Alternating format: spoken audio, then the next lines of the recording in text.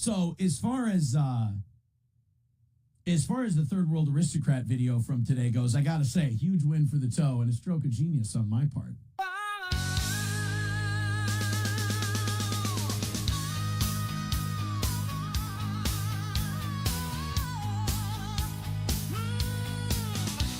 Mr. Radio Voice, he's doing his shows. He's roasting some ass and he's picking his nose. He speaks like a pro on the Steel Toe Show. He's making a mess and everyone knows. Ready or not, he already came. April is a hoe and she's snorting for fame. Another win for the toe. Win for the toe. He spilled the beans. Rooting for rage as he gets her thrice. Another win for the toe. Win for the toe. He had a felony charge, but he's gonna walk. He's got a big mouth and he talks the talk. Another win for the toe. Win for the toe. He's always a guest with Alex Stein. He's making a wish. He's taking his time. Another win for the toe. Win for the toe. Oh, hip hop dibbity dap to the wop wop wop wop. Hong dong whittle dangle wang. Oh, he sang dooley mama splatting your hat. Doo to poot cakes. Hey, everybody. Good morning and welcome to another Steel Toe Morning Show. I'm falling the fuck apart. Oh, my God. This is a disgusting way to start a show. And I'm not even attractive to begin with. Some would say I am. Some would say I am. But those are the people who also say, personality matters. It's a hell of a morning. Excited about today's show. So much stuff to talk about. I'm really sad about one of the first things we're going to do today. They're chopping up South Park, man. And it ain't Matt and Trey's fault. I guess technically it is. So I don't know if you remember this, but a couple years ago, the South Park guys, Matt Stone and Trey Parker, signed a $500 million deal. It's an insane deal. Basically a licensing deal with Paramount and HBO to put South Park on those streaming services. Matt and Trey got paid a shitload of money. Now, the problem with those licensing deals is once you let them use your name, once you allow them to put your show on their platforms, they don't have to take all the shows. And there's a very strange thing happening with the episodes, not the episodes they're uploading onto Paramount Plus, but the episodes they're not loading onto Paramount Plus. And the episodes they're not putting on Paramount Plus have a lot of them have something in common that's going to raise a lot of very bushy eyebrows. Let's put it that way. I'll let the chat guess. We're going to get into it later. The channel I found for a really good explanation on this is a guy, you might know this channel. It's a guy who has the creepiest voice in the world. I hope it's light out where you are, because if I played this in the dark, it would creep you out. It's a channel called Midnight's Edge. I like Midnight's Edge. I've watched a lot of their videos before, especially when all that Star Wars Kathleen Kennedy stuff was going down. I thought that guy did a good job. The only thing is he sounds like a serial killer. Like if they were to make Joyride 2, he could be Rusty Nail. He's a creepy sounding guy, but he does a great job. He does his homework and the information's really good. But yeah, they're holding back South Park episodes big time. They're essentially banning them without, it's worse than banning. They're not even putting them up first to ban them, which of course only makes those episodes more popular and people seek them out.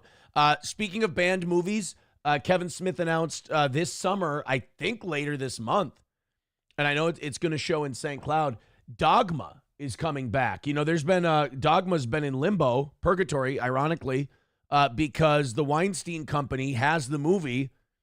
Kevin Smith doesn't want Harvey Weinstein and his family profiting off of Dogma, So he's been trying to get it. They have it. He's been pressuring them not to distribute it. So Dogma has been kind of this, like for the last 20 years or so, has kind of been this little secret. Except for those of us who have seen it. It's such a good movie. I would argue top 3, one of Kevin Smith's top 3. For me, his top 3 movies of all time are, in no particular order, Clerks 2, Red State, Dogma. I think those 3 are his best movie. I do, and I think Clerks 2 is better than Clerks 1. But now I guess he either got the movie back from the Weinstein Company, or they worked out some kind of deal with the Weinstein Company now that Harvey's in prison and, you know, he's still on trial and things like that. Maybe they came to some sort of a deal. But anyway, lots of that stuff today. We got the South Park thing with all the banned episodes. As long as Scott Tenorman Must Die is still up there. Everybody's kind of got their handful of favorite South Park episodes. I would say Scott Tenorman Must Die is one of my favorites. Is it The Passion of the Jew? Is that the one where Cartman worships Mel Gibson and he goes through the streets? And he goes through the streets basically as a Hitler character, chanting in German, convincing people that it's Aramaic, like in The Passion of the Christ. That's one of my favorites. And then as they try to figure out who Cartman's mom is, one of the season 1 episodes. And the stories about the gangbang with the Denver Broncos and all that. I know The Passion of the Jew is one of the banned episodes. Also, the Scientology one, Trapped in the Closet. That's a no-go for Paramount. So it's good. It's getting weird, but that's what happens when you sell off your baby, when you take a shitload of money from people and they get to license your stuff. You're no longer as in control of it as you used to be. So I guess if you want to see a lot of those episodes, you got to go on Craigslist or whatever and try to find, go on Facebook Marketplace and try to find old DVD box sets that are for sale. Like I said, lots of things to get to today. We also have a new conspiracy theory, and it's being pushed by TMZ. So, I don't know if I should believe it or not, but TMZ is putting the conspiracy theory out there that there was a 5th plane on 9/11, and that the government has been covering up this 5th plane on 9/11. Now, here's where you're going to find out what kind of conspiracy theorist you are. If you hear about TMZ promoting an idea of a 5th plane on 9/11, you go, oh, if you're kind of like a surface level conspiracy theorist, you're like, oh my God, TMZ's based. This is crazy. If you're like real deep, like Mylar blanket conspiracy theorist, you go, oh my God, what does the government really know that we were about to get to? And they're releasing this morsel just to misdirect us. That, my friend, if you think you're a conspiracy theorist and you don't go that way when you get something, you got a long way to go on conspiracies, my friend. I'm going to tell you that right now. All right, let's go to Mick Buster. He says, hey, everybody, good morning. Let's knock out the goal with 1 donation and quit early again. What? Who quit early? I didn't quit. I quit on time yesterday. I always quit on time. I exhaust all my resources. I might end up going a little later. I could end up going a little later today, only because we've got, like I said, we've got a lot of stuff. We do have a lot of things to get to today. Of course, everybody's turning on Dave Portnoy as well. We got a lot of Minnesota news that we've got to get to. The mayor of our city was recently went on a show with a friend of mine, and he was like, he wasn't in tears, but he was emotional about, and this is what I love about that small town shit, man. The internet can't take this kind of stuff away. That small town gossip is great. The mayor went on the radio, and it made big news around this area. The mayor gave a heartfelt apology about all of the people fighting at the graduation. We talked about how at St. Cloud Tech there were a bunch of people fighting, pulling hair, oh no, you didn't kind of shit. Well, it turns out the mayor was saying this is embarrassing. This shouldn't happen at a high school graduation, so on and so forth. So he was apologizing for that. He also let it be known that it wasn't just the kids fighting at the graduation. The adults were throwing punches and dragging people and throwing them all over the place too. So I don't know. Vodka Rock is letting me know that I definitely got to the Meltonites by making fun of the monkeypox sores, because he has a conspiracy theory that my zit that I picked this week, it's a melanoma. I got to do the PPP. He's got cancer. So I guess I made him feel with making fun of this guy. I mean, Patrick is a sensitive guy. Patrick and Moody are both really sensitive guys. I've had these guys called out for 2 years, and they've been the Walking Dead ever since. And every time I accurately depict something, they immediately try and deflect and go, no, you. And I always like when they do that, because I go, oh, that got him. That landed. Every time I take a little passing swipe and they do a 4-hour show on it, I go, oh, that one landed. That one landed. So there we go. Yeah, I got my my little zit. It's going away. It's in scab mode now. And hopefully anytime you have a zit, you look at it and you just go, maybe tomorrow.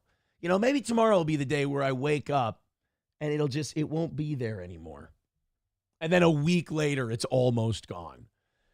We are in the beta times with tech and streaming services. It's a mess, and humans are fucking dumb. Well, look, Paramount and HBO are not South Park. They're not Matt and Trey. The spirit of South Park, I guess, if you want to call it that, they don't care about that. They don't care about the spirit of South Park and like the no censorship and all that. This is a monetary transaction for them. It's business. So if they're personally offended by a bunch of episodes about Jews, they're not going to use them. They bought the licensing library. They can use and not use whatever they want. They just want people signing up for their service to watch South Park. And it's going to work. They're going to do well. So, look, you can say whatever you want, like, Paramount's for censorship. Yeah, I'm sure Paramount's always been for censorship. Always. Rusty Grammer says, the toe and happy to be here. Keep winning. While the Dabbleverse, Pedoverse, and rackets are crumbling to shit, what a time to be alive. And really, you have to fight the urge to like push them over the cliff. You just keep your hands off and they do it all on their own. Let's go to L Train. We're going to catch up with the chat here, and then we got to get into the South Park stuff and all that. We've got a great show today. Make sure you share it with everybody. Make sure you hit like. Apparently I've been told we don't push the likes enough. Make sure you hit the thumbs up. Make sure you hit the like. Watch the video. Interact with the video. Also today, yesterday technically, Rumble Creator Program data came in. Next couple of episodes, we're going to have a nice little chunk off the goal taken. So that's been awesome.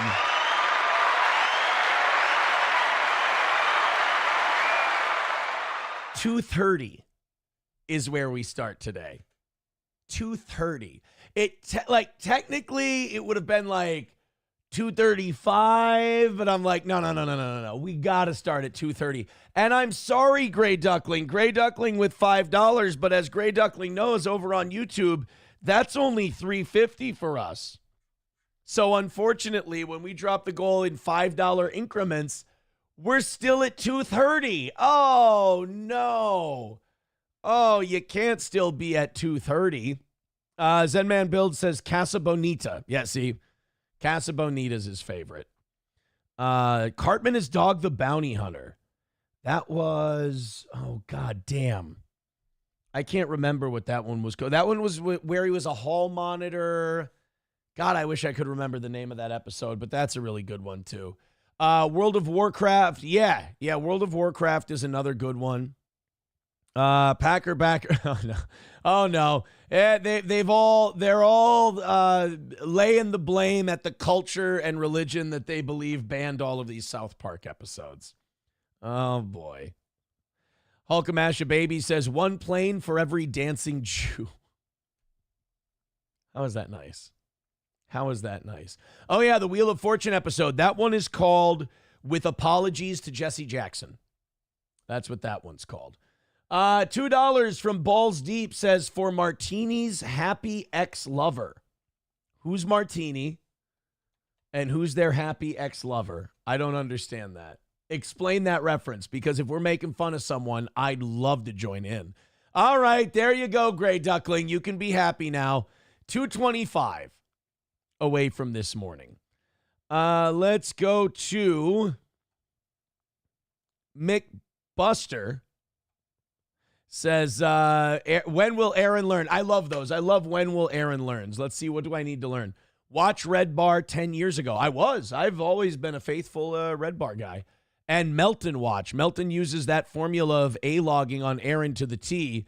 There is nothing original about, well, we've said this before. He got zombie bit by Red Bar, and he had to turn into one after he ran away from the internet. Patrick's always been way too sensitive to do this because he invests too much of himself in it. It's not just fun for him, and, you know, we laugh at people, and then, all right, I got a day to go do. This is all he's got. So he's very serious, and he's wrapped up in it. And like now, I don't know if you saw, all of their guys are now trying to dox Mama K. And I tell you what, they wish that they had 1/10 the class that Mama K does. Holy shit, is she taking this in stride. She racked up another body with the parasocial girls yesterday. She was in their chat just shooting them the straight dish. So much so, Mama K got the pretty antisocial girls to go, maybe we're just done with this Aaron stuff. She shattered their confidence so much that they're like, I think we're just done with Aaron.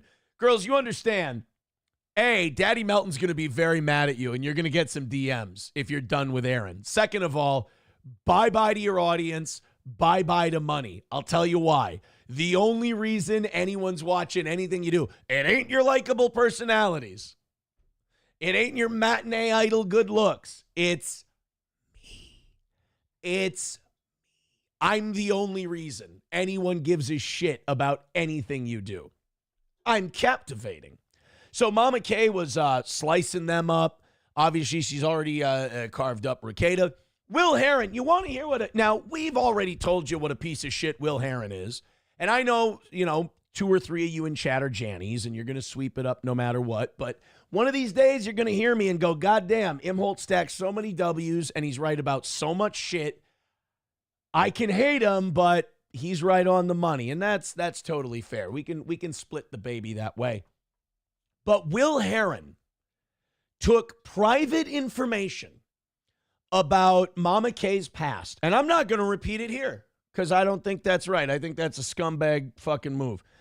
Will showed that he's basically a Walgreens film counter caliber guy. Actually, I might have to apologize to people who run a film counter at a Walgreens because he took private information she gave about her past and just kept feeding it to Nick. And then yesterday, Nick's using it and going like, she should die. He's wishing death on her. He's telling her she should die. Like, basically, if Nick had said on YouTube what he was writing on Twitter yesterday, he'd have no channel today. Saying horrible shit about this woman, accusing her of stalking him, which she's not doing. She is covering a local news story from where she lives. Totally fine. And I had people go to my court stuff. I didn't mind at all. In fact, if the one fat guy who went to mine hadn't been staring out the window and trying to not make eye contact with me as I smiled at him, I would have went over and shook his hand and said, hey, how's it going, buddy? And then as soon as my plea deal got read in court, he stormed out. He was all mad. Fucking buddy, it's not your life. You'll be okay. So Will Herron takes this private information he was using as a journalist that Kay confided in him, fed it to Nick, and now Nick's using it to try because she embarrassed him. And when a woman especially embarrasses Nick, oh my God, all he wants is he spends all day hoping they die. And Nick doesn't understand the Streisand effect. He also doesn't understand that the more you struggle against that quicksand boy, the faster you're going to sink. So they're all kind of getting their comeuppance now. Will Herron has shown himself to be one of the biggest pieces of shit out there. And I'll say this, I called it second. I told you second, this guy's a donkey tooth piece of garbage. Keanu fucking drilled it from Jump Street. I think we all kind of owe Keanu an apology because she had Will Herron sniffed out like that. Like that. And now Will, you can tell Will's panicking. Will's in people's DMs. What do I do? What do I do? Will's losing his mind, throwing accusations at people. He's paranoid as all shit. And he should be. I'm glad, the fact that he's so emotional about this shows that I think deep down he knows he fucked up and he's a piece of shit. But hey, you back the wrong horse and you don't admit it. That's what happens. Will, I warned you a long time ago. Another win for the toe. Turned out to be right. What do you do, kid? You'll figure it out next time. How's that Nick 1 tweet looking, by the way? Very good. Very good. And then, speaking of Keanu C. Thompson is getting the big interview with investigative journalist Gabe Hoffman. I don't know if you saw this, but old Gaberino, Thursday, June 12th at 9 Central, 10 p.m. Eastern, 9 Central, on Keanu C. Thompson's channel. I am scheduled to God, I'm hiccuping. I'm losing it today. I am scheduled to exclusively reveal the findings of my investigation concerning previously undisclosed serious allegations against Nick Rekieta. And then, of course, he's responding. Pants Maestro is panicking on Twitter because he's just a guy who watches this shit and just got wrapped up and took it too seriously. Pants Maestro is just in overtime. He's like the main, now that Will Herron's gone, Pants Maestro is pretty much the main sweeper. And he's just like, that smacks of reliability. You don't. Pants Maestro, if you're watching, buddy, and I know you are, why don't you just admit that you fucked up? I don't get what it is with you people who are terminally online. None of it, it doesn't cost you anything to just go, oops, I look like a retard. I'm going to change course. Anytime, pal. Anytime. But I will say, for the rest of us, it's a lot funnier when you don't, because we just get to watch you circle the drain and spiral. Red Fox Mad with $4.99 says, why do the people that hate this show try and dox everyone that supports it? Because they promised themselves that they would end me. They promised themselves that it would be over by now, and they lost. And after you lose so badly, especially to a snarky, smug son of a bitch like me, you get desperate. And when you get desperate, you go, well, shit, we can't get to this guy. He's ironclad, and he makes us look like the dorks we are. Let's try to go after everyone around him. And when it doesn't work, every time they go, well, why don't we just double down and triple down? Just doesn't work. Now, that Moody, who's, by the way, he's a sociopath. Moody is, they don't make Moody's. Moody's are created by a weird environment of lack of human contact and unchecked autism. So Moody is now on Reddit actively trying to dox Mama K. He's like, we need to get her information. We need to figure out who she is. Can someone get some information on her? And it's just like, wow, she hurt you guys real bad. Anybody associated with that Melton Nick world, just assume everything they say about other people is complete projection. Aaron and women, what? Meanwhile, they're screaming, you stupid bitch, you fucking cunt, because she hurt their feelings and outsmarted them. Now they're trying to dox women who dare speak up and dare call the devil his name to his face. I mean, I don't know how much more projection you can get, but I don't know. They'll just kind of keep failing, keep flailing, and the rest of us, the harvest will be good, shall we say. McBuster says Nick's hatred of women must come from the dynamics between Nick and Mommy. Why did he have her medication? Well, he's probably sick. He's probably sick. I do agree with this annoyed Wawa supervisor with a good point. He says Will is a cunt, but Keanu striking people was still shit. She's not absolved of that. Yeah, I do think you should. I agree with you on that part, but I do think that if you're going to clip people, it's very professional to get permission if you're not doing transformative content. If you're just going to steal their content and put it up, that ain't cool. Everyone who clips me, they've gotten my permission, and I have no problem with that. But anyone who doesn't, yeah, like if they're just putting your content up there without your permission, you're well within your rights. Let's go to JMB. Says Gabe managed a hedge fund and produced the documentary An Open Secret. Yeah, Gabe Hoffman's one of the people who exposed Bryan Singer, the X-Men director, and what a creep he was. So, oh yeah, Miss Tay says Moody's a fucking creep. Yeah, I think so. L Train says Moody the carpet rider. Oh boy.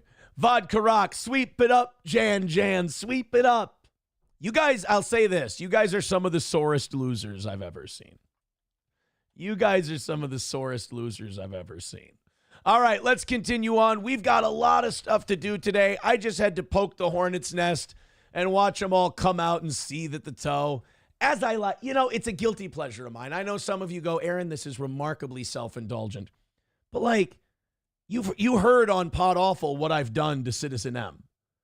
Like, I've galvanized him so much that it literally, like, hating Steel Toe became his religion, and he can't walk away from it because it's all he has. I hold your life in the palm of my hands. Every breath you take because of me. Remember that. I'm your Jesus fucking Christ. And right there in my hands, my little boy, my little son, my little baby, Citizen M, that I have. It was a gay adoption that Jesse P.S. and I did. We own Citizen M and we cradle him as a baby. Unfortunately, he has that Maury Povich little kid disease, not Giardia. What's the one where you don't? He's got that little D. He's never going to get any bigger. Our little son, Citizen M. He's colicky. He whines a lot, but we love him as our son all the same. All the same. Love you, M. All right, let's get to the South Park stuff. So, I almost forgot about the HBO Max deal. And with HBO Max and Paramount being part of the same company, Paramount Plus is now moving all of the South Park episodes from HBO Max to Paramount Plus, although now they're talking about keeping episodes on HBO Max as well. It's not going well because fans are starting to realize as they bring episodes over, some of their favorites have disappeared. And this is what I hate about the suits in the entertainment industry is that they just see a word or they see a character or they see a name mentioned and they go, well, we have to ban it. They don't think about the context of it, anything like that. Like Norman Lear, when he created All in the Family. Archie Bunker was supposed to be like the bad guy. He created Archie Bunker to like make fun. And then America loved Archie Bunker, so he just kind of had to embrace it. But America also understood Archie's a buffoon. The things he says are the things coming out of the mouth of a buffoon. Now, I mentioned specifically Archie Bunker because Matt Stone and Trey Parker said when they created South Park, the character of Cartman was Archie Bunker. They wanted to create an animated little kid Archie Bunker character. So Cartman is an idiot. Cartman's a bigot. Cartman is unreasonable. Cartman is irrational. He's a lunatic. So when Cartman dresses up like Hitler, or Cartman starts looking for Kyle's Jew gold, or whatever he starts doing, it's understood by the audience, this is the crazy, psychotic character doing this, so this is a crazy, psychotic thing. That's what the people who love the show understand, and the people who create the show understand. What Paramount sees is, oh my God, Jew gold, they can't. And they shut it down. So they're taking, and then the Muhammad episodes, they're taking those down. Like they're really, unfortunately, they're chopping the series to hell a little bit. And they're also taking down the Scientology episodes. But before people start going, oh, South Park's gone soft, blah, blah, blah. This isn't South Park. This isn't Matt and Trey. They sold the licensing rights. Now, they still own South Park, but they sold their licensing rights for hundreds of millions of dollars. That when you get that hundreds of millions of dollars, you lose a little bit of control. Remember when Joe Rogan went over to Spotify? There were a bunch of episodes, like with Gavin McInnes and many others, that they didn't show anymore. They weren't going to do them anymore. Spotify didn't bring them over. Now, Rogan hasn't lost control of his podcast, but as far as the library goes, Spotify gets to decide what they bring over and what they don't. So now South Park is on Paramount Plus, which is good for them, and Matt and Stone made a lot of money, but Paramount has been making some changes. And again, I love this channel. I think this guy, Midnight's Edge, I think he does a great job. I do apologize. His voice is frightening. It sounds like a serial killer is making a confession to you. By all outwardly accounts, right? South Park will be subject to pretty extensive censorship for its launch on Paramount Plus in little more than a month. But why? And who is to blame? Let's find out. Uh-oh. I hear my whole audience going, hey, Jews! Right, but what's the reason?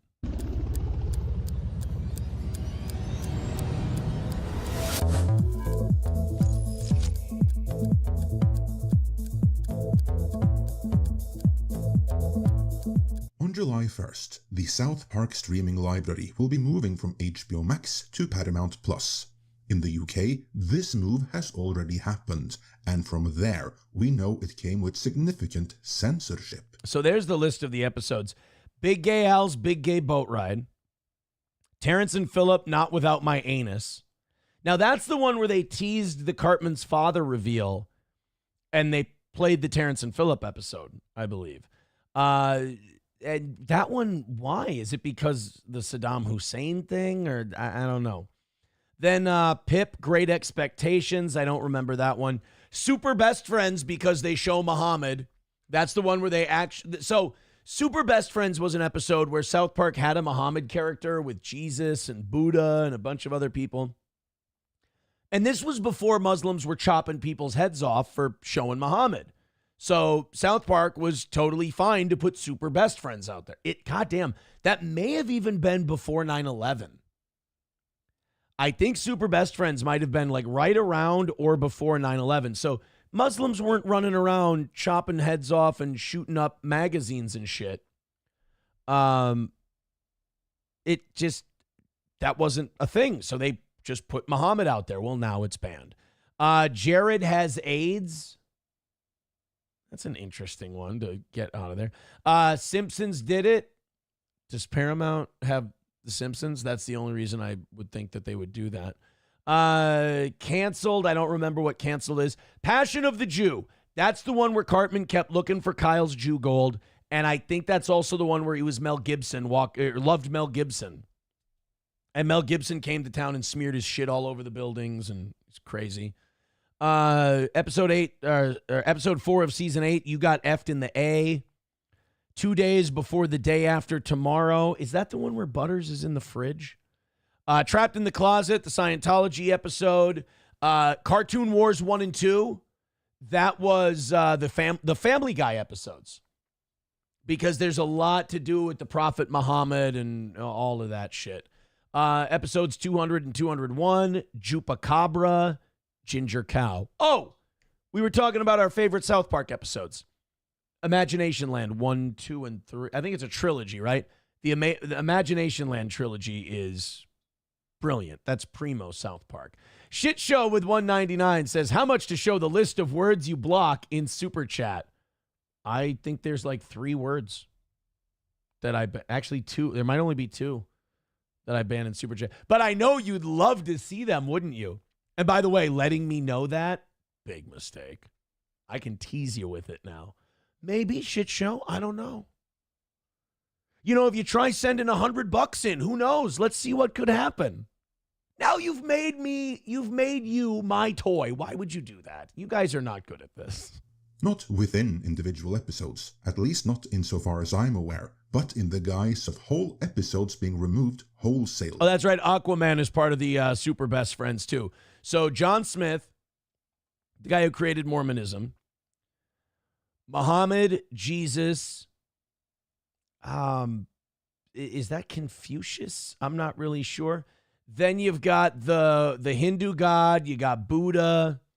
It's a pretty good group. Aquaman and John Smith being in there is fucking hilarious to me. Specifically, 15 whole episodes are flat out gone from Paramount Plus in the UK. Oh, Chewy Sadly, Chomp. this Chomp. is not the first, as 5 episodes were already removed from HBO Max, as well as from the syndication rotation. Meaning, if you're watching South Park anywhere in the US, whether it's a rerun on one of your local networks, or on Comedy Central, or on HBO Max, there are 5 episodes that are being withheld from you. And that's in the US. In other places around the world, other episodes... I really hope this guy doesn't look like this. Because then, holy shit, does the whole aesthetic match the voice, and I just feel like I'm about to be chained to a radiator. It's unnerving, to be honest. Episodes may be banned for different reasons, and bans elsewhere don't necessarily affect the US. I don't see now. I don't buy that. So the US episodes haven't come out yet. These are just the banned ones in the UK. But if they're going to ban them in the UK, they're going to ban them here too. Like they're not going to allow it here. Case in point, of the 10 additional episodes which are absent from the UK's Paramount Plus, some are still broadcast on Comedy Central and all remain on HBO Max, which suggests they could still find their way to the American Paramount Plus come July as well. All right, so all these episodes that are banned in the UK are still available on HBO Max. That's interesting to know. I think Paramount's taking out all the Jew shit, and I think Paramount's taking out all the Muhammad shit. Though only time will tell for sure on that. Either way, there is some discrepancy in practice here, which leads to the question, what is the cause of all this censorship? I'm going to say a lot of it's the Jew and Muslim thing. There's one episode where Cartman yells at Kyle. It's one of the banned episodes where he yells at him and goes, "You Jews are the reason there's all the wars going on right now." It's a terrible Cartman. But, of course, now with the Israel-Gaza stuff going on, that's obviously they're going to cut that out. South Park is clearly satire, so shouldn't anything go? Well, in our woke age of neo-Puritanism, the answer to that is sadly no. The question remains though, what is so bad about these 15 episodes that they were never put up on Paramount Plus in the UK? Jew, Muslim, Jew, Jew, Muslim, Muslim, Jew, Jew. Like that's exactly what it is. And that's too bad because it does fly in the face of the spirit of South Park, of what South Park does. But again, this is what happens when you sell not sell your creation, but sell the rights to your creation. You get to keep it. And again, don't cry for Matt and Trey. Cry for the audience, but don't cry for Matt and Trey. They're taking home $500 million for all this. They've been well compensated. Here, I have to admit that when we first learned of the episodes in question in a live stream earlier this week, I was quick to jump to conclusions. Oh, were you? I abducted a woman in my car. Because Paramount has decided that there's a laundry list of South Park episodes that are not going to make it their way to streaming. And somebody has done a great job of compiling that list along with the reasons why they probably aren't making their way to streaming. So let's go through that list real quick and get everybody's reaction to this. We got Big Gay Al's Boat Ride, which is actually one of the earliest episodes. Of course, the reason for that, fear of insulting the LGBTQ+. But here's the problem. If you remember Big Gay Al's Big Gay Boat Ride and the Big Gay Al character in general, it was pretty pro-LGBTQ. I mean, he was in your face gay. Do you remember the slut off or the hoe off or whatever it was where... oh no, that wasn't Big Gay Al. That was Mr. Slave. Mr. Slave was a bit more of a parody, but that's the episode where Mr. Slave fits Paris Hilton in his asshole. Just it's the climax of the episode is his asshole. Community. There's Terrence and Phillips, not without my anus. Well, the obvious reason there, Saddam Hussein. Now, I don't understand. Why is that the obvious reason? Who gives a fuck about Saddam Hussein?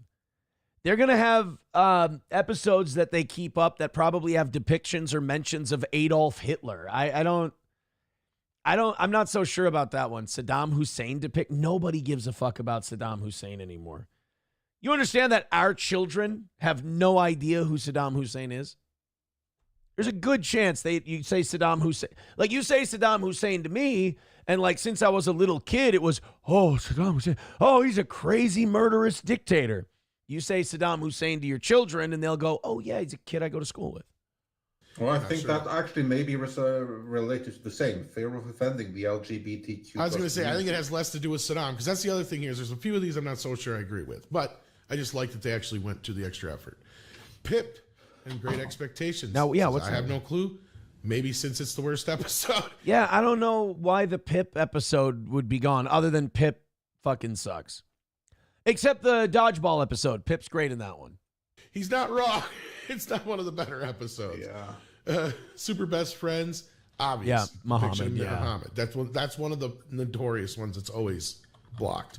A new one added, Jared has AIDS.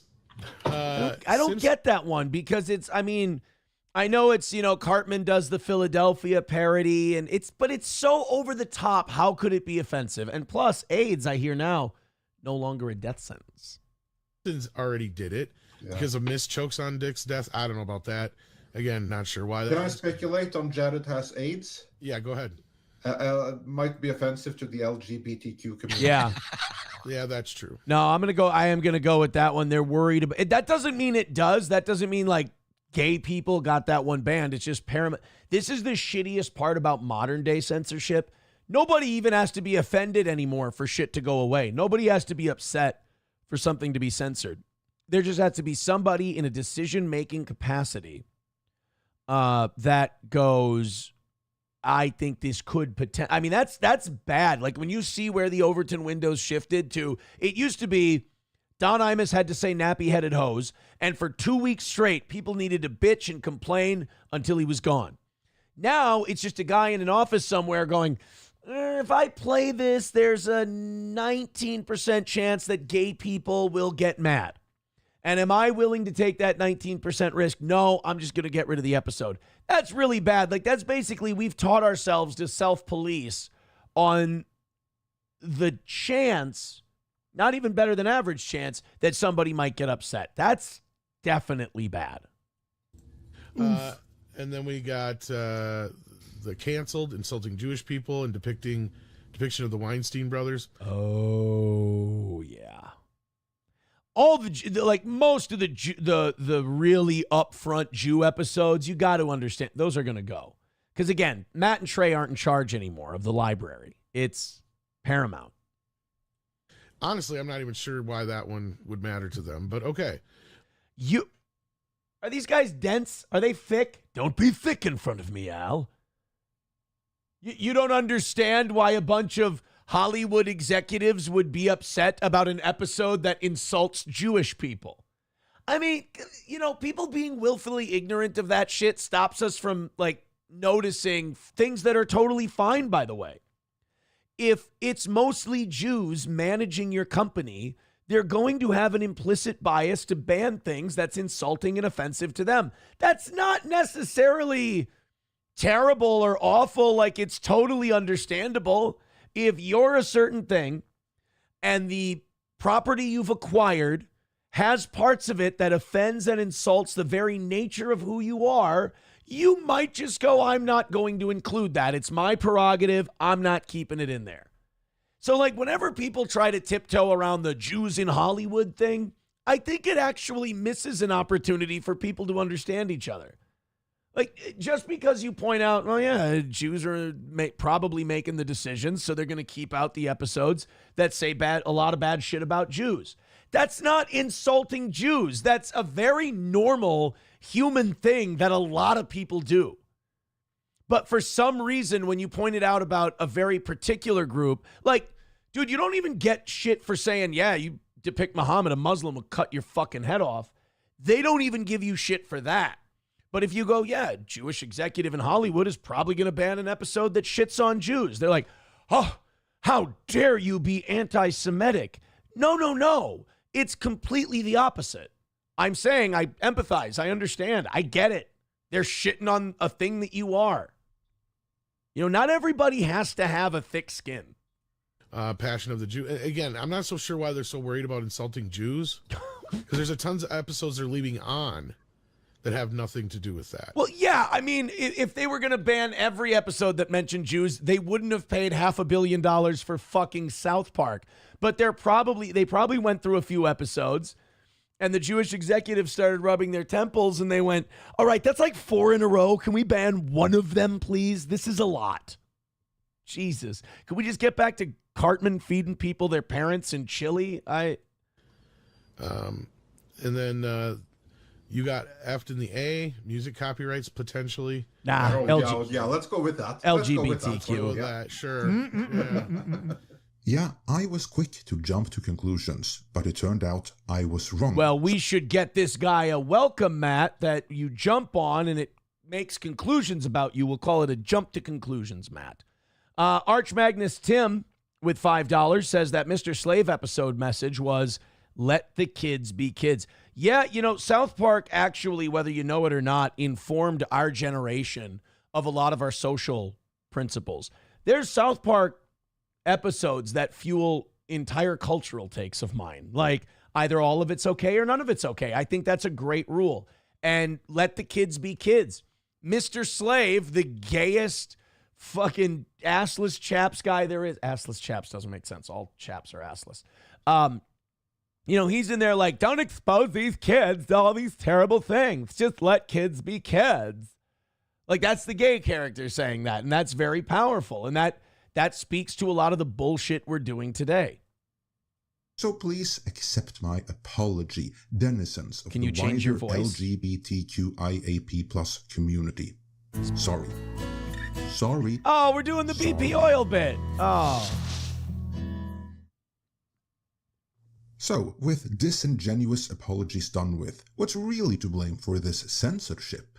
Havana Gila, Havana Gila, Havana Gila. And again, I get it. I understand. Like, people who are like, fucking Jews in Hollywood censoring this. You don't think Muslims would do the same thing? You don't think like Joel Osteen-style Christians would do the same thing if they were in charge? Many of them who have been in charge have done shit like that. You know, there's been whole organizations, you know, Focus on the Family, Parents Television Council, whole groups that get shit pulled from television because it's against God or against Christ. When people are in positions of power, they tend to press their advantages. Wow. I just don't like that you only get called out when you point it out with one specific group, even without any malice, just going, that's the way it is.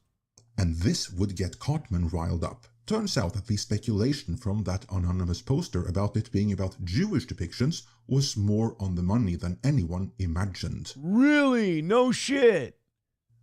It would, in fact, appear that the threshold for removal was that the episode contained anything that in any way could be offensive to Jewish sensibilities. What? Even though 50% Oh, yeah, that's the Moses dreidel that comes up from the fire. I forgot about that one. The duo behind South Park is of that particular persuasion. YouTuber Johnny Two Cellos did a forensic on the What, did they just say that Matt and Trey are Jews? No, they're not. Wait. percent of the duo behind South Park is of that particular Jewish sensibilities, even though 50% of the duo behind South Park is of that particular persuasion. Matt Stone Jewish? Hold on a minute. I gotta do something. We'll get back to the South Park thing in a second. Is Matt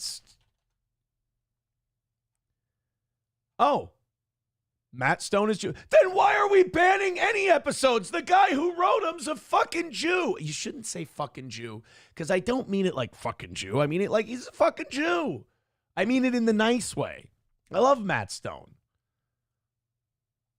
I should have known by the hair, shouldn't I? I bet you Sam Show's fucking screaming at me right now in the chat. Sam Show's just going, you didn't know, you fucking retard. Sorry. You know what it is? I'm too hell-bent on equality and seeing the person on the inside. I don't see religion. YouTuber Johnny Two Cellos did a forensic... By the way, Johnny Two Cellos, fantastic. You like South Park stuff? He does deep dives into episodes. He's great. Subscribe to these Midnight Edge guys. They do a good job if you can handle the guy's voice and demeanor. On the episodes in question, and found that unless there was another really obvious reason, as we touched on in that live stream, like fearing lawsuits from Tom Cruise and the Church of Scientology, yes, or and actual depictions of a certain prophet, as well as discussions of depictions... You can't even say Muhammad? Dude, where's your fucking balls? ...of this particular prophet. The common denominator, Rob even Reiner. in episodes where you'd think that the LGBTQ aspect was what was problematic, there was still something pertaining to... Come on. Right? Like they're gonna like draw the line somewhere. Like the people at Paramount are gonna be like, all right, fucking enough with the money grubbing Jew thing. Judaism one way or the other, however indirect, which if you were to squint and apply enough bad will to, might cause offense to some hypersensitive individuals out there. If you squint and you try real hard, you might see how it's offensive as we flash Cartman Hitler on the screen. Who probably shouldn't be watching South Park in the first place. Because there are two great ironies here. First, since... All right, we can end it there. The ironies and all that, all the analysis. So yeah, Paramount Plus looks like they're going to start censoring some South Park stuff. And I think the lesson here is pretty clear.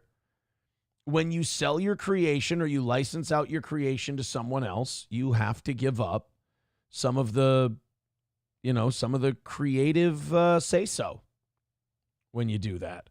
Let me go to... $1 from Professor Tie-Dye. He says, if you're the devil, I think none of us want to say, get behind me, because that is how you took Johnny's ability to walk and his immune system. I'm not that kind of devil. I'm a nicer devil. How dare you? Let's go to... Bigot on Socialist Media says, I don't think Tom cares about 20-year-old episodes anymore. Well, somebody does. Somebody does. Sam Show says, just think Dave Portnoy can't process Jews being criticized. Oh, that clip we played last night of Dave Portnoy flying off the handle at his one of his employees. I was looking at articles last night after the show. Dave Portnoy has made like R-word jokes, all kinds of other stuff. And when he's criticized for them, he stands by them. And now all of a sudden he's like, no, we can't be making fun of Jews. Just, no, we can't do it. It's like, come on, Dave. It would carry more. Like, I understand people being pro censorship if they've just always been pro silencing people on shit. If they've always been like, you can't say this, you can't say that, you're not allowed to say that, you're not allowed to say that. Like, I would understand that then. But I don't like this idea of Dave Portnoy getting to be an arbiter, a judge of what's okay, because he said foul, heinous, terrible shit about people, even using their identity to do it. But now when it's any kind of criticism of Jewish people, he's like, no, what if it offends their freedom of religion? Say, define that, please. He's like, no, you define it. It's just Dave's, again, it's that hypersensitivity to the thing you are. You know, it's that hypersensitivity to whatever it is you are, and I understand it, I get it, but I can't let my beliefs on freedom of expression, especially when it comes to jokes, override my sympathy and empathy I do have for you on why these jokes upset you, especially in the modern times. Bapa Shab says, yeah, he's only upset at one type of joke. Precisely. Red Fox Mad with $4.99 says, that's why I own CDs and DVDs of my favorite shows and music. Streaming can be censored at any time. He ain't lying. He ain't lying. 2:20 away from today. Thank you guys very much for your contributions. Keep those coming. Rumble Creator Program has been very, very nice to us. Jive Turkey becoming a member for 36 months. Says, can we please send in our favorite South Park clips tomorrow? I would love to see everyone's. Yes, Rumble Friday tomorrow. South Park clip. I mean, whatever you want to send in, but also you want to stick with a theme. Favorite South Park clips. I would love to have a South Park celebration tomorrow. That would be a lot of fun. So, we've got our perfect week cooking. We're only $220 away from said perfect week. Thank you guys very much for your generosity. You know, we had our goal cut way down last night on the evening show, and I banned everyone from sending in more than $5 at a time. And of course, they didn't listen, but we went way the fuck over. And like, there was no goal talk, no nothing. It was fun. You know, I'm hoping I can pull well, just like last week, last Thursday, you guys did the same thing. No goal talk, no nothing. You guys were great. So thank you guys very much for all the support you give this show. You know, even though like onion people try to dox donors of this program, you guys still throw money at us, man. You keep this show on the air. It's how we've defeated these people, and we've completely driven them insane. We've taken their sanity from them. I've taken their souls, and you have too. Completely taken them. This is a text message that just came in. Muslims have been burning businesses and cutting heads off for millennia. They just already suppressed their own people. Now they are starting it in Christian nations. How long until the Crusades return? I've said it before. I think one of the ways we could solve all this Middle East nonsense, one last crusade, the Christians will take it. I mean, hell, the Muslims gave it a shot. It didn't work out. The Jews gave it a shot. It isn't working out. Let's let the Christians have it. It'll be fun. I promise, you'll have a good time. You'll have fun if you let us take it. Historically White says the Space Jews episode is good. Oh, the Suck My Jagon's Earth is a Reality Show episode. That one is really, really good. Sam Show says you still don't understand the nature of the Crusades. They were Christian, you fucking retard. I know. That's what I fucking said. Sam Show, am I talking to a wall? Not only that, the Crusades were also, he says the Crusades weren't Christian, you fuck. Well, then I am a fucking retard, Sam Show. I apologize. Then I am a fucking retard. The Crusades were Christian. I will not have any slander of Pope Urban II on this program. I'm not okay with it. J.A. with $2 says, Slayer. Good to see you, J.A. Thank you very much. What are we, 2:15 away from this morning? Thank you very much. Streamlabs, PayPal, Venmo, Super Chats, and Rumble Rants. Keep it going. We appreciate your generosity. I guess what? What's our next milestone? $100 in the next 2 hours? Maybe we'll get there. Maybe we won't. Time will tell. Streamlabs, PayPal, Venmo, Super Chats, and Rumble Rants. Thank you very much for your generosity. So moving on from the South Park thing, guys, the FBI made a bust of white supremacists. Oh my God. The FBI found white supremacist Nazis in Washington, with Washington State, that is. They had guns, you guys. They had Nazi flags. They had all kinds of crazy shit. You wouldn't believe it. And in no way is this a false flag operation. Look at this picture. Look at these flags. What can you tell me about these flags? Let me full screen this for you. What can you tell me about these flags? Come on. Would the FBI, if they're going to plant shit, if they're going to do false flags, could you buy a fucking iron and an ironing board? God damn it. They're so lazy. They take like seized weapons out of evidence, plant them in like an Airbnb that they rented for the weekend, and they take the SS and Nazi flags right out of the packaging and just hang them up. No group that is white supremacist and has Nazi memorabilia, like their flags are all way more worn than this. Guys, come on. If you're going to lie to me, put in some fucking effort. You're treating me like a goddamn buffoon. Oh, Aaron, look at this. We found Nazis in Washington. Oh my God, let's see. Here's their flags. Oh, fuck you. Here's their flag. What do you, treat me like my IQ is a little bit higher than that of an average nobody likes onions viewer. I'm insulted.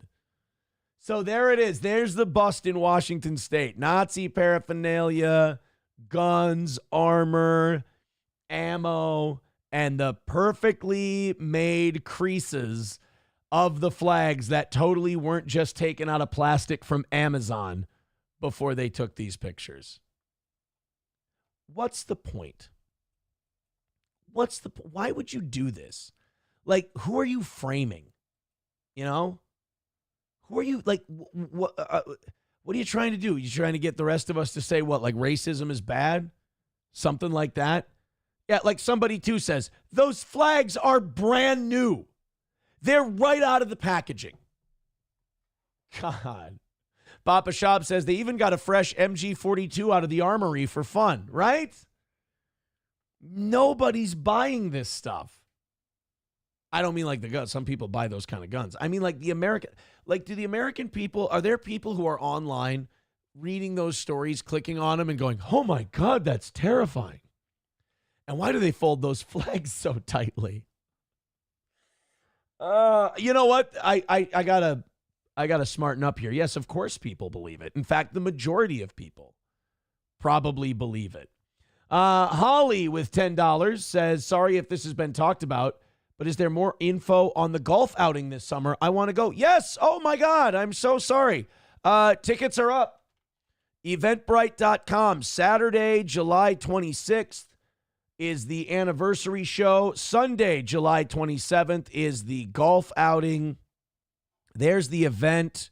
Tickets right here. The $312, that's the $2 for the cornhole tournament. That'll be refunded to you when you get to the event. We just want to know how many people to expect. It's going to be free to enter, and there will be cash prizes for the cornhole tournament the day of. But if you want to, select the spot in advance, go ahead and do it that way. But yeah, that's there it is. Wapakata Golf Club, July 27th for our first ever golf tournament. Let me put those links in the chat for you there, Holly. There's one and there is two. There you go. So get your tickets as soon as you can for that golf tournament because all the sponsors we have are going to get a free entry into the tournament. Every hole a sponsor sponsors, they get a free entry into the golf tournament. So we're going to probably cap it at 50. People are already getting their tickets. So get yours right in those links, eventbrite.com. Check it out. Redbird with $5 says that MG42 is worth $20,000 if it works. Many times that if it's transferable. Bullshit. They were doing petty robbery. Yeah, it's look, I do believe that there are neo-Nazi groups out there. I do believe that there are extremist white supremacist groups out there. Absolutely. That's not, I don't even think that's debatable. But busts like this are fucking bullshit. 100% bullshit. Redbird with another 5 says if they have a legitimate functioning MG42 worth 20 to 100 grand, why cheap ass polyester flags? None of these ever make sense. It's kind of like when they do the protests, when you see the white supremacist marches that they do.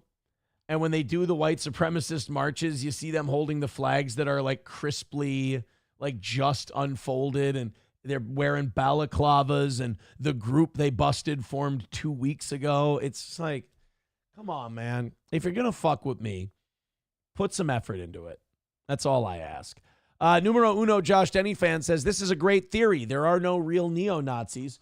We all know everyone loves Jews. Not even a believable psyop. That's not, now wait a minute, that is not what I'm saying at all. Numero uno. I'm not saying that in the least. What I'm saying is shit like this is over the top and not real. There are white supremacist groups. They meet in a fucking basement. They eat cold dip. They're inbred retards. The FBI wants you to think that these guys are locked and loaded. They're starting the revolution. They've got a militia. Remember those dipshits in Michigan? Those guys weren't even Nazis. They were just guys who were LARPing in their backyard. And then the FBI said, you want to fucking kidnap the governor? And they were like, no, we don't. I've got plans to kidnap the governor. Like, well, that's fucking psychotic. I'm good, thank you. No. Take a look at my plans to kidnap the governor. And they're like, all right, let me see those. You're under arrest for wanting to kidnap the governor. It's like, wait, what? You begged me to look at these. And then you did. So it's just when the really big busts happen, I'm like, hey, you know how I know these aren't real American neo-Nazis? Because it seems like it's got some intelligence and organization to it. And that ain't our neo-Nazis. I'm sorry. All right, a big thank you on the way here to Chrissy. Oh, thank you. Chrissy with $5 says, have a great day. No, Chrissy. No, Chrissy. You have a great day. You have a wonderful day, Chrissy. All right, that puts us at an even $200 for today. Thank you very, very much. Keep it going. Appreciate it. But most importantly, hit thumbs up. I had somebody recently go, hey, you got to encourage your audience to hit thumbs up more. Like, you got a lot of people in there checking out the show, Rumble, Kick, Facebook, YouTube, everywhere else.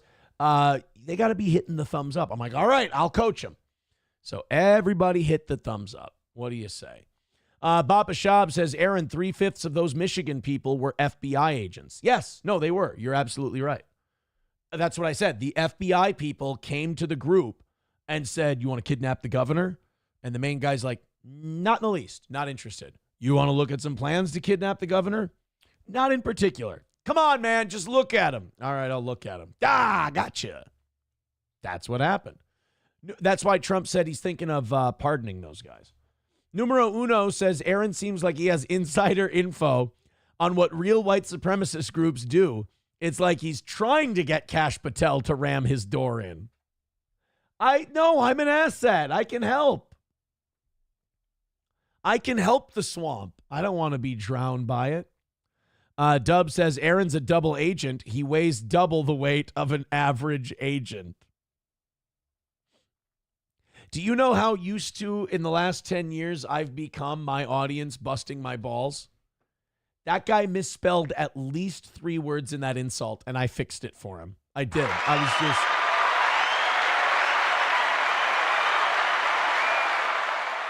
I fixed his insults toward me instead of insulting him.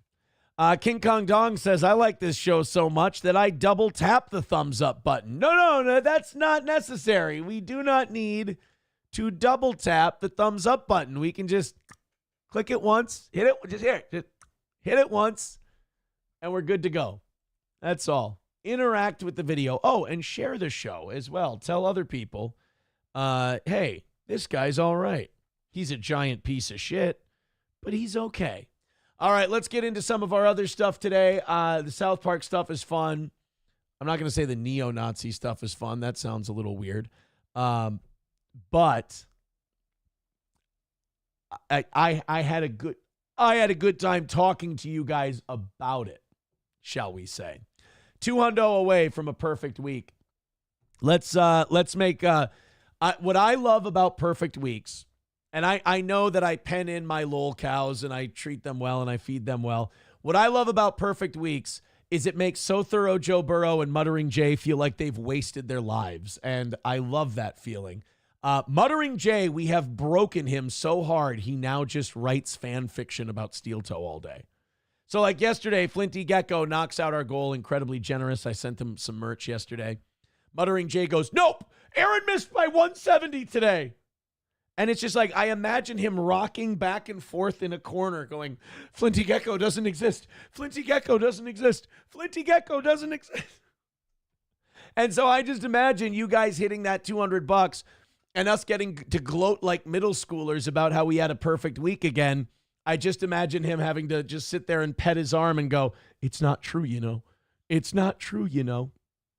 Numero Uno says, Aaron is far and away the best comment / super chat reader in the entire. I'm not in the Dabbleverse. I hover over it and mock them relentlessly and watch them lose their minds. I'm the I'm as much a member of the Dabbleverse as God is a member of the human race. It's not.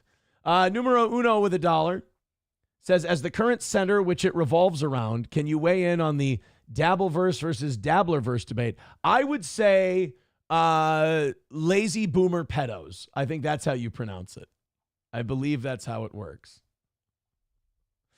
King Kong Dong says, none of us truly exist to those people. Yeah, we're all a specter.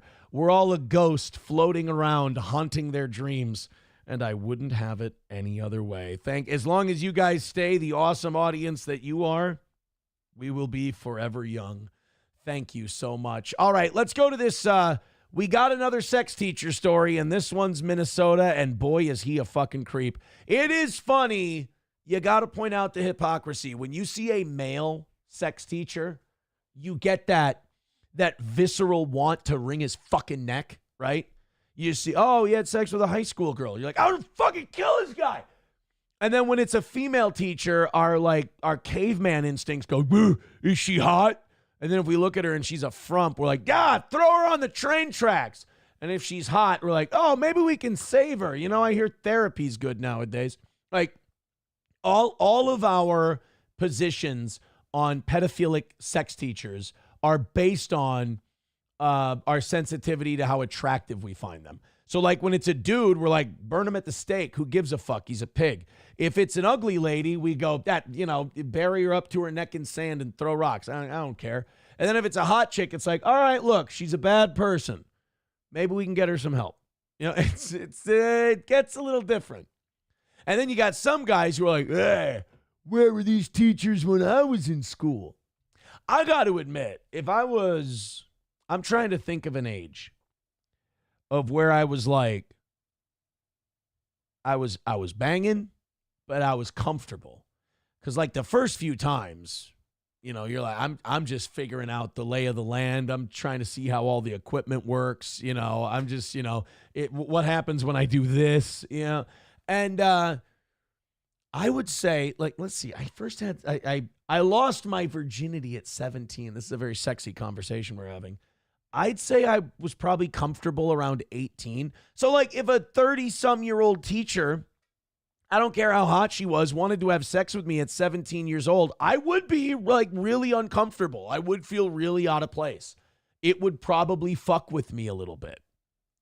I think a lot of us, we look back 20 years to when we were 17 or however many years ago it was for you, and we have this heightened idea of ourselves in a sexual sense at 17. Like we put our sexual prowess now into 17-year-old us. If I was 17 and a teacher like came on to me, I'd be like, oh, fuck, this is going to be a disaster. I would have zero confidence because this is an experienced lady. And you don't know what the fuck you're doing. So when people go like, oh, where were these teachers when I was in high school? It's like, dude, I honestly do believe it would fuck you up. I do believe it would have a psychological impact. I don't think it's as harmless as people think. Now, if I was a year out of high school, if I'm like 19 years old or so, and let's say you get into a bar or something, and one of your old teachers is there, and she's like 27 or whatever, and she hits on you, and you guys go home, that would be fine. I would be fine with that. It'd probably be a little weird just because she was your teacher, but I'd be fine with it. But like 17 and you're still in school, that's more of like we all had a teacher that we had fantasies about, but if that ever came true, you'd lose your fucking mind. So this guy, however, he's a dude, so we can just go ahead and get rid of him. But wait until you hear the sentence that this piece of shit got for what he did. Former teacher Brandon Bunny walked away from the Ramsey County Courthouse today after the judge sentenced him to 30 days house arrest and at least 3 years of probation. 30 days house arrest, 3 years probation. We're like, and what's the probation for that? Oh, you can't fuck high school girls. You can't fuck high school girls anyway. What's the punishment? 30 days in jail. Jesus. Bunny was a math teacher at Mung College Prep Academy. Oh, somebody had a thing. He pled guilty to a fourth-degree charge of criminal sexual conduct with a former student. Bunny recently wrote a letter to the judge asking to not be sent to jail. And in court today, he said he never set out to break any laws. Now, to be... Well, then it's fine. I didn't know that. See, like, that puts a whole new spin on it. Did you guys know that this guy, he never meant to break any laws? There was a law sitting there and he tripped over. Oh, I didn't know that law was there. I'm really sorry. To be clear, Bunny admitted to having a sexual relationship with a former student within 120 days of leaving Mung College Prep Academy, which is still illegal. Really? Even if they're of age? So he was gone. He wasn't a teacher there anymore.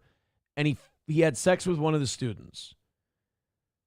I wonder why that would be. If she's of age, I wonder why that would be illegal. The only thing I can think of is she's underage, but it doesn't sound, they're not making a big deal out of that in this. Maybe this guy didn't deserve too big of a sentence.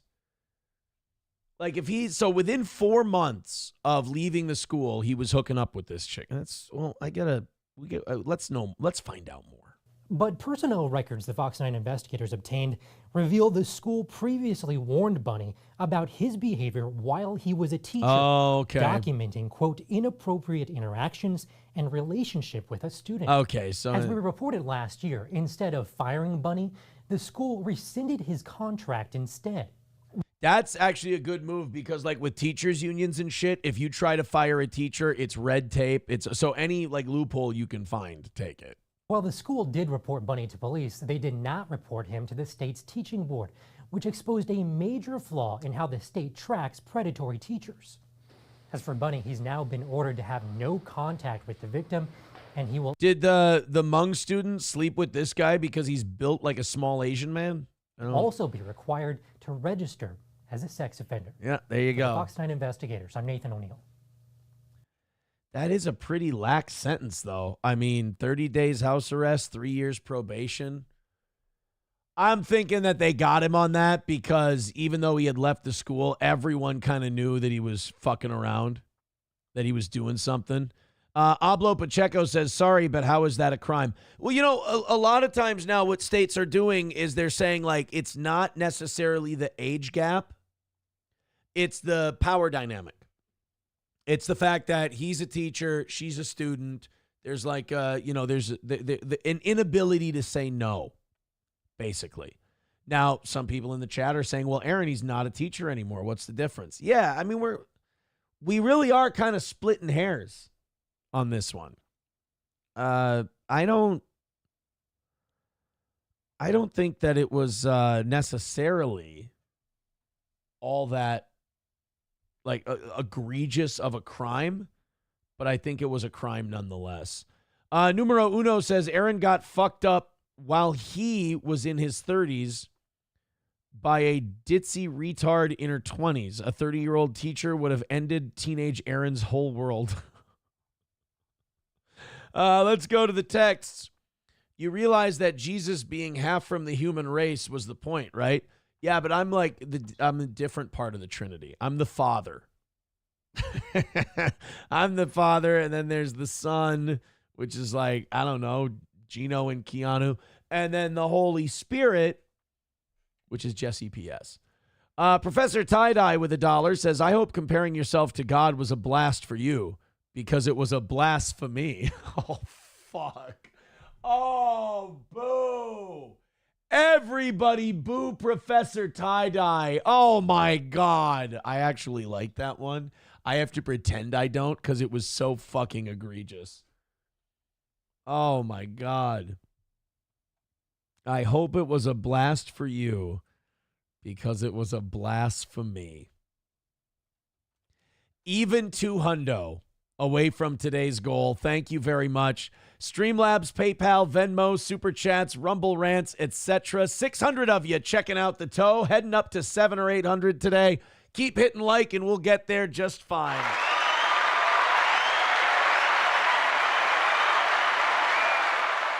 How about the role Keanu C. Thompson is on right now, huh? From guest hosting Steel Toe to felting. I mean, she destroyed She ended the credibility of that whole steel toe hug box show in one episode. You notice the episode since, nothing.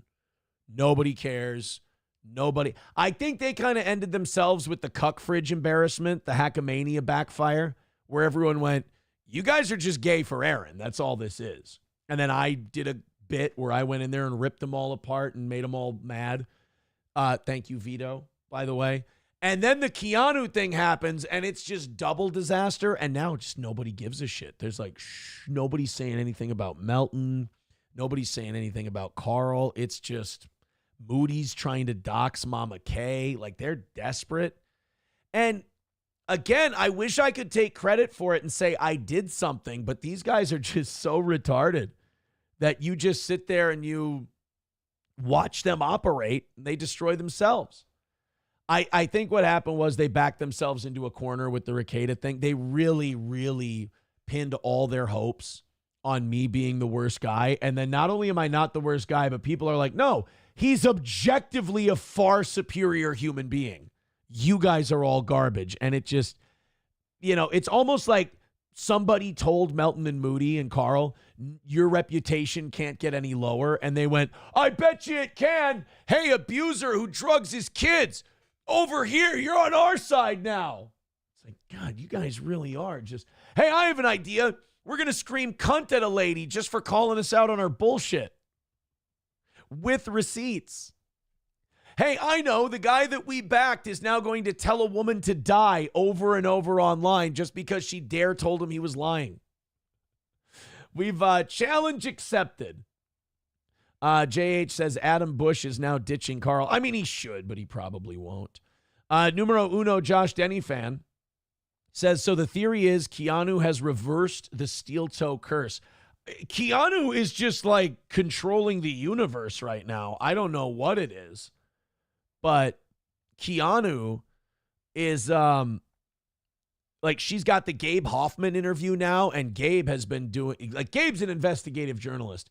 Here's my I don't know what Gabe has. I don't know what Gabe's doing. This is me just completely guessing.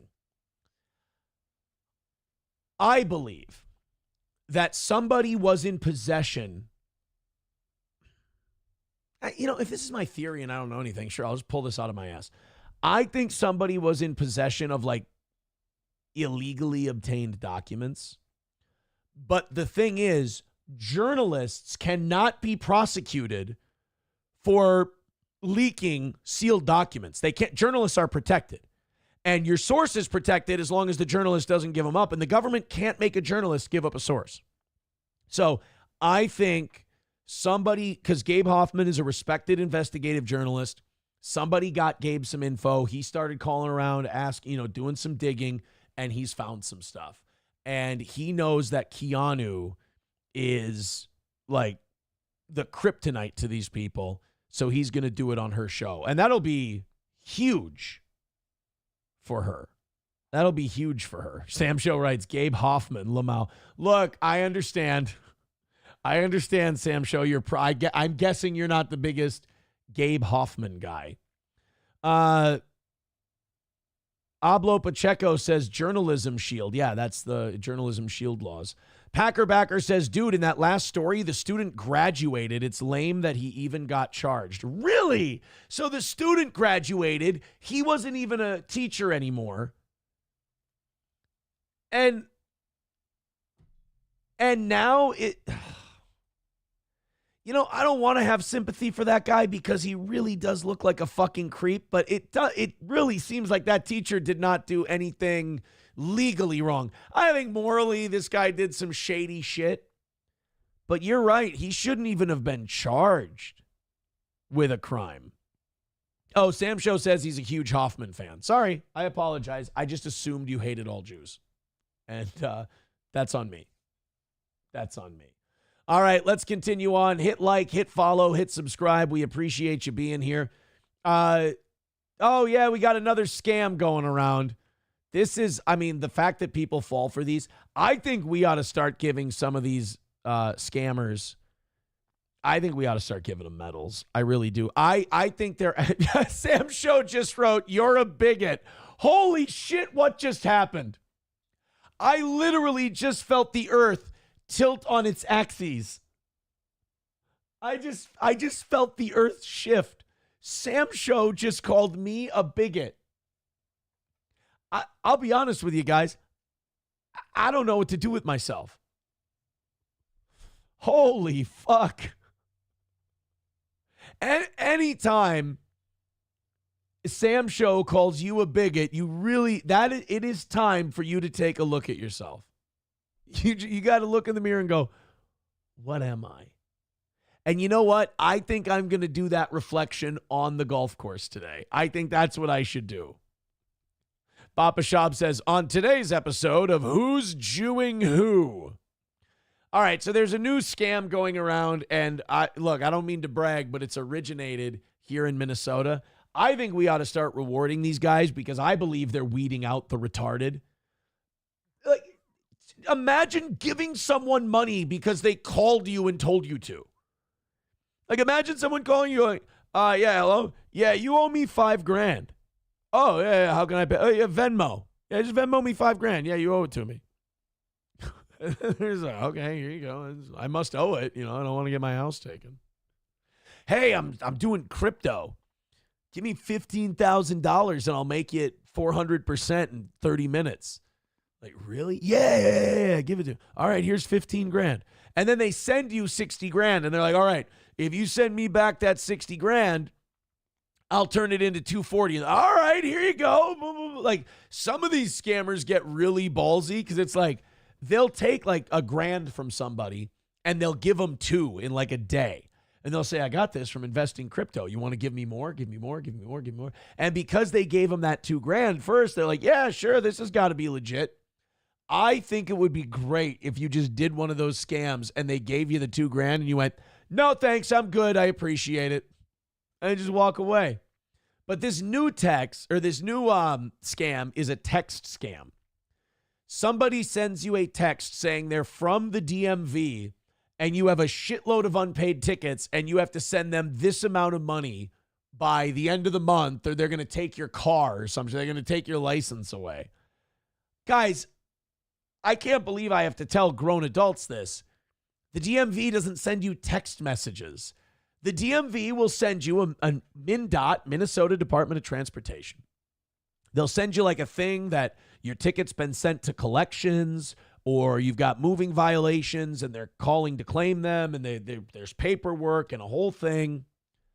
Like, for example, I own a trademark. I own a copyright on Steel Toe Media and Steel Toe Morning Show. So I own these copyrights. And they expire in, like the one I have expires in 10 years. But like every year I'll get letterhead from the organization of trademarks and, whatever. And they'll be like, for $10,000, we'll renew your trademark.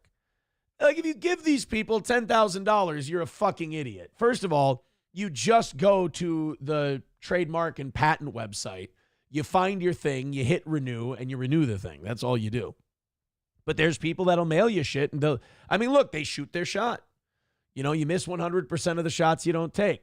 So they send you mail, and they go, oh, give us $5,000. Or like those scam mails where they're like, here's a check for $80,000 for your roof or something like that. And people will send these people money. To me, I don't think the scammer is to blame. I think it's the scammed person's fault. But this is the latest one they've gotten here in Minnesota. You guys tell me how good it is. A warning tonight from the Minnesota Department of Public Safety and Vehicle Services about a scam targeting Minnesotans. Cyber crooks are sending text messages telling people that they have an outstanding traffic ticket and need to take action immediately. Fox 9's back. Don't you know how many tickets you have? Don't you know when you get a ticket? Like in 2024, early 2024, I got 2 speeding tickets in 2 days. All right. I was driving around, here to there. I had a date. I went to my date. I got a speeding ticket. I came back from my date. I got a speeding ticket. What are you going to do? Got 2 tickets in 2 days. Got pulled over 3 times in those 2 days. So I wasn't making the best judgments back then. So I know that I got the 2 tickets. I physically had the tickets. I knew they were mine. I went and I paid them. If someone sends you a text and they're like, hey, you have a ticket you didn't know about. Bullshit. Delete the text. Move on. They're not going to do anything to you. Babs Santos joins us now. So, Babs, officials say Whoa. scammers are Holy just trying to shit. get a hold of your money or identity. Hold on. Let me do I need my remote for a second here. I need to fix the contrast on my TV. Let me just monitor here. That is, darkness is spreading. Diddy. Yeah, that's right. So if you get one of those messages, do not respond, do not click on any links, do not send any money or provide your personal information. Just delete the message. Don't help these people. I want Darwinism to take care of this. I mean it. I'm tired of, it's every goddamn week somewhere in the country, there's a fucking story about some asshole who fell for some crypto horse shit. By the way, don't buy Bitcoin right now anyway. Isn't it like $106,000? Jesus. So some asshole is, sending money to some guy because he's going to turn his $1,000 into $20,000. And then we get it. We're like, well, we need to warn people about this. No, we don't. We don't need to warn anybody about this. If you can't figure out something like that as a scam, you're not an adult anymore. The keys need to be taken away from grandpa. And report it as spam. This is what the messages might look like. They've been coming from unknown numbers. Minnesota Department of Vehicles.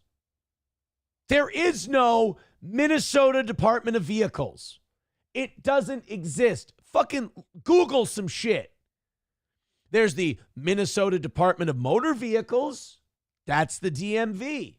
There is no Minnesota Department of Vehicles. Or random email addresses, and they say you need to pay off an outstanding traffic ticket by the following day. Some people say they've received multiple messages threatening their vehicle registration and driving privileges could be suspended or they could be prosecuted.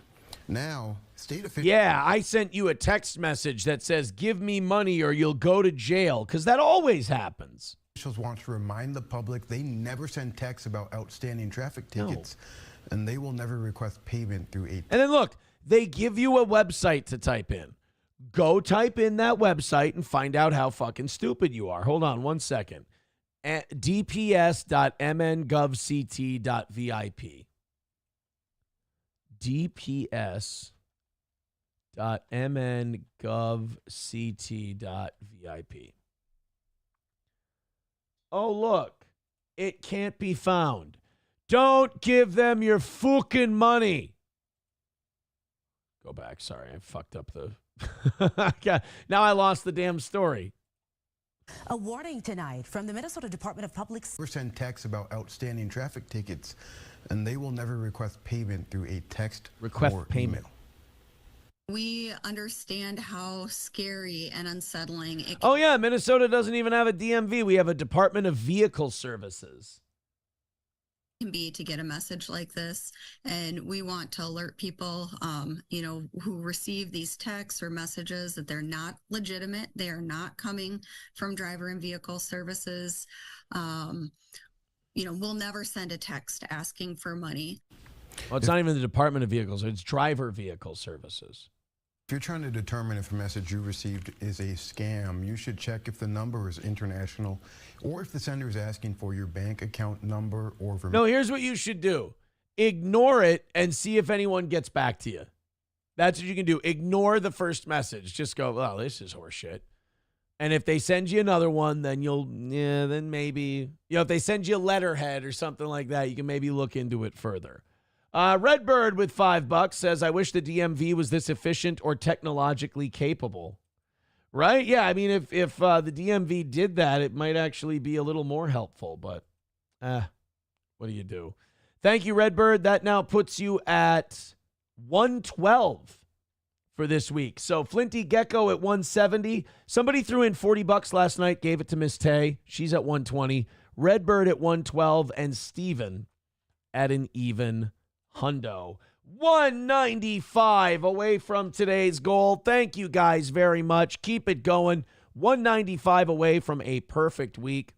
Thank you so much for your what do you call, your generosity, as it were. SP says, I got 6 of those scam texts from DMV yesterday. I paid them all. No, you did. No, you did not. You did not pay all of those scam texts from the DMV.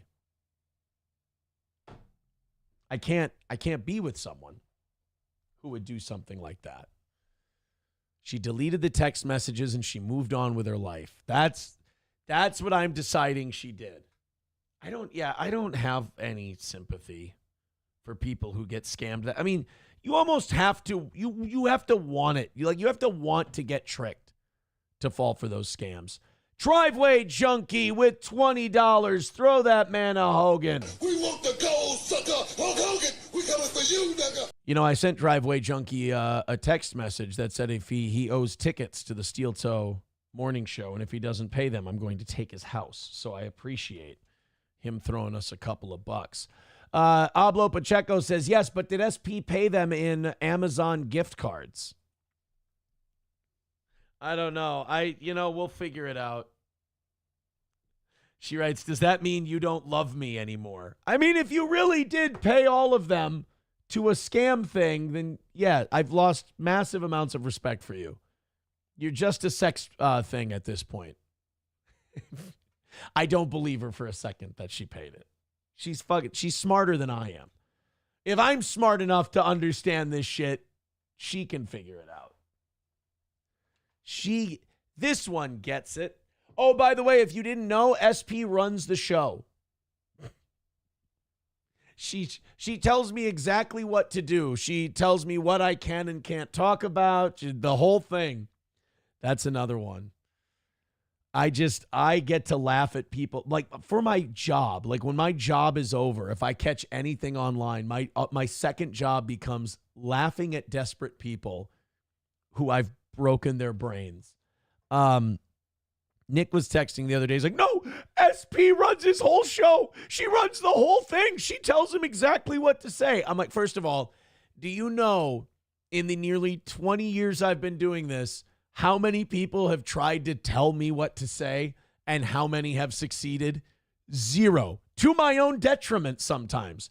She is definitely not one of them. I think somebody's life is falling apart and they need a scapegoat. Poor baby. Or Nick is just upset that when he tried to creep on SP and send her a bunch of DMs and she blocked him for being creepy when he said, "What's your story?" I think he got a little salty. Nick doesn't understand. Unless he drugs the shit out of a woman and gets them hooked, he can't really get a girl. So he can't.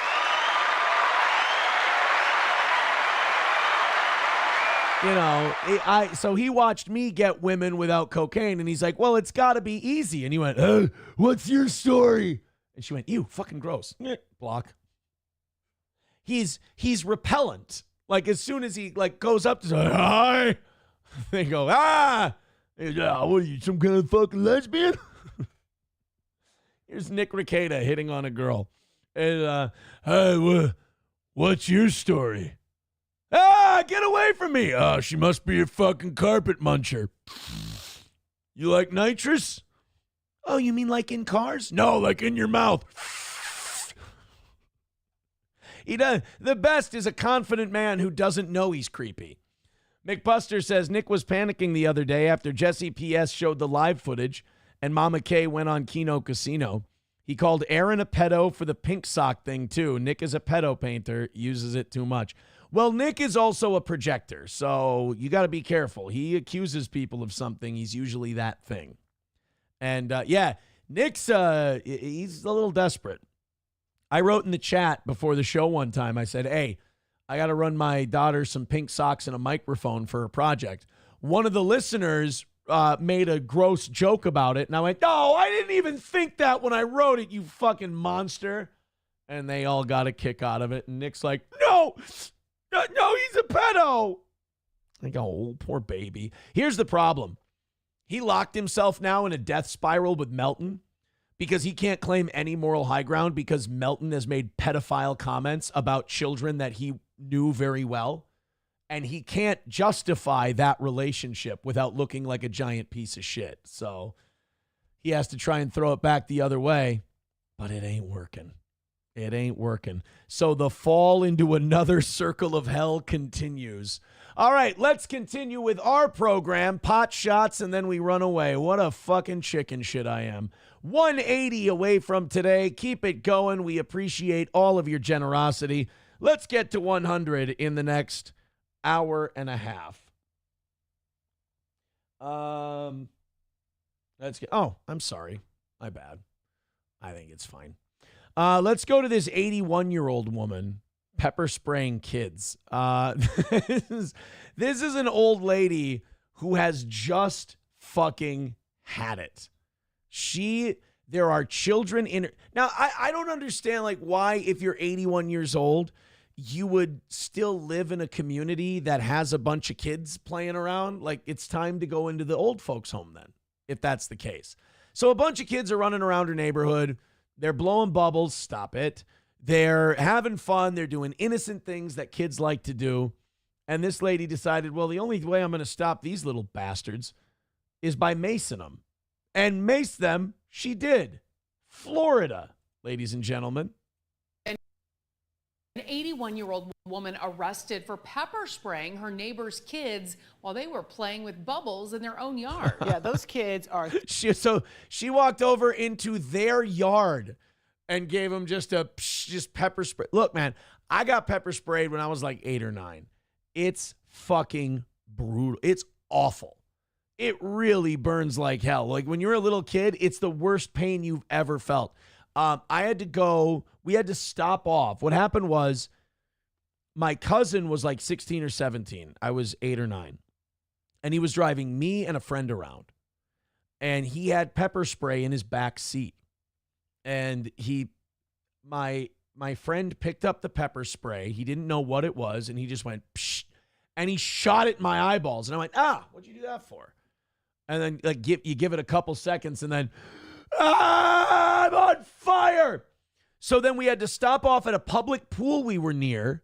And I went to go dip my face in the pool. And the lifeguard went, no, don't do that. First of all, it's a public pool. There's piss all over the place.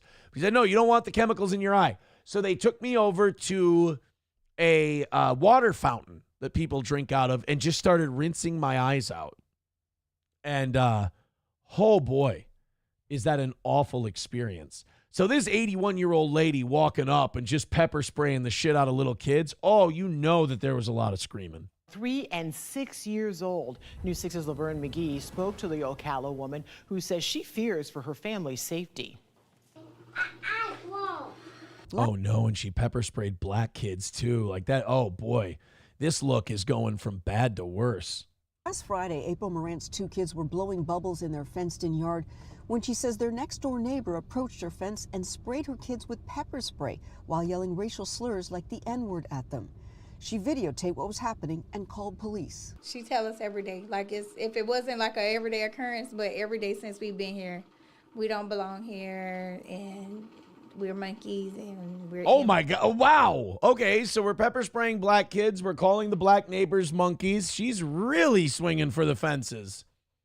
81-year-olds could die at any time, so they are... They are swinging for the fences, boy. Words, we just everything to her, so it's always something. So I know she's doing whatever she can to make me move. Morant moved here in November and says her family's continually being harassed by 81-year-old Ada Anderson, seen here in this police video being arrested, charged with felony battery. She has since been let out of jail but did not want to speak with us. Good morning, News 6 here. Would you like to tell your side of the story? Get away from me, you lover. Bunch of Jews in the media. The neighbor across the street says he's lived here for 30 years and agrees with what Anderson did. Whoa! So you got an 81-year-old lady calling her black neighbors monkeys, pepper spraying their kids, and they go over to the other old guy's house and he goes, totally for it. I think she did a great work. I think Miss Anderson is wonderful. I think she does a great job. Saint on earth. It's her business. So you think it's okay that she pepper sprayed them? Yeah. Morant has also taken out a restraining order and says she fears for her and her kids' lives. I felt like she should have been charged with a hate crime or charged against kids, because, you don't do nothing like that. And I don't. You don't do anything like that, but that's okay. So wait a minute. I'm going back in this story. I got to find some place where I can find a reason why the neighbors would be on her side other than they don't like having black neighbors.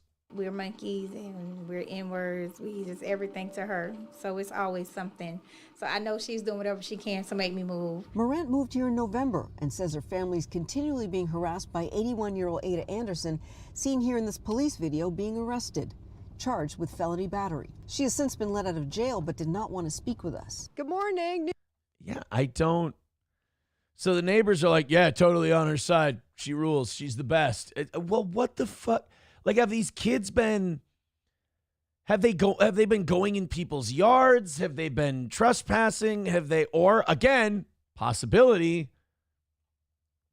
are these kids just racist? or are not the kid, or is the old lady just racist towards these kids? Is what I meant to say. Oh, boy. Nick Rejeda's non-practicing pecker with $4.99 says, not sure if I'm late, but someone claiming to be ape posted in Nick's thread this morning. You know what?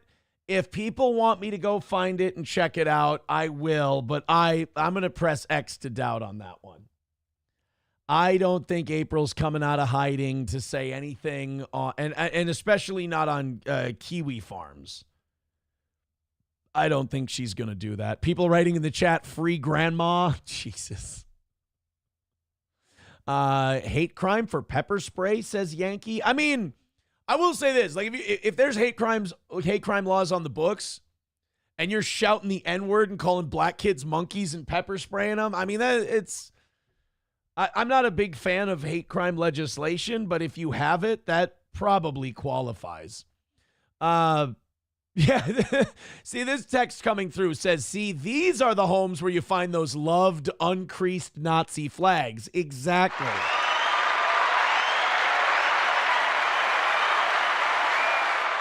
Those are the homes where you see it. All right, let's try to investigate this claim. Like I said, I'm going to seriously press X to doubt. I don't see anything so far. Okay, apparently I'm behind. Yeah, I don't see. Calling Nick gay. It's pretty par for the course. Oh yeah, someone named April A. Yeah, I press X to doubt. Holy shit.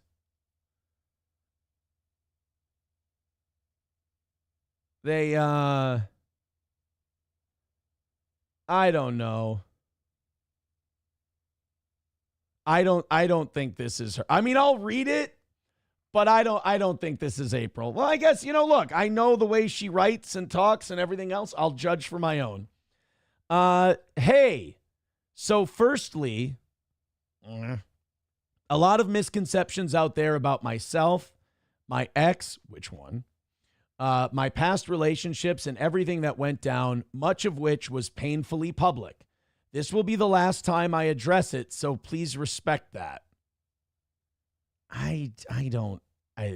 No, this ain't her. This is a gay op. I wasn't at the house towards the end of the relationship. I moved out of the side house. Oh, the side house. Let's see. I don't think she would call it the side house because I'll just say because someone started to resent me. A rift was forming and there was misdirected anger at me. To clarify, I was living with Celeste and Bob for the last few weeks, so we pretty much stopped sleeping together. After that, minus a few occasions. Well, then you didn't stop. Oh boy, she is gonna blow up the whole thing. I don't think this is her, by the way. Again, press X to doubt. This is great, like fan fiction. Someone asking, did Jesse P.S. write this? It could be. It's juicy gossip. maybe he slept over twice at the most. So at Bob and Celeste's house. But those were one-offs. His parents were good hosts, and I have nothing bad to say about them. But if again, press X to doubt, this is out there, whatever. But they were housing a side chick. They're not good hosts. Eventually, I decided to move out due to a few reasons. The biggest was that I felt hurt. I felt hurt because he told me that we could be together, but he was full of shit. I'm not a fighter. I'm skipping a few things here for myself. I wasn't going to continue arguing over everything. Skip that. Oh boy. You guys are going to have to go read some of this stuff because some of this I can't read. Oh boy. If this is really her, she's throwing a fucking grenade into things. Again, I don't think this is her. I don't believe this is her. Although there's a lot of things in here that nobody would know. Like there's things in here that I'm reading that I can't read on the air.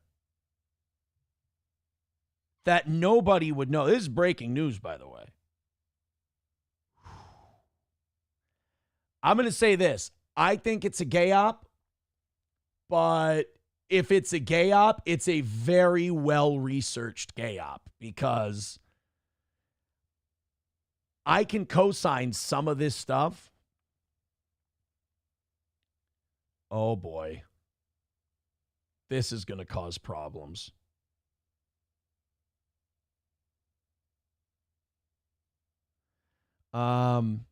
Even his words are still funny to me because the kids always came to me when they needed help with their homeschooling. They didn't even really need me. The older kids especially are really bright and amazing. That is how she writes. So she's saying this, oh boy. I'm so much better off now. I'm seeing someone whose attention I don't need to fight for. I'll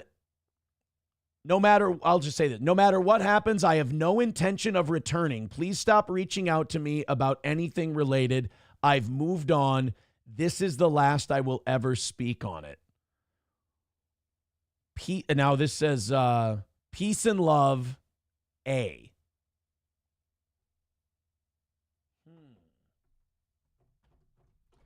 Rational Redhead says, where can we read this? You can read this on Kiwi Farms. If someone wants to put a link to the thread, go ahead and do it. Holy shit. I'm going to say this. Peace and love sounds like her. Whoever wrote this, and again, I'm going 75% it's not her. But whoever wrote this has studied her well, knows a lot of her like phrasings and everything else. She loves the word amazing, and it's in there quite a bit. Peace and love, that's her thing. She throws a lot of grenades, like a lot of that I can't read. But she throws a lot of fucking grenades in there. And a lot of the stuff that this person says in it, it has to be somebody close because they have to know a lot of the dynamics. Oh boy. Again, I'm going to say 75% bullshit. 75% this is a gay op, but I'll say this, it's a really good gay op. Juicy too. Ryobi with $1 says, okay, everyone, fuck the show. Let's all go to the farms. Numero Uno with $1 says, the kids coming to Ape for help with homework is the most unbelievable part. Yeah, maybe, well, you know what? While she was off drugs, but she was huffing and shit. When she was off drugs, I could see her helping. I could, but I don't know.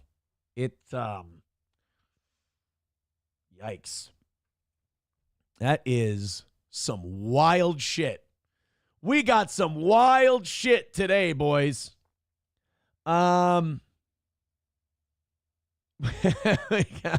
Yeah, people are sending me stuff. I don't know. My thing is this. I ain't going to fall for no banana in a tailpipe. That's all. $1 from numero uno Josh Denny fan says, let the record reflect Aaron also initially thought the April mugshot wasn't really her while on the infamous MLC episode where the arrest news broke.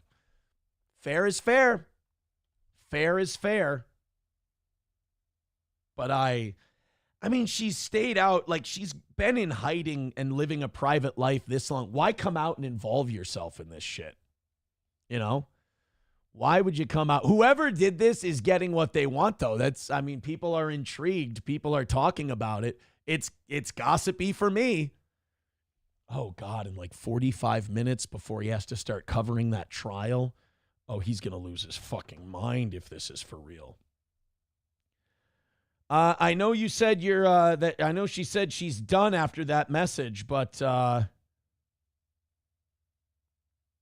yeah, people are saying I've sent you a DM. I know I have had less nice things to say about you, but it's important for you to get verified as who you are. You could be some sweaty Diddleverse incel who escaped Reddit. That, for the record, that is my position. That is my position. But yeah, she's shitting on everybody. Someone said, hi, Nick. I don't know. I don't think Nick could give himself that level of injury. If it is Nick, it's the most psychotic thing he's ever done. But I think it's probably more a gay op. Honky with $1 says this shit is 110% fake. The info she's giving is well known from Kiwi Farms theories and reveals. Just read her Instagram posts to know how she speaks and type. This ain't it. Does April even know what Kiwi Farms is? Yes. Yes, she does. Zenman with $1 says, you're not going to fall for the banana in the tailpipe trick. You need more bass in your voice, brother. Sorry. I think a lot of people are going to want it to be real because she really throws some bombs, but I don't think it is. I don't think it is. Numero uno Josh Denny fan just put the link in the chat if you want to go read it. If you want to go check out the Kiwi Farm stuff, go for it. I'm going to lose a shitload of people this morning. Over 700 of you, about 750 checking out the show right now. Hit like, hit follow, hit subscribe.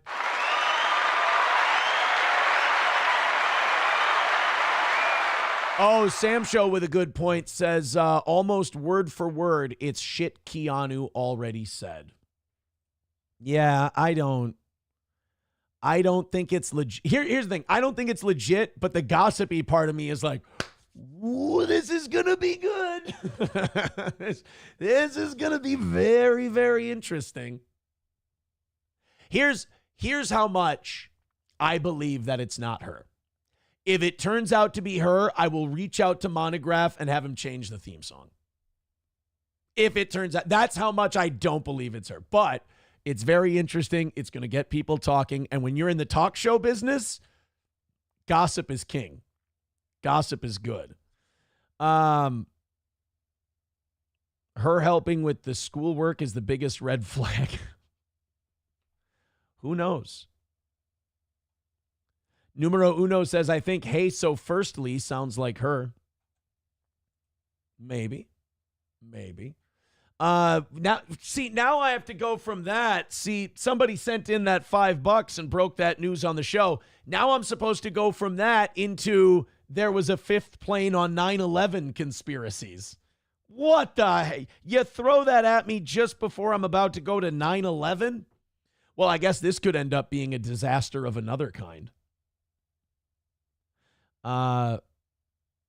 King Kong Dong. Now, these are fans who have known her or have seen her on here for a long time. King Kong Dong says, Reddit, not her. Again, 75% I don't believe it's her. But that 25% that thinks it could be is really fucking interesting to think about. Guys, I can't help it. I like gossip. I'm a gossipy little bitch. I like it. I think it's all like, that's the best thing about being away and not involved in it all. People think that I'm this guy who's like involved. I'm not. I'm like you guys. I'm a mark. I'm sitting in the audience watching the damn thing. It's interesting as all hell. Let's go to Papa Shab says Nick has been fooled by AI twice now. Yeah, somebody, this is why I'm 75% no. Says, why would she even come back to say anything after everything that happened? Definitely not her. Not only that, but like she's not even addressing and defending herself from shit that's being said about her. And if April were to come out and say anything, that's a big thing that she would do. She would be like, first of all, I'm the good one. Well, I guess she did do that in this message a little bit, but not like she would have, you know? She would be out there just talking about how, well, she did say she was a victim in that message too. Like I said, whoever did this pretending to be her has done their homework for sure. Honky says, theory, she's going on Kiki's show with Gabe Hoffman. No, because this message said that's the last she's going to say. Numero uno, Josh Denny says, could you not give me a fake ape announcement before I go into a... Yes, hold on. Could you not give me a fake ape announcement before I go into a goddamn up-tempo 9/11 conspiracy? Wally World with 5 gifted memberships. Holy shit, Wally. Thank you very much. Give that man a Hogan. Thank you very much, pal. Very nice of you. 145 away from this morning. And those gifted memberships are so fun. They're so, well, hey, Farms, congratulations for the traffic you're going to get. Like, the Farms doesn't care if it's the real person or not. Who gives a fuck? Like, it's interesting. It'll drive some traffic. Vodka Rock, Los Federales, Historically White, Double Meanness, and Hunky all getting memberships. And remember, if you have a Rumble membership, none of those Nazi ads that they play on our channel. So, Josh from Jersey says Kiwi Farms probably harasses her the most, so makes sense to post there. I'm going to have to see quite a bit of shit to be convinced. What, like numerous of our fans have been saying this morning, why now? I mean, you can see by my face, like I'm intrigued by the drama. I'm intrigued by the gossip. I'm not going to pretend I'm not. But it's, there's, wishing, wanting something to be true doesn't make it true. Somebody, too, says that 25% Aaron thinks has Aaron hard as a rock.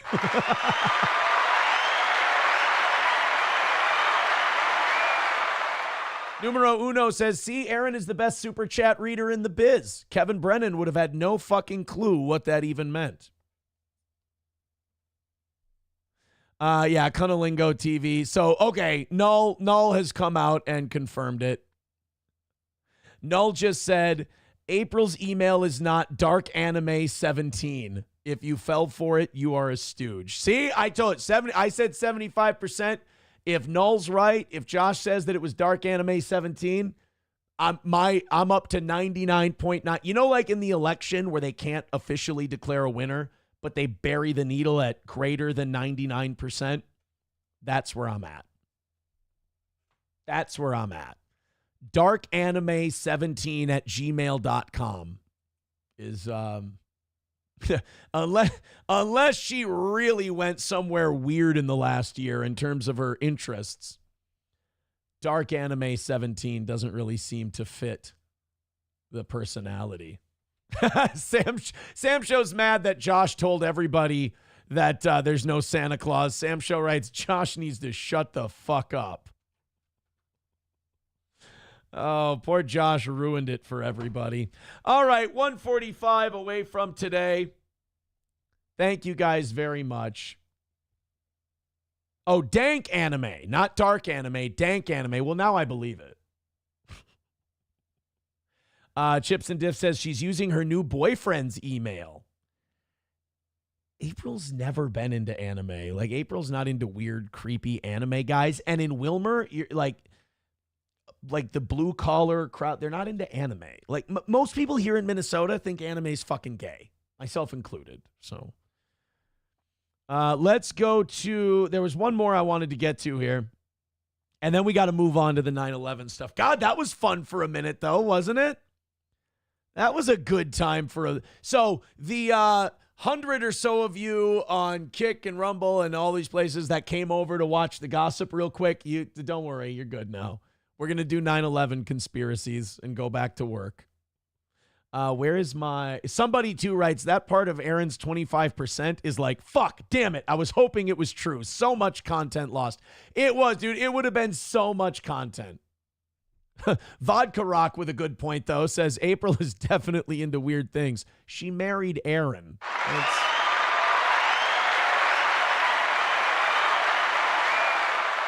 Numero Uno says she's not into weird, creepy anime guys, but she is into. But is she into dank anime guys? Well, that's true. I don't know about dank anime guys. Oh boy, that was whoever. Nick Rogetta with the $5. Thank you so much. That $5 super chat made today's show. All right, off we go. Let's talk about 9/11 again. There's a fifth plane. And like, I don't mean to be Sam show here, but when Harvey Levin from TMZ starts telling me, oh, I've got inside news on 9/11 that the government doesn't know. Again, it's like the April Kiwi Farms things. I press X to doubt. Like I've said before, if you're dabbling in conspiracies, you see this fifth plane on 9/11 that the government's been hiding from us, and you go, oh my God, this is fucking huge. If you're a real conspiracy theorist, like Mylar blankets under electrical wire type shit, like, Charles McGill, if you're a dyed-in-the-wool conspiracy guy, you go, oh, this Jewish guy is telling me there was a fifth plane on 9/11. Now, that's obviously false flag bullshit, but the government's hiding something else that we're very close to about 9/11, and holy shit, do I need to work on this part of my arms. Holy monkey fuck. A little less this, maybe a little more, seated rows and pull downs and shit. Holy fuck, I've got bingo wings. That's no good. No wonder I can only drive the ball 260. Holy shit. All right, let's go to Harvey Levin. He's going to tell us there was a fifth plane on 9/11. Not that one, this one. There we go. You think you know everything about 9/11? I don't be a dick about it, dude. You don't. There was a fifth plane. We have the evidence. The government tried to bury it, but you can see it on YouTube. It's called TMZ Investigates 9/11, the fifth plane. Prepare to be shocked. Now, a lot of people don't even believe there were four planes. You got the two. Obviously, it's hard to deny the two that hit the towers. I mean, people saw them. There's video of one of them. It's we know that two planes hit the towers. A lot of people don't think that a plane hit the Pentagon because they're like, hey, the flight path it would have had to take, it would have had to go over the roads, and it would have had to tear up the lawn, and there would have been all this shit and all that. Now, there are photos. People say there's no photos of a torn up lawn. There are photos of a torn up lawn. But if you look at the size of the length of the lawn in the Pentagon and then where the plane went in, it doesn't make sense. Like, it's too perfect. If a plane comes down, it's going to bounce off the ground and it's going to hit and it's going to, hit the building at an angle. The Pentagon, it left like a perfect body of the plane hole going right through. It's a little weird. I'm not ready to sit here and tell you I know for a fact that there was no plane that hit the Pentagon, but it seems like a 1 in a million shot that was a plane that did that, because it would have been bouncing and skidding, and it would have turned sideways a little bit. It just looks like the damn thing. It looks like a landing. It looks like he put the landing craft down, or the landing gear down, and he hit the ground and then skidded into the building. That's not how it would have went. So a lot of people don't even believe there was a Pentagon plane. I think most people believe Shanksville. They saw the wreckage. They saw all that stuff. The Let's Roll guy from Minnesota, by the way. But then again, so was Zacharias Moussaoui. So, I guess they cancel each other out. But yeah, the Let's Roll guy was a Johnny. He's from St. John's University. So I don't mean Johnny like he had no legs. So there are many people who believe there were only 3 planes on 9/11. But for sake of argument, Harvey's saying there were 5. National tragedy.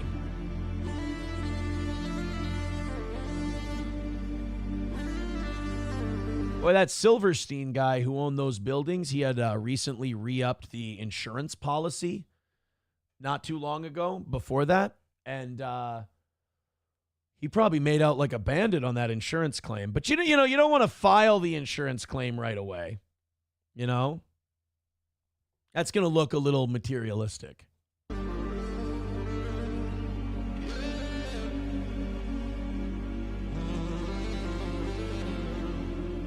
Ooh, I don't think we should be showing that. Well, I guess we can show that on YouTube. They've got a documentary showing it on YouTube.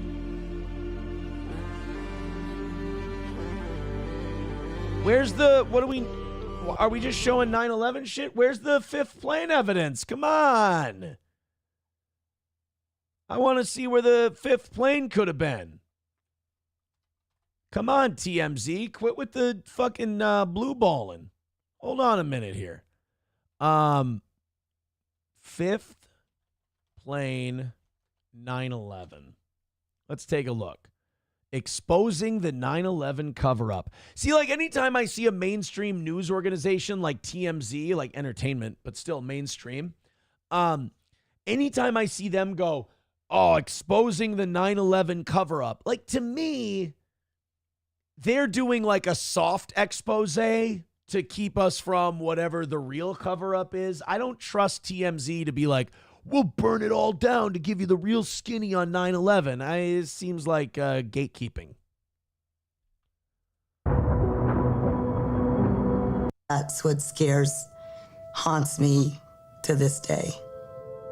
In my mind, there was no doubt that we were a target of a plan that would have taken us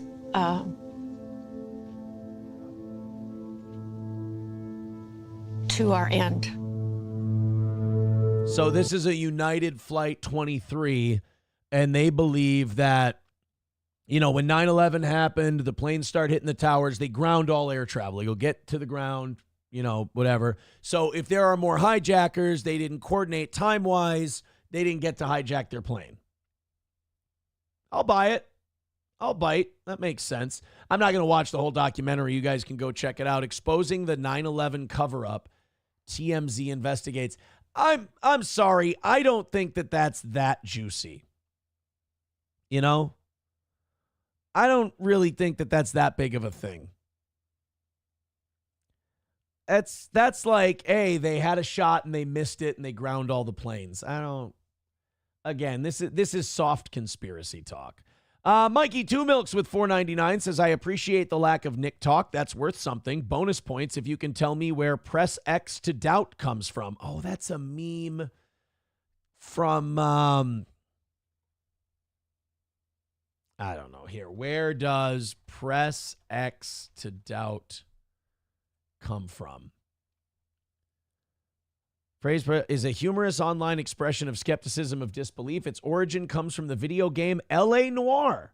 Okay. In the game, during interrogations, players are given choices to respond to statements. And one of those options is doubt, which was later relabeled bad cop in the remastered edition. This option is used when the player suspects the person is holding back information or lying, even without the concrete evidence. So that's where Press X to Doubt comes from. We've got a couple of $1 here. Coltrane with $1 says the person writing that April thing is Johnny. Because Johnny's an anime guy. Oh boy, the conspiracies are out there. Honky with $1 says this fifth plane shit is to distract us from June 7th, which is the 58th anniversary of the Israeli attack on the USS Liberty, which killed 34 servicemen.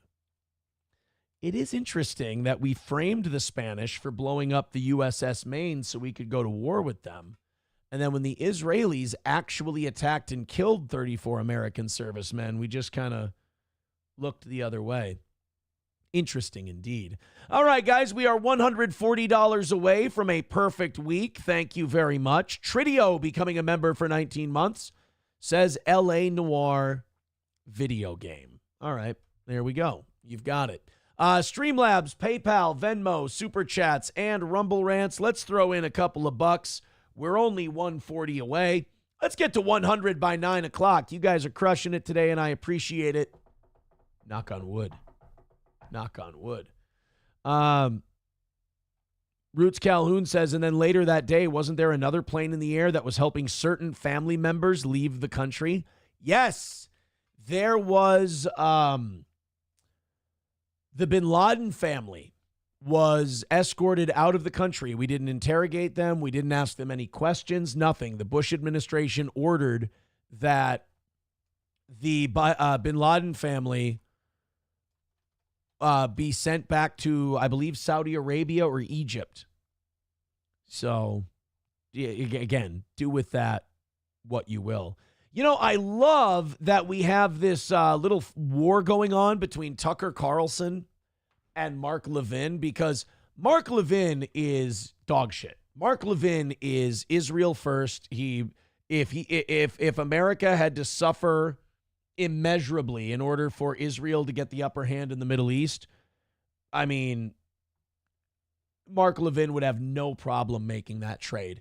Tucker Carlson has been calling him out a lot lately, and Mark Levin has no comeback to Tucker Carlson's criticism. He just goes, well, Tucker Carlson, he's an anti-Semite. Actually, he doesn't even have the balls to say Tucker Carlson's name. He calls him like Chatworth Pennington or something like that. Like, Mark Levin is, like, even when I was in radio, I hated Mark Levin because he epitomizes the old-timey hack fucking radio guy.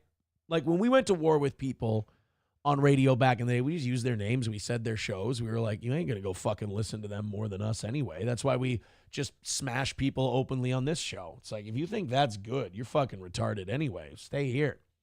But Mark Levin's one of those guys, Chatsworth Pennington is an anti-Semite. And then the more he yells, the more high-pitched. Mark Levin one time was talking about a woman, and he goes, we were in a very romantic and very sexual relationship for a very long time. It's Mark Levin. I can't believe he would say that just on the air. That's so revealing. So he hates Tucker Carlson, and Tucker Carlson is kind of the epitome of cool under pressure. So Mark Levin is yelling and screaming and having a stroke and all this shit. And Tucker Carlson's just smiling at him and going, I don't know why he would call me an anti-Semite. That's not something I am. I have many Jewish friends. I just would like to be able to criticize Israel in my own country. That's all. So Tucker Carlson announced yesterday that Mark Levin was at the White House pushing for U.S. military action against Iran on behalf of Israel. Like, to me, fucking deported. Like, how is it that if you're a college kid and you criticize Israel's war in the Middle East, you're somehow undermining our foreign policy and you get thrown in a van? But if you're Mark Levin and you go to the White House, you're a United States citizen, you go to the White House and you lobby our sitting president to go to war with a country we have no beef with and no reason to go to war on behalf of a foreign power, I'm sorry that you're not being loyal to your country, and you can fucking leave if you want to. According to Carlson, Levin is pressuring the administration to send American troops to stop Iran's nuclear program, joined by a growing group of hawkish allies in Washington eager to ignite a new war.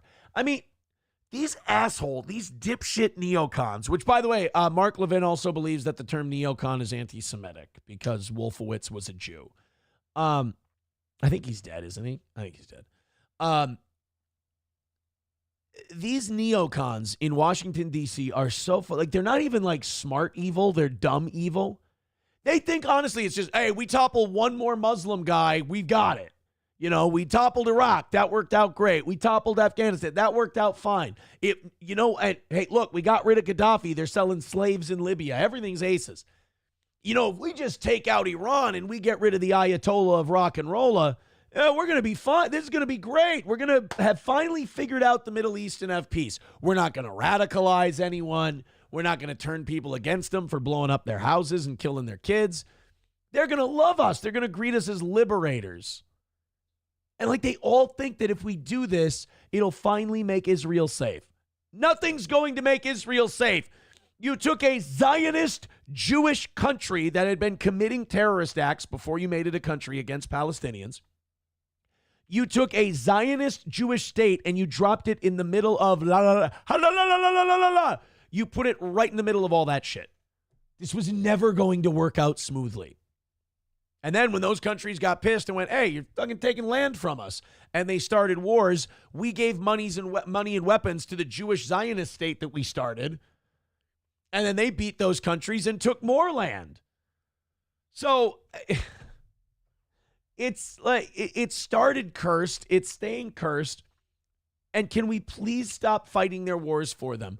I want peace. I want all the soldiers to come home. I want us to stop fighting countries that have never done anything to us, because you can't sit here and call yourselves the good guys while you're attacking people without cause, especially if you're doing it on behalf of a foreign power. Look, let's distance ourselves from Israel. Let's say we're neutral on Israel like we're neutral on everyone else. No entangling alliances like George Washington said. And let's, if Israel wants to do what they want to do, then fine, but they do it without our endorsement. Carlson warns the push is gaining momentum fast, saying they must be just weeks away from launching a full-scale conflict. Dude, honestly, if Trump breaks his promise and he goes after Iran, I want Donald Trump impeached. 100%. I want Trump impeached if he goes after Iran, because that's a big broken promise. Ed Harlow with $2 says, what wreckage in Shanksville? There was just a hole in the ground, and the fifth plane was the one that flew bin Laden's family out of the country. No, wait a minute. Have I gaslit myself? I thought there was like a shitload of rubble in Shanksville. Shanksville, PA, wreckage. What the fuck? Have I just been living my whole life thinking that the Shanksville, Pennsylvania field crash had a shitload of rubble and plane parts lying in it? Oh my God. We want the gold, sucker. Bad timing. We coming for you, nigga. Bad timing. I'm sorry. Let's put that up there. No way. There's nothing there. And look, that's still smoking, so that would be... That doesn't look like a lot of plane parts to me. Let me see something. Let's go... Plane crash wreckage. Yeah, see, like, and that's us. That ain't no 737. Yeah, see, look at all those parts and shit.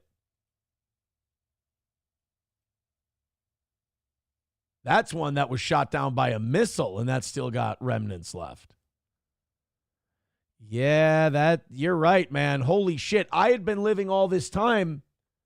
I don't know if I like Mandela affected myself or what, but I had been living all this time thinking that on 9/11 there was a giant field of... Honestly, dude, in my mind, I can see the Shanksville, Pennsylvania field, and it's full of debris. It's littered with plane parts. Holy shit. That's fucking incredible. Josh from Jersey says it nosedived straight into the ground, dummy. Chips and Diff says, it was a nosedive, Hulk Hogan. Okay, so if it's a nosedive, does that mean there's nothing left? It's just completely obliterated? I'll go with that. I'm just saying I thought there were pictures that I saw. And I clearly didn't. Landers says seats and luggage don't just disappear. Also, those engines are solid. Okay, but what about what Josh from Jersey says? Josh from Jersey says the plane went straight down into the ground. Sam Show Loves Black Men says, so what about all the families with loved ones that died in the crash? No. I'm not saying it didn't happen. I'm not saying Shanksville never happened. I'm just saying I remember a shitload of wreckage in the field, and there is none. That's just a really weird... I'm not talking about like 9/11 conspiracies necessarily. I'm saying like the tricks that my brain played on me for the last 25 years. That's kind of got me tripped up right now a little. Because it's fucked up. Like, even after looking at those pictures, I can see the Shanksville wreckage in my head. I can see pictures that I swear to God I've seen before. But, alas, nothing. Chips and Diff says, nope, you made that shit up in your head. I've never seen a big debris field in PA. They never showed much for pics. Root says, what? Jesus. Do you know how easy it is to make up people and backgrounds and all kinds of shit? Well, I mean, yeah, I get that you can do that. But, like, what about family members who, like, yeah, they were on that Shanksville flight and they died? I mean, that's something. That's something.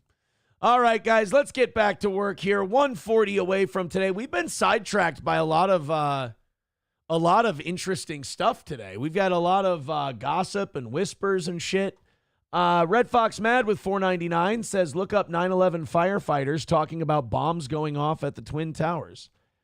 Well, you know, a lot of that, I'm gonna simp against the conspiracy here for a moment. There were a lot of generators and compressors that were in a building of that size, and they do explode.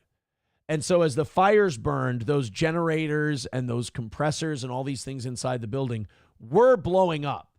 So they could have heard that too. Just throwing that out there. That's the hardest thing to do, is give both sides of a conspiracy, because you're just going to catch shit from everybody. Like the person who goes, all right, guys, let's be fair here. That's the first one that's going to get the shit beat out of them, so the other two sides can start fighting with each other. What do I think happened on 9/11? I'll tell you. Here's my official diagnosis for years of 9/11. Because like when I was younger, I watched like Loose Change, and I was like, holy shit, we faked the whole thing, you know? And then I started looking into it, and I think where I settled was, I think Israel and the Bush administration knew something was coming. And I don't know if they knew the scope. I think they knew planes were going to be hijacked, and I think they knew targets were going to be chosen. I don't think they knew something as big as 9/11 was going to happen, but I believe they let it happen.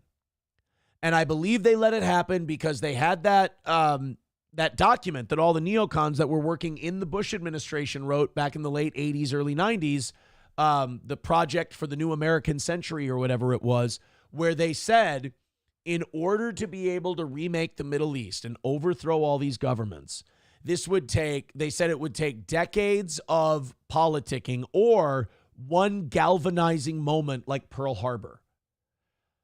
So I believe the Bush administration, because they were warned, they were told that Osama bin Laden was looking to strike inside the United States using hijacked aircraft. I believe the Bush administration allowed it to happen so they could achieve their foreign policy goals. That's what I think happened. And for a lot of people, that's not conspiratorial enough. But that's where I can't be a 9/11 was a fake thing. I also can't be a 9/11 was an inside job thing. I think 9/11 was Bush is like, look, they hijack an airplane. What do? They crash it into the ground. They hit a grocery store or something. We lose a few people. We go to war. We galvanize the country. I don't think that our government knew that it was going to be the Twin Towers and all this other shit. And then I believe they may have launched a missile at the Pentagon for good measure. That's what I'm going to go with. All roads lead back to Israel. Israel knew. They had those agents dancing in the streets on 9/11. Just one man's opinion. All right, guys, thank you very much. 135 away from today's goal. How about a few donos for some 9/11 heat today, huh? We've had gossip, we've had whispers, we've had 9/11 talk. It's getting crazy in here, boys and girls. Finish off that 135 and make it a perfect week for the toe. Another person writing in, if Alex Jones knew, then the government knew. Oops, fair too. Alex Jones to this day says that he had warnings. He knew that something was up. Have you ever seen that Alex Jones rant about like after 9/11 where Alex Jones talks about Israel and all this other stuff? It's a pretty good rant. Alex Jones 9/11. I want to see if we can find this. And he looks so young, too. It's fucking beananners. There it is. That was quick.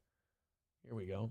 Working with Israel to oppress the people of the planet. He kind of looks like Edward Norton in Fight Club a little bit. Israel loves it. That Nazi Sharon has invaded the West Bank. They're slaughtering innocent people. And I'm sick of worshiping Israel. Did you know back in the 1960s they bombed the USS Liberty knowing it was one of our ships because it caught the radio chatter of them killing thousands of Palestinian children during that invasion, and they torpedoed it as they begged for hours on the radio, and LBJ sat there in 63 and let them do it? That's in this Baltimore. Well, in the Kennedy files that Trump released, it kind of looked like LBJ and the CIA were working with Mossad on the Kennedy stuff. So, I mean, LBJ was a bought man. He was a kept woman. He had to let Israel do what it wanted. They put him in power, allegedly. More Sun story. I don't support the Palestinians either. They're all hyped up and psychotic. But there Israel's going to get us nuked, always backing them up like this. Israel calls the Palestinians goyim or cattle or dogs or subhuman. They keep them on concentration camps. I got video of them taking Palestinian women's tomatoes they grow and breaking their water containers and stealing. I mean, it's kind of a funny criticism because you're like, they're killing the Palestinian children and they're taking away their rights and they're bombing their houses. And they're like, and they stole their tomatoes. I saw an IDF soldier take an apple pie off the windowsill of a Palestinian woman. It was disgusting. I watched an Israeli soldier walk by someone's house and a dog ran up to him and he kicked it. He kicked their dog. And now the dog needs an operation. They stole tomatoes. That's why you have this crap. And our children are going to die. We're going to get nuked because of this. Iran's got the nukes now. Syria. By the way, how crazy is this? That we're the kids that he's talking about. That's fucking wild, right? This shit is so long ago. He's like, our kids are going to get nuked because of this. Like, oh shit, he's talking about me. I was 14 when this happened. Holy dick. You're talking about I'm the kid. I'm the kid who's going to get nuked by the Muslims. So far, so good. We're going to have nuclear war because Israel likes to go around bombing everybody. He ain't lying. I'm sorry. It's just the facts. Well, now I think that Alex Jones is an anti-Semite, and I think he should be... And Israel absolutely is beside itself with joy right now. They are talking about how they're going to blow everything up, how they're going to attack everybody, and guess who's going to get bombed because of it? Us? It's us, isn't it? It's us.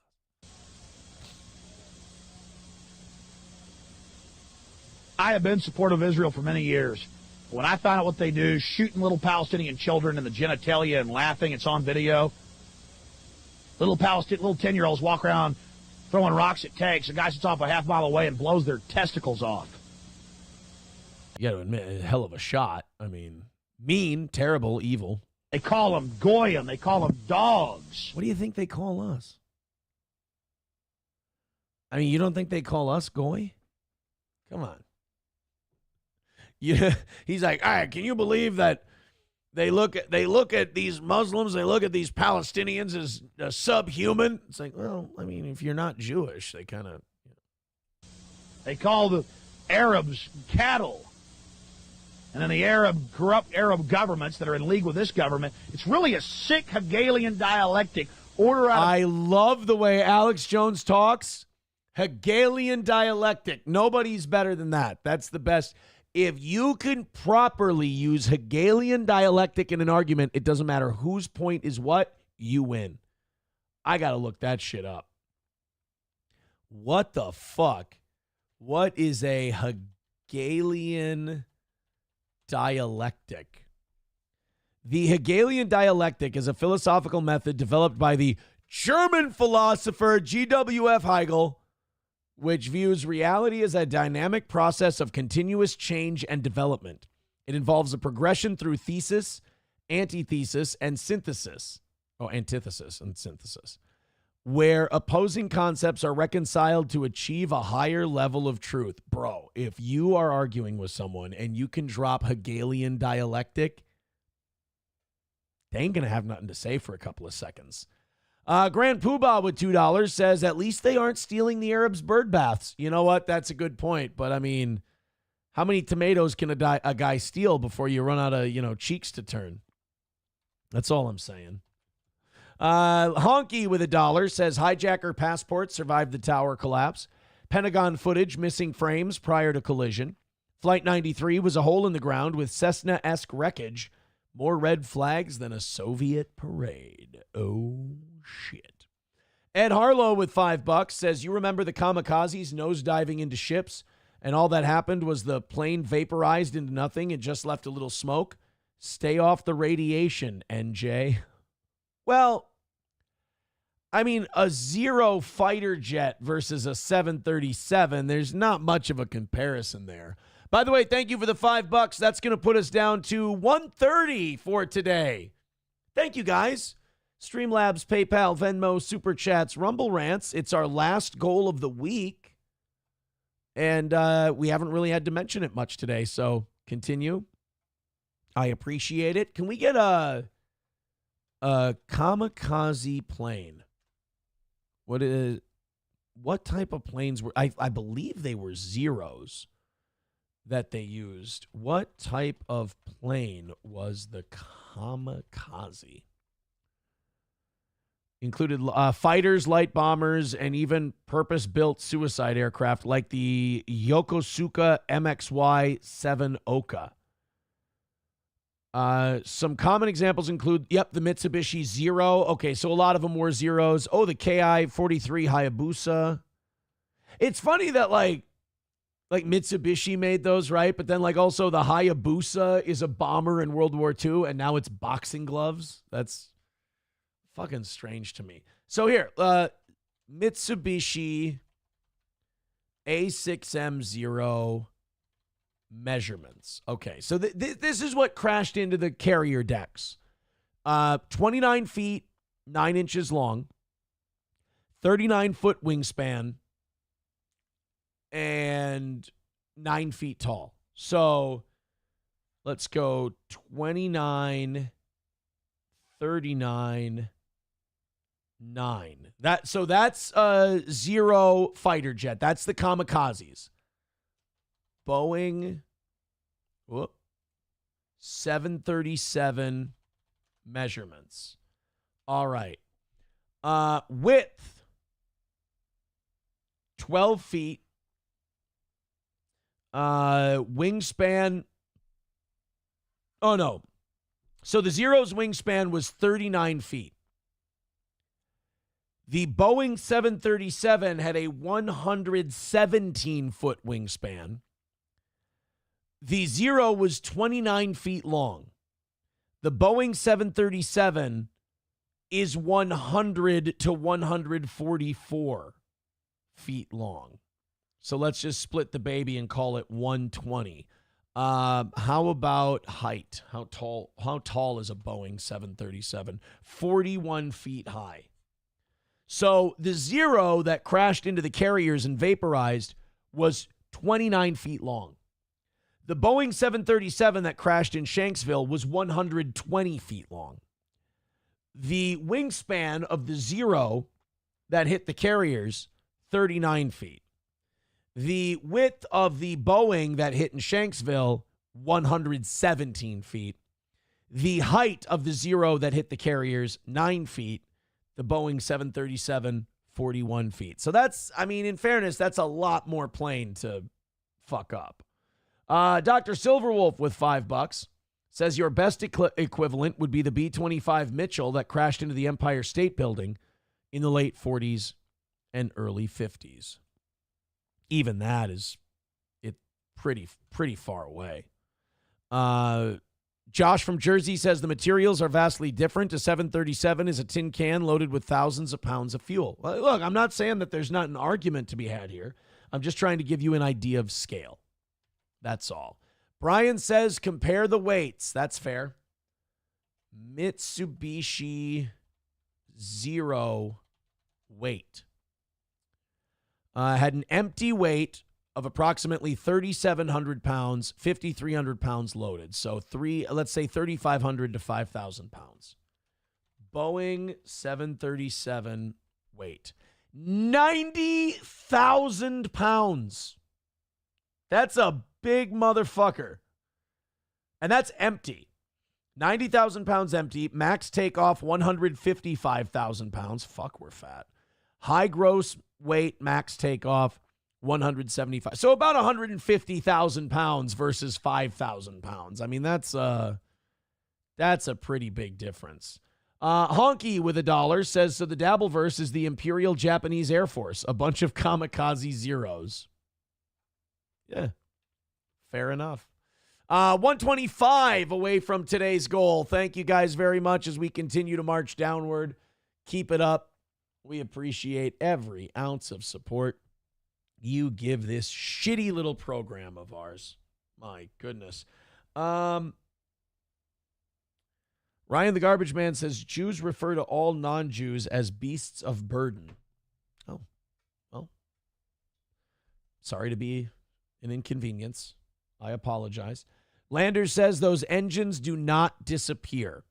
Brian also points out the kamikazes were also armed with a 500-pound bomb. Yeah, that'll aid the whole vaporization process.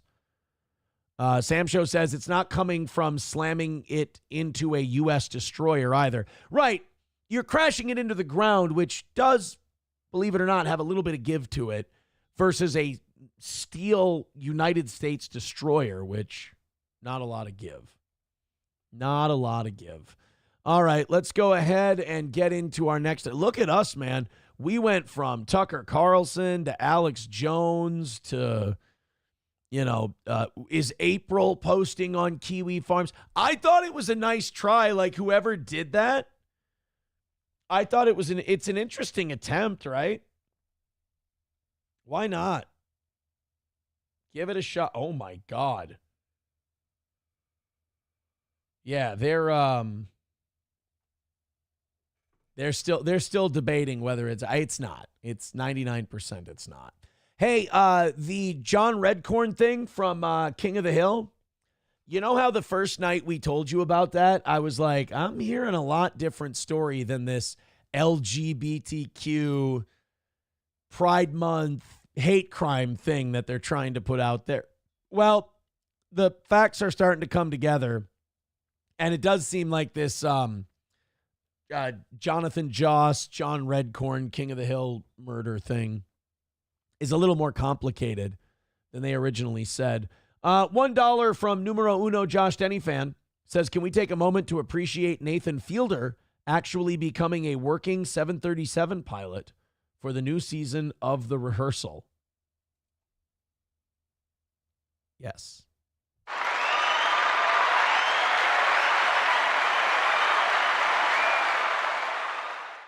Yes.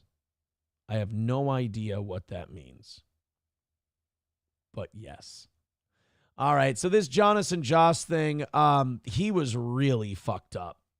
And his husband wife was really fucked up. Like, that's an interesting thing, too, because we were told that Jonathan Joss had a husband. He was a gay dude who just had a...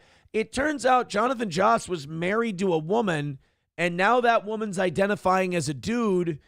So what was their relationship really? And it turns out there was a lot of mental illness going on here. Surprise, surprise. Jonathan Joss, the King of the Hill voice actor, shot and killed Sunday, was a deeply complicated man whose demons helped lead to his tragic fate, according to an ex-girlfriend. Brandy Trejo, notice they won't talk to his husband wife. I think they're starting to realize that maybe this person might be a little out there. So they're talking to exes. Brandy Trejo, who dated Joss for 13 years during the height of his career, tells us Joss was the most self-destructive person she ever met. And to her, it seemed like he couldn't stand it when something good happened to him. Well, that's kind of like an imposter syndrome kind of a thing. What's more, Brandy says she witnessed him drive his neighbors crazy for years with his outbursts and outlandish behavior. So when she learned a neighbor allegedly killed him in an argument, she was not shocked. Now, the way that the husband-wife put this was that Jonathan went out to the side of the road, saw their dog's skull, and lost it and started wailing. And then this guy just came up and started shooting at both of them and killed Jonathan. That doesn't seem to be at all what happened. So I don't know much about this spouse, but they seem like a fucking Looney Tune. As previously reported, Sigfredo Sea Alvarez was bailed out of jail yesterday and will be confined to house arrest awaiting trial after he allegedly fatally shot Joss on Sunday evening. He's been charged with murder. The actor's husband, Tristan Kern de Gonzalez, who, again, was a woman, called the shooting a homophobic hate crime. Despite Tristan's statement, San Antonio police say there's no evidence of a hate crime. As Brandy explains, Joss was a loose cannon who liked to make trouble. Obviously not an excuse for killing him, but she believes he had undiagnosed mental health issues that he only made worse with drugs and booze. I'm really sorry, guys. I'm trying to hang in there. My allergies are really just starting to hit, and I'm itching my fucking balls off. Like the roof of my mouth and my nose are like on fire right now. I'm really sorry. I'm going to gut through. I had a big sneezing fit before the show, too. My allergies have not hit for the year, and I'm worried that they're starting to rack up a little bit. She wasn't just his girlfriend from 2006 to 2019. Brandy says she became the actor's unofficial assistant and handler during that period of his career, and it was up to her to cool him off when he would go into a rage on set. So we actually have video of Jonathan Joss going off on a set, kind of giving you an idea of, maybe where his head was at sometimes. But he said the mic wasn't going to be used. And I'm an actor. I see a mic, I use it. I see it wrong, I make it right. I take a breath, I want to breathe. And no offense, sir, I'm not a super fan. I said, there's a hole in my pocket where my money should go. There's a hole. There's a hole. There's a big old hole.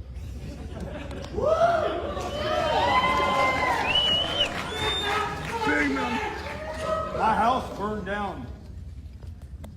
Oh, that's the other thing. So his house burned down. The story behind that is he and his wife/husband were setting fires inside their fucking house. I don't know why. It was just a thing the neighbors said they would do. And one day they set a fire inside their house and the whole thing went up in flames. 3 months ago. Because I'm gay. Because I'm gay. No.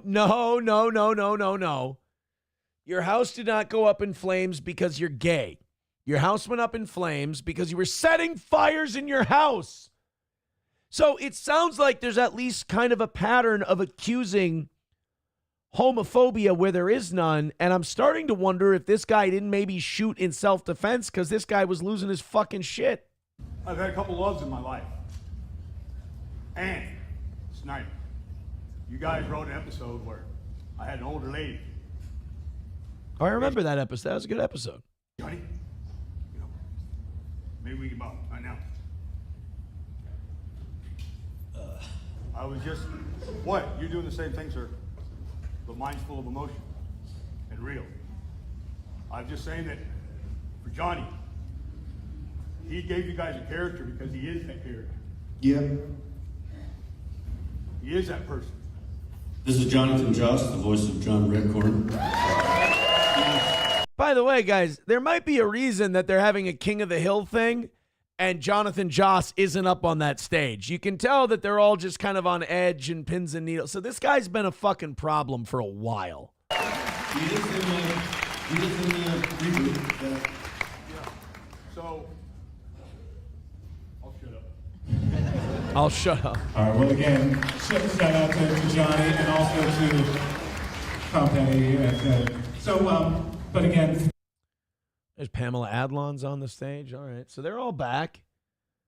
But they didn't want old Johnny Redcorn back up on this. Yeah, so I've been hearing a lot about this. So when the story first came out and they went, oh, yeah, it was a homophobic hate crime. I'm like, wait, so his neighbors just went up and shot him? That's fucking insane. And they're like, oh, He burned his own house down. He'd been causing problems. He'd been throwing tantrums and all that. I don't know. Roots Calhoun says it was an indoor native ritual. I'd buy it. Oh, yeah. No. It wasn't a Native American ritual. That's right. I read that they were building a meth lab. They were trying to cook meth, and they burned their fucking house down. Not beating any stereotypes there. Let's go to Ed Harlow with $2. Says, I guess I didn't lay on the sarcasm thick enough. Planes don't just disappear because of an alleged nosedive. People are just unwilling to believe the severity of government agenda and corruption. Look, to say it's kind of like the Kennedy assassination. You're kind of stuck in a weird spot because you're like, I'm not saying I know exactly what happened.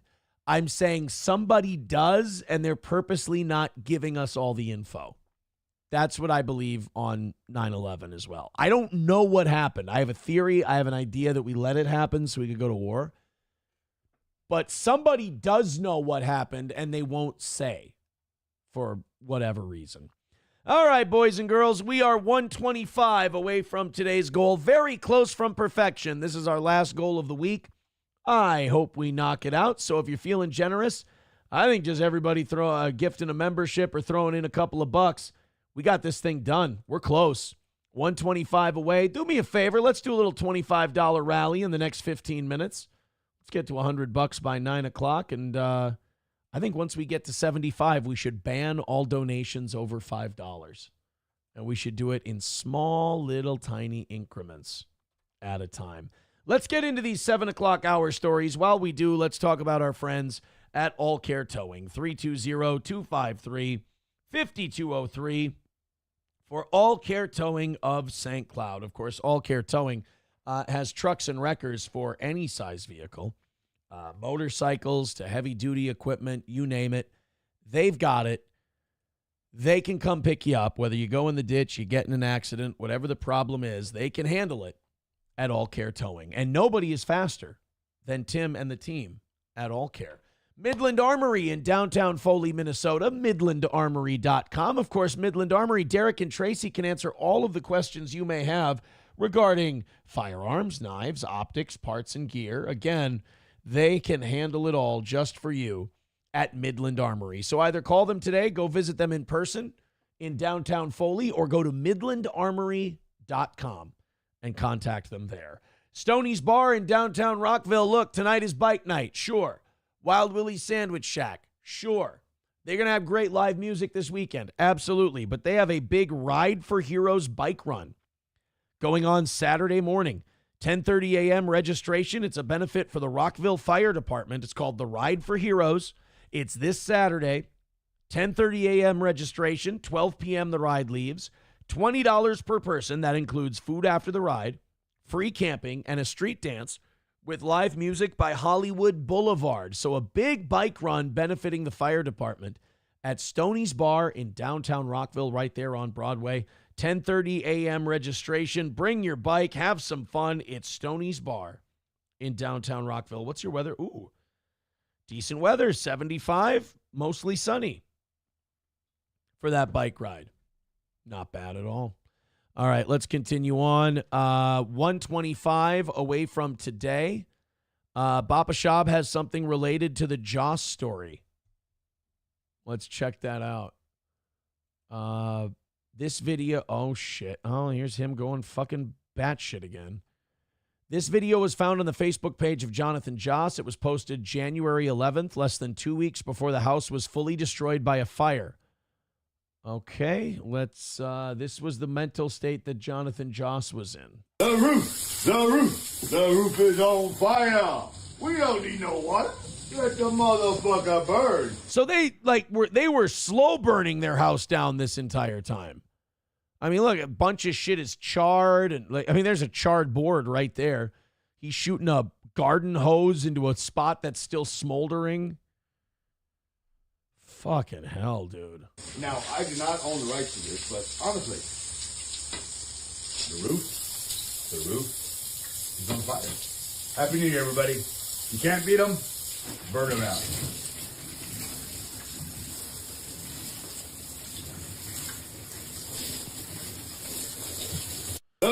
Actually kind of chunky for a meth guy. Yeah, I'm starting. You know what? I'm going to make a bold. I think it's still early enough for me to be able to make this prediction.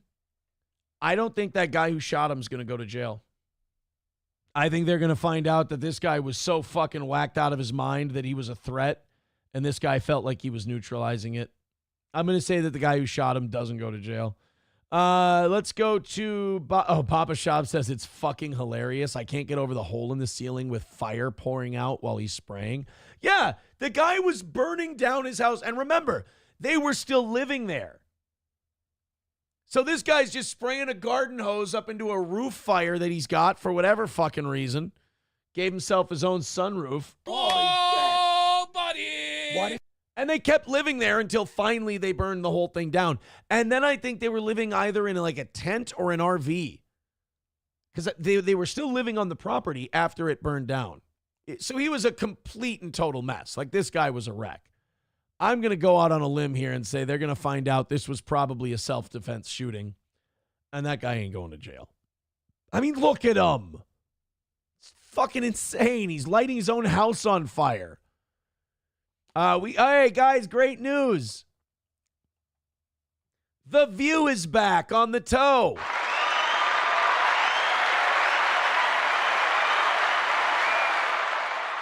We've got View clips back. This time, the ladies are writing their fan fiction about the Trump administration. Now, I'm not saying that they're wrong about this, but I am saying that they have no idea what they're talking about. They're just guessing and hoping this is true. And this, as much shit as we give The View for being crazy cat ladies, they are kind of indicative of the mainstream media in general. Like, the mainstream media wants the polls to change. They want Trump to be hated more than the Democrats are hated. And it's not happening. And I'll say this, as a Trump voter, I'm a little disappointed in the results so far. I'm not giving up, but I'm underwhelmed by what they've brought us so far. But at the same time, that doesn't mean that I'm ready to jump ship. And that's where a lot of Americans are right now. And the media is getting mad because they want everybody to turn on Trump. So they've run out of shit to report. So they just start theorizing stuff. Remember his first term, where anytime we would get good economic news, they'd be like, unnamed source close to the White House says that Donald Trump called a bunch of countries shithole countries. And we're like, really? He said that? Like, yeah, absolutely. They're like, oh, what's your source? And they're like, trust me, bro. What? So The View now has a theory that Donald Trump is afraid of Elon Musk. Now, Elon Musk has been coming out against that big spending bill that Trump put out, or that the Republicans put out there on behalf of Trump. And look, man, I agree with Rand Paul. I agree with Elon Musk. It's a shitty bill. It adds trillions to the deficit. I don't like it. Somebody has to find the balls in that government to go, we are cutting a substantial amount of money. We're not just going to cut around the edges or anything like that. We are going to cut trillions. That means Medicare, Medicaid, Social Security, the military, welfare. It's all going to take a hit. I would love an across-the-board percentage cut. For example, we spend $7 trillion a year. So if we go that's a lot of zeros. There's 7 billion. 7 trillion. Let's say we do a 6% cut across the board. That's $420 billion a year we're cutting. If we just do a 6% cut across the board, that's not even $1 trillion. Really, ideally, we shouldn't be spending more than $4 trillion a year because that's about what we take in. So we have this big debt crisis. We're $36 trillion in debt. We spend almost $3 trillion more a year than we take in. And nobody is coming up with any kind of serious proposal to stop the bleeding. They're just like, we'll borrow more and we'll inflate the currency more. No big deal. It's kind of like an everybody else is doing it type of thing. Well, so Elon Musk and Rand Paul have been coming out against this. And now The View is saying that, Trump's scared of Elon Musk. He's afraid of him. I really don't think that's true. I think this is all just kind of part of the process of running an administration. These ladies just need him to fail so bad that they're clinging on to any piece of hope they have. Honestly, this is the Little Piggy show on Friday, and I'm Trump. This is all of these fat, angry, middle-aged, childless men sitting around in a room going, isn't Aaron the biggest piece of shit? Yes, I've been obsessively looking over all of his things over and over, time and time again, to find any mildly inconvenient thing about him. We are not the crazy ones. I mean, Moody's clearly Whoopi, right? You could say Melton's Moody because he's fat, or Melton's Whoopi because he's fat, but I think Moody might be Whoopi, the most delusional. Well, President Taco D is yet to respond. What? President Taco D? That's what she called him? That's a good nickname. You know you've got a guy when you've got a good nickname for him. And I do wonder why Elon thinks people are going to listen now to him, because he just spent several months destroying people's lives. Yeah. Oh, God, he cut government spending. Enough with the... Boy, I sure wish you guys were big on this whole destroying people's lives thing when inflation was going through the roof and you were convincing everyone the economy was going aces. I sure wish you cared about the lives that were getting destroyed by that when people couldn't go to the grocery store without a credit card. You know, that would have been nice. But instead, oh my God, we cut some jobs from government that's being paid for by tax dollars that we don't have. We're cutting jobs that technically don't exist because we don't have the money to pay for them. Oh my God, we're ruining lives. It's just, I'm sorry, the selective outrage gets me. And by the way, Elon Musk's job is to cut spending. He doesn't feel that this bill cuts enough spending. So why wouldn't he disagree with Trump on it? So now suddenly you woke up? No, he didn't wake up. He's not agreeing with you.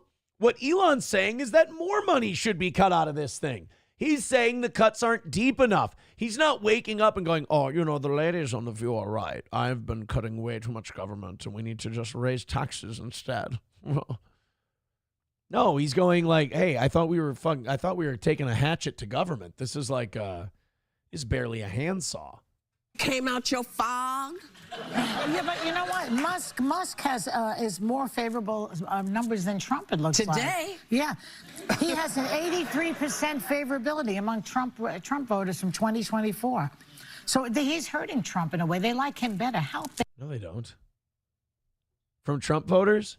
I saw a poll just yesterday. Trump has 90% support among Republicans. How is that? Last time I checked, 90 was more than 83. But then again, I'm not postmenopausal. Bad do you have to be for them to like? Better. Well, I think part of his criticism is that he did cut all those things poorly and haphazardly. How? Like, again, just because you say shit doesn't make it true. He didn't cut anything poorly or haphazardly. There's a lot of government jobs and a lot of government spendings that's fucking useless, and we should just be shit canning a big chunk of it. Like whole agencies should be getting folded up. But this bill undoes some of that, which is like, what was I doing here? And I think it's a flashpoint. This bill. That's what I'm saying. Like, you girls can't even keep your cope straight. Elon isn't saying, oh, I'm against the cutting government. Oh, we did the government cutting wrong. He's saying, no, you're not proposing enough of what I told you to do. Was a flashpoint for the fracture that already exists in the Republican Party between this populist national movement and the old school conservatives. And they're kind of battling it out with each other as, do we want this small government or do we want to spend and do things like the border in here? And I laughed when I saw that. You can do both. You can do both. Homan will work with what you give him. He's good. He's a dog. But I love how they're saying things almost like they're wishing it into existence. They're like, there's this big flashpoint, fracture, crack, civil war happening in the Republican Party. Now, are you saying that because you see that happening? Because I see mild disagreements. Are you saying that because you see that happening or because you'd really like that to happen? The Marjorie Taylor Greene thing, because she actually regrets. So I think this lady's actually muttering Jay. You know, we hit the goal every day, and muttering Jay just goes, nope, I'm going back into my own reality. Aaron missed. That's kind of, so this lady's the muttering Jay. voting for it, and it only went through by one vote. She didn't read it, and I just feel like admitted that she didn't read it. Yeah, because I guess they always have. I've got news for you, girls. None of these fucking hucksters read any of this shit. Marjorie Taylor Greene, Nancy Pelosi, Lauren Boebert, AOC. It ain't a Republican. It ain't a Democrat thing. None of these fucking crooks read a goddamn thing. They just vote the way they're told. They go back to making calls to raise money. I just realized The View really is the Dabbleverse, and I am their Trump. It's tragic for these people. Have people that I like it. Do that research, but to come out and say out loud, like, oh, whoops, I missed that. And it was a massive bill, though. but I don't think that suffices as an excuse. No, you have one job when you're in Congress, to do the work. No, you don't. You know how many jobs you have when you're in Congress? You got to call people and, bribe them, or they got to bribe you, and most of your job is raising money in Congress. Then you got to do those hinky fucking appearances where you show up with somebody. Then you got to get some bills, and then you got to meet with your constituents. It's a fucking boring job. To do the work and read the bills, for your constituents. So, because otherwise, why are you there? Why are you even there? That's your Yeah, job. I mean, girls, we could have used you during the Obamacare debate. That's the thing. Like, everybody gets in their tribes. Yeah, Democrats and Republicans all fucking suck. Let's find a party that reads all the bills, girls. Wouldn't that be great? Oh, when you guys are in power, you stop caring if anyone reads shit. Cool. You got people to do it, then get on your people to do their job. At least read the synopsis, read the cheat sheet, do something. That's what she did. She said she read the cheat sheet. Then the cheat sheet changed later that day. So they fucked up the cheat sheets. But for me, this Elon Musk thing really gets to me, because remember, he promised to slash $2 trillion from our $7 trillion budget. Right. And he could. That's what he's screaming. Trump didn't put it in the bill, so Elon's fucking pissed. He's allowed to be. You ever have a thing at work where you work really hard on something and the boss just kind of dismisses it? It bothers you. Then he moved it down to $1 trillion. Then it turns out he cut about $160 billion, which is about 2.3%. And that's a good start. Could we at least get that? And by the end of the year, maybe we get that to $500 billion. And then by the end of year one, we can get that to $1 trillion. Can we work on this? It doesn't take into account the $135 billion in severance that they have to pay to the folks that he fired, nor does it include the litigation fees. So really, he saved our country less than 1%, nothing. But the damage that he did... Yay, let's celebrate our country not being fiscally responsible because we don't like the guy in charge. Hey. At least I felt bad for America when Biden was fucking up. These people are celebrating it. Like, shit goes wrong, and they go, yeah, look at you, Elon Musk. That's like a hole opens up in the boat you're on, but you weren't in charge of preventing holes in the boat. So even though you're standing in the boat that's taking on water, you look at the guy whose job it was, you go, I didn't think you should even have this job. Hey, you want to help me plug the hole? Fuck you. Was just really incredible. Yeah. He slashed 250,000 federal employees. Yes. More than 8,500 contracts, more than I'm hard. 10,000 grants. I'm almost there. And his cutbacks on medical research cost the lives of the foreign aid, cost 300,000 lives, mostly children. Oh, they're all dead. Like, in a couple of months, they all died because we got rid of U.S. aid. That's what? Let me ask you a question to paraphrase Bill Maher. What ass are you pulling that out of? 300,000. Can we get we got to play the Remy song for the ladies on The View. Because that's the go-to in your big argument. Is that all these people they're dying. You made cuts in the government. People died. They're all dead. Can't even, and I would bring them on here to talk to you about it, but they died. Hold on. Let me, here it is. These cuts are blood money. People will die. Let's be very clear. Senate Republicans are paying for tax cuts for the wealthy with American lives. People need kidneys, it's sad but decreed, yet this senator's hoarding one more than she needs. I offer this bill and I hope you'll vote aye, unless of course you just want people to die. Traffic deaths have many crying with fear. Over 30,000 people are dying each year. This modest change I propose must be applied, unless of course you just want people to die. I want this song to be a parody. I want to be able to laugh at it, enjoy it for the exaggeration that it is. But this could be C-SPAN or The View on a given day. Alcohol deaths are exceeding comparisons. Black people, white people, Native Americans. We need to ban alcohol. It can't be denied, unless of course you just want people to die. Murders are bad. They have no defenders, yet many are committed by repeat offenders. I say lifetime in prison, whatever the crime, unless of course you just want people to die. So I don't have a bill or a groan to detail. I just need a short clip from my donor email. Tim, there's blood on your hands. You want people to die. That good? Cool. Tim, dinner at 5? Yeah, the car deaths I mentioned are terrible stuff. Doesn't seem one seatbelt is ever enough. You must vote for my act so that fewer will cry, unless of course you just want people to die. The carbs, the container, we cannot. Oh no!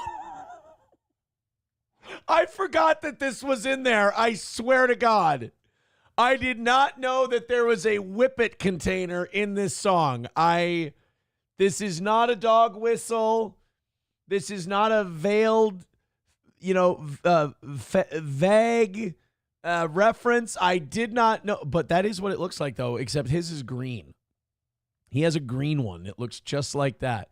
And he loads a little canister right in here, and he turns the valve, and then he... Well, you're sucking in, but your cheeks look like a chipmunk at the same time. It's fucking bee-nanners. Ignore whipped cream's killing more people than ever before. This bill would be passed and be ratified if those people that didn't want people to die. Why not weigh all the costs, the effects, the results, empathize with each other as if we were adults, use our brains to craft arguments, not vilify, see that freedom's a trade-off. You want people to die! I mean, again, I want it to be parody. I want it to be comedy, but it cuts a little bit too close to the bone. It cuts a little too close to the bone. Steven52MS says Bono said the same shit on Rogan. Yeah, I saw that. He was like, oh, can't believe they cut all that money from USAID. It killed a bunch of children. Like, really? Did it though? Where are they? Can you name the... Like, how do you even quantify that? Like, oh, yeah, they cut all this USAID money. I thought they didn't cut it. I thought it was only on paper. Oh, no, now it's a cut. They officially cut the USAID money. And 300,000 kids died because of it. Like, really? How do you know that? It just because they're dead?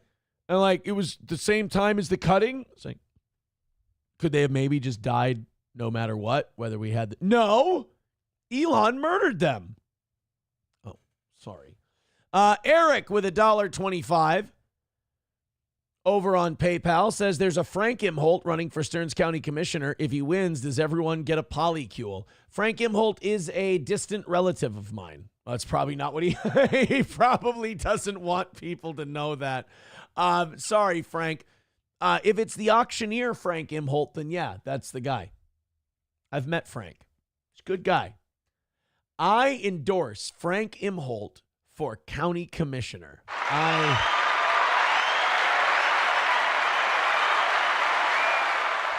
Frank is a good man. He comes from a solid family of Imholts, and he will fight for the people of this county. I endorse Frank Imholt for county commissioner. 125 away from today's goal. Don't make me look stupid. Let's not struggle today. Please and thank you. 125 away from today's goal. Let's keep going. Streamlabs, PayPal, Venmo, Super Chats, Rumble Rants. We removed $100 from the goal today because of the Rumble Creator Program. So it's a nice and easy run down to zero, and that would be our perfect week for today. The evening show, killed it yesterday. So meet those bastards, and throw in a couple of bucks, and let's get a win for the toe. Streamlabs, PayPal, Venmo, Super Chats, Rumble Rants. Let's go. Let's not forget the money part. There ain't much left, so get in there, throw in a few subs and whatever. All right, let's be done with the View, ladies. Oh, a little more Big Beautiful Bill. This goes back to our point we were just making before. Chuck Schumer, you're an older guy. You look creepy as all fuck. You want to calm us down a little bit? There's a lot of this hyperbole, 300,000 kids died because of the USAID thing. Why don't you just go ahead? I know you don't like the big, beautiful bill, but I'm sure you'll be a little more responsible with your rhetoric. Go ahead. And we all know one thing. Donald Trump is just lying about the bill. Lying about the bill. Well, here's the We Are All Going to Die Act.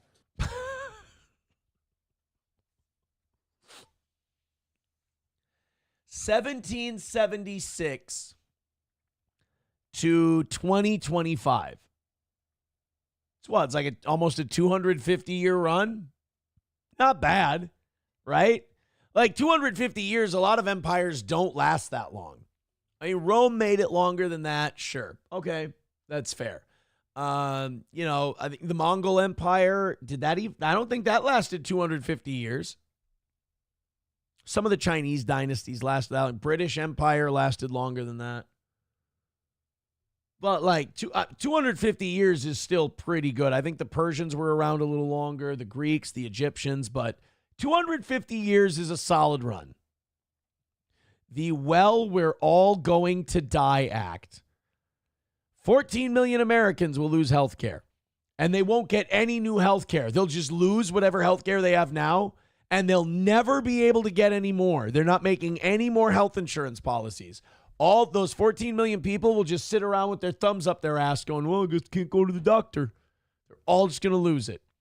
11 million people will get cut off from affordable food. Yeah, because in America, all over the country, there's just people sitting around in basements and they're just starving and they just die with no food.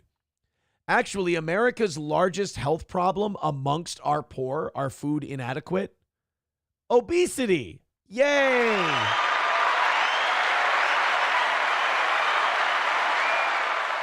Our poor people are on Ozempic.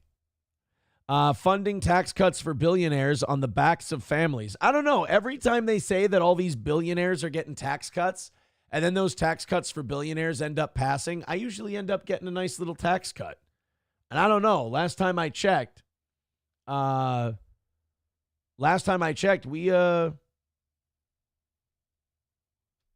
get a tax cut, and I was not a billionaire. So I'm starting to think maybe these guys are lying. Tim Bollinger coping today. He says, I like how you've barely mentioned the goal today. Haven't had to till now. Rebecca with $5 says, happy Thursday, Aaron. Hey, my birthday is July 26th. How about some free tickets to the anniversary show? Well, Jesus, when they do it like that, how can I say no? You know what? For your birthday, I'll put you on the list. Show on up. Why not? I mean, you can't. How can you deny someone? 120 away from today's goal. 120 bucks away from knocking it out and calling it a perfect week for the toe. Finish it off, guys. Everybody throwing in 5 or 10. Everybody throwing in memberships and all kinds of stuff. Let's go. One thing. All right. I just got word from Safe Sport. They are satisfied with the letter they received informing me that the felony thing will be dropped. We've investigated the calls and complaints we've got and found them to have no merit. We are now wrapping up the rest of the case and are nearly done, and we'll be restoring your boxing membership to you shortly. Big fucking win for the toe. Sorry, guys. It's over. Sorry, Tim. I shouldn't have done that while Tim is here. I mean, that was their one big thing that they thought they had, and they lost. Oh, God.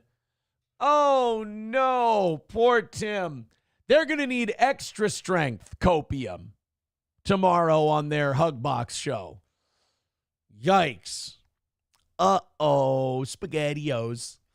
The toe can't keep getting away with it. Guys, knock out the goal, and it's just the perfect day. It's unbelievable. Democratic, I can't wait. Tim, please start throwing in dollars. I want to see what your cope is. I'm so excited. Democrat Congresswoman is defending migrants, illegals, and their ability to stay here. She says, you guys don't know what you're doing. We got to stop deporting all these illegal immigrants, because if we don't have these illegals here, well, why don't I just hit play and you guys can hear her rationale on why we need to. You know, when people do that thing where they're like, Democrats are the real racists, sometimes that can be really cringe.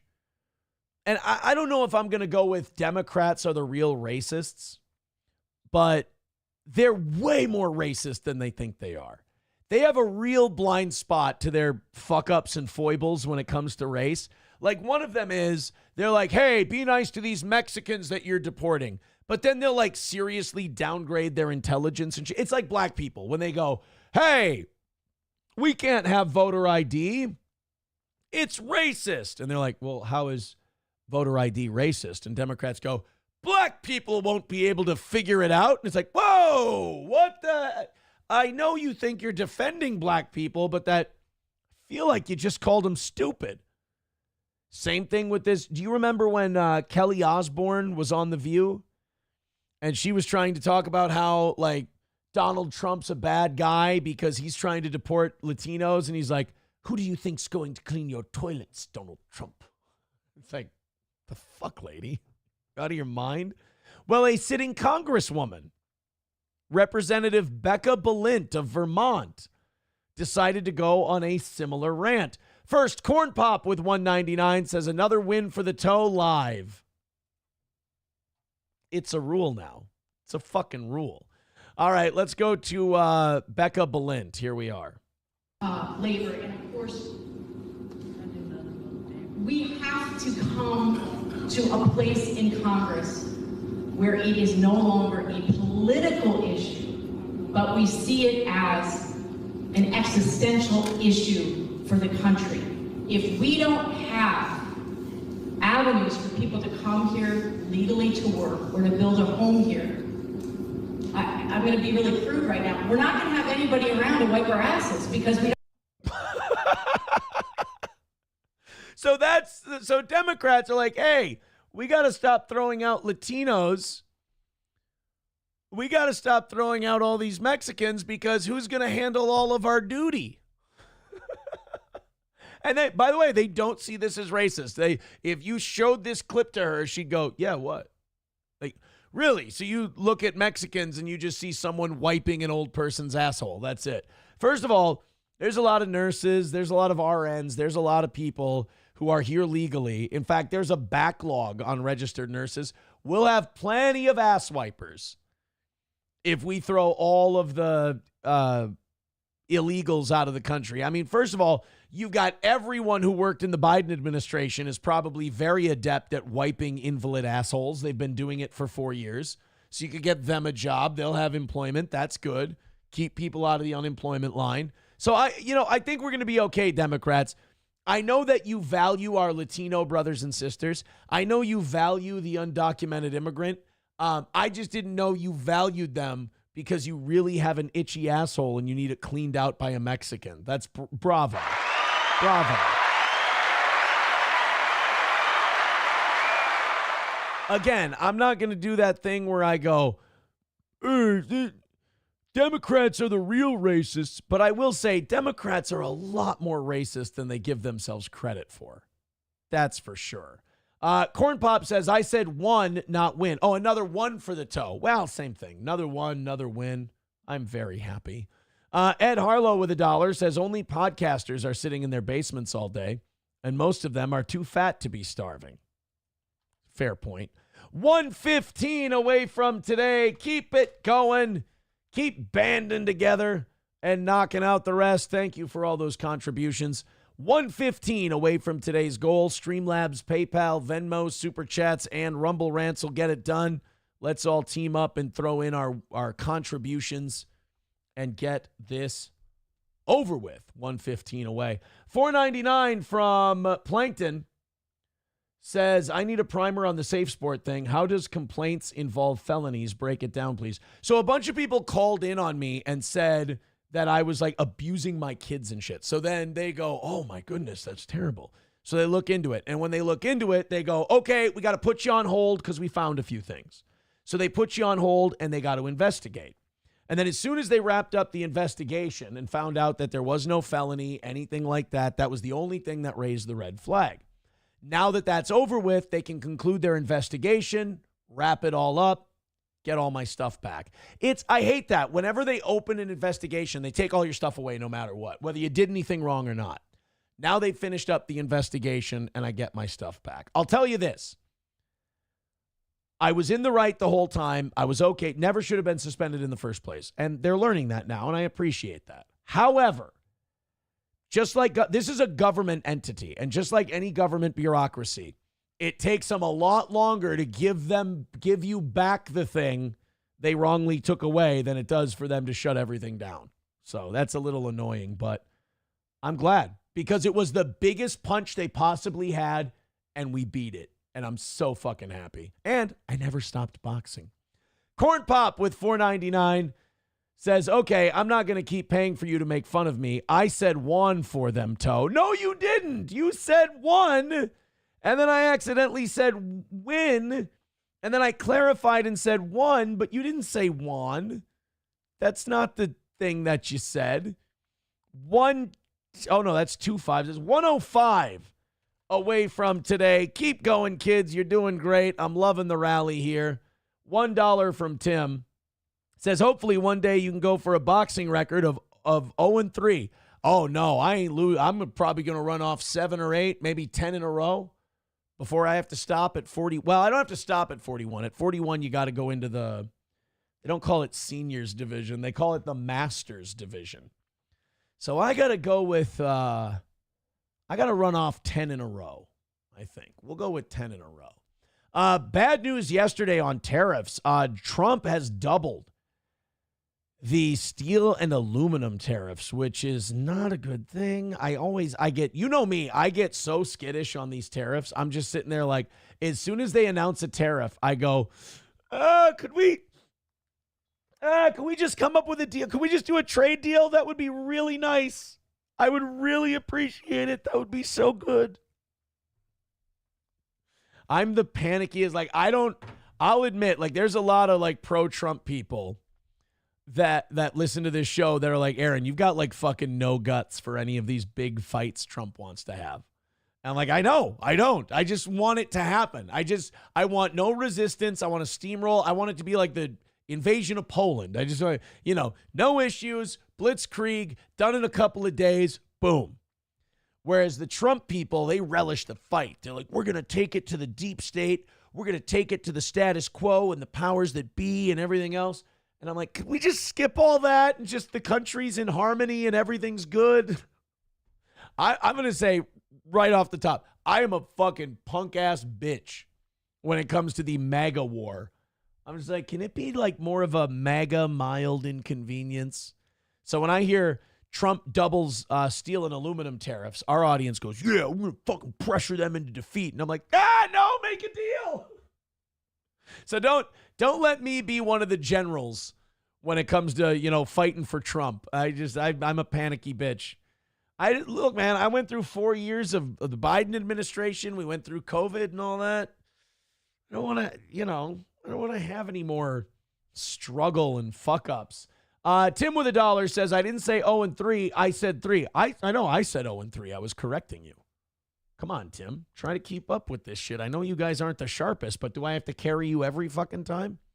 Kraken Slappin says, great, and I need to buy an aluminum trailer soon. Ed Harlow says it's also bad because that gives domestic union steel effers a reason to raise their already inflated price.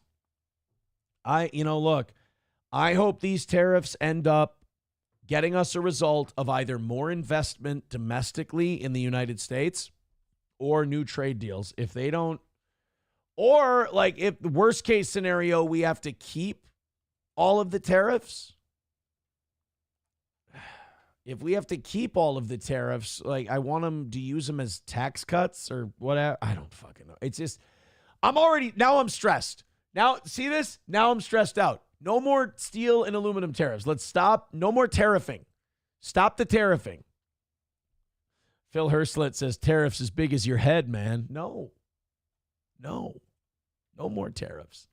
105 away from today. Everybody's throwing in. Everybody's knocking it out. Now we're dangerously close to our final goal of the week and a perfect week for the toe. Let's go to Mr. Nobody. Says, how are you correcting him when you're the one that wrote? I didn't write my record, is that? The fuck wrote my record, is that? You fucking lunatic. What are you talking about? My Lost Interest says, unfortunately, tariffs always... someone says they're coping about something that Scott did. Oh, okay. Sorry, guys.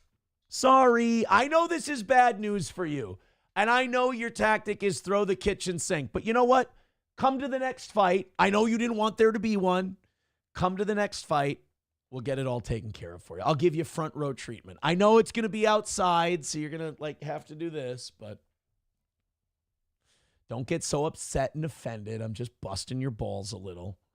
My Lost Interest says tariffs always end badly, kind of like wife swapping. See? Now you understand why I'm panicking. This guy gets it. All right, what's next? Enough tariffs. I got no more time for any MAGA fights. I can't do any more MAGA fights. We gotta start winning. Whatever happened to winning so bigly, I'm gonna get tired of. I want to go back to getting tired of winning, please. We got a little beef over on the radio end of things on SiriusXM. Michelle Beadle is pissed. Now, who's Michelle Beadle? She's an actress, right? So she does a show on SiriusXM. I did not know this. But SiriusXM has decided, look, we're dying. This company is rotting from the inside out. We need somebody that someone's going to listen to. And I don't think anybody's, filling up on Michelle Beadle. So they got Stephen A. Smith. Stephen A. Smith is going to move in, do a radio show on SiriusXM, and hopefully people will follow. He's going to Mad Dog Russo's channel. So decades ago, like probably 15 years ago, Mad Dog Russo got his own channel. I think it's called Mad Dog Sports on SiriusXM. And he's one of the most popular guys there for whatever that's worth. Well, SiriusXM has decided that it's shit or get off the pot time because this weird thing happened where technology made SiriusXM more obsolete than terrestrial radio. It's really, really odd. So SiriusXM is trying to find any way to get people to pay for their service.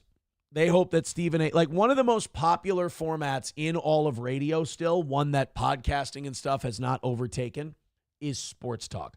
Sports talk, political talk. Those are the two things that radio still has a stranglehold on. So they figure, we're going to bring the biggest sports personality out there to us. And then they went, well, Pat McAfee's not available. They said, okay, Stephen A. Smith. That sounds good. Well, this Michelle Beadle, not fucking happy, not having it about Stephen A. Smith taking her spot. She made it clear yesterday afternoon on her show that she was not pleased by the news. Now, I have a transcript of this. I would much rather just have the actual thing. I would rather just have the audio, but they don't, Mediaite doesn't want to post it because it's paywalled.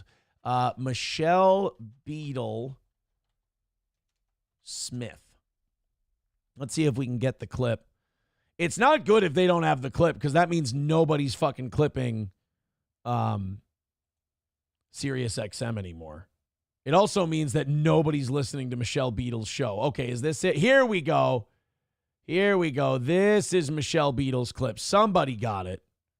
This is her complaining about Stephen A. Michelle. Man, all I ask is to be treated with respect. Well, how many times do I say I give what I get what I give? And so here we are. But that's what you're getting. You're getting what you give. You give not very good content. Oh, is Michelle Beadle a sports person? So she's on Mad Dog Sports. All right. So Michelle Beadle's a sports lady. Okay, that's news to me. I'm not familiar with her. And is this Eric Decker? Is this Minnesota's own Eric Decker that she's doing a show with? Hot damn, man. I'm sorry that he's out of a job because of Stephen A. We're going to do our shows because we're contractually obligated to be here. We're going to talk about Tibbs because, yeah, they fired him yesterday in the middle of this here show, which... Holy shit, yeah, did you see that? I know Das Optic Nerve's a New Yorker. We got some Knicks fans that listen to the show. And, by the way, Tom Thibodeau, former coach of the Knicks, he used to coach here in Minnesota. I wasn't the biggest fan of him, but he did a good job in New York. You guys went to the Western Conference Finals this year as like a 5 seed or something like that, and they fired him.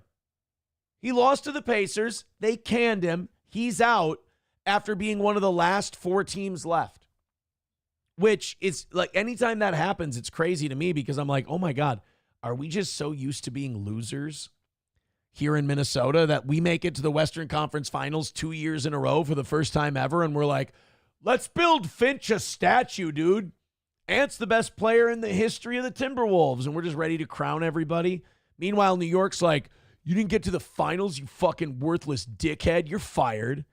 I thought that Thibodeau, I don't know what you Knicks fans think, but I think that Thibodeau firing is bullshit.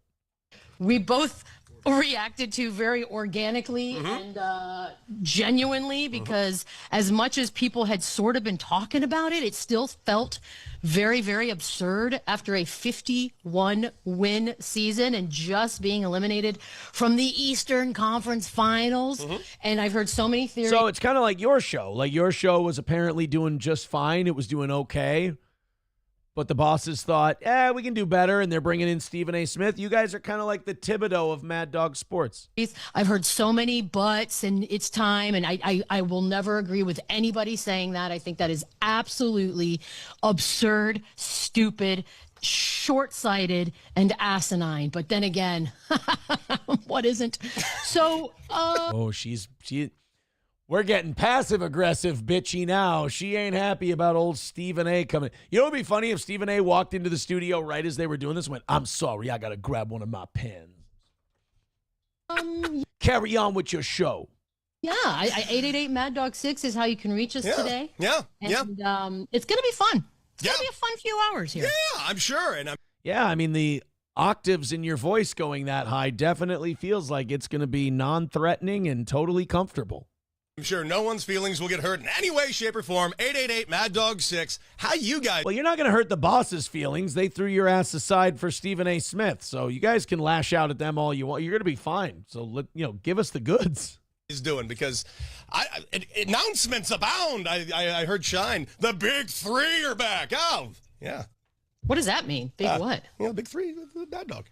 Oh, you mean, well, if you want 2 hours of Jamal Williams needs to show up for the Oklahoma City Thunder. Wait, who's Jamal Williams? That's right, a guy who doesn't exist. And by the way, I'll have lots of these fun types of nuggets for you for as long as we remain on the air. So she's taking it well that she's been replaced. Just as like an appetizer, amuse-bouche, if you will. We're coming in. That's how you lose sports fans. You just said amuse-bouche. They're just like, what is that when a girl has pussy hair? Can we talk about the Giants, please? Hot today, ladies and gentlemen. Coming in hot. Yes. So Cody Decker. Okay, I have no idea who Cody Decker is, but he's remarkably obnoxious. Hot. You know what, that in radio, that's a guy who's uncomfortable with what's going on, so he just yells things loudly, and that's supposed to be funny. Cat's out of the bag. I guess we're talking about it. We weren't supposed to, just as a heads up. We were only given a few hours notice, but we weren't told any details. We were promised that no details would be released. We didn't. That's normal in radio. Actually, I'm surprised they told these two while they still had a show, because usually what they'll say is, hey, this guy's replacing you. We're pulling you off the air. That's it. They don't let you go on. They don't want people to have a last show because there's been lots of last shows where people go fucking ape shit and they turn on the microphone and I quit this bitch, and they just shit on everybody. Didn't even know who was taking our place in the lineup. Just that it was going to be announced that new show was being added. Unbeknownst to us, the Hollywood Reporter, of course, had all the details. So It was a little embarrassing. I'm not going to lie. I've been in this business for 20 plus years. I've been treated poorly a couple times. This didn't feel good. I'm not going to lie. Ooh, so like that is insult to injury. You get to, hey, we're moving your time slot, or hey, we're bringing someone else in. You're like, okay, well, I guess they don't know too many details. They're just bringing someone else in. Okay, it's understandable. And then all of a sudden you look at the Hollywood Reporter and they're like, all right, here's all the details. Stephen A. Smith is coming in, 3-year deal, this many millions of dollars. You're like, oh, fuck you guys. Ed Harlow with $1 says it's crazy. Why won't people pay $6 a month for commercial-free radio when they are more than willing to pay $15 a month to avoid commercials on YouTube? I think the reason for that is pretty simple. The reason for that is there's way more content on YouTube than there is on SiriusXM. And a lot of the content on SiriusXM is music. And honestly, you can curate your own music on your phone now for free. So there's that. New York has championship expectations. Minnesota is milquetoast. Okay, fair enough. So you guys are firing Thibodeau. But the thing is, you're going to have to hire another coach who was fired. Or you're going to have to bring up a college coach. Do you really think you're going to find a coach who's as championship ready as Tibbs is? I don't know, man. That's like when people a football team struggling and they're like, let's bench the quarterback. Oh, is your backup good? No, he's fucking dreadful. It's like, well, then stick with what you got. Yeah, but we're not winning. Well, maybe your team is shit. You gotta, if you're going to get rid of somebody, you got to have a plan as to who's coming in next. And unless they're willing to make a trade for somebody else's coach or something like that, I think firing Thibodeau is a terrible idea. Terrible. Let's go to Sam Show says, Aaron, you can skip this. No one's listening. Oh, I'm sorry. Real quick. I think the Jews made this decision. How's that? Is that better? Did I get you back? Don't worry, we're moving on to something else because we need to make $100 in the next hour so we can knock out today's goal and call it a perfect week for the toe. Guys, let's do it. Streamlabs, PayPal, Venmo, Rumble Rants, Super Chats, whatever. Let's get in there. Let's knock it out. Not very much left to go. You guys start throwing in money. We're going to see that number go down pretty goddamn quick. So do me a favor. Throw in a little bit. Throw in a lot if you want to. And we'll go ahead and get that last $100 called out and another perfect week for the toe. Hey, did you hear that Pete Hegseth pissed a bunch of people off during Pride Week or Pride Month? I'm sorry, it's a whole month. It's a whole month. Please don't cut my pecker off. So Pete Hegseth, the defense secretary, on the first day of Pride, renamed a Navy ship. Now, that shouldn't be too big of a deal, right? Shouldn't be too much of a story that on the first day of Pride, he renamed a Navy ship. Well, he renamed the USS Harvey Milk.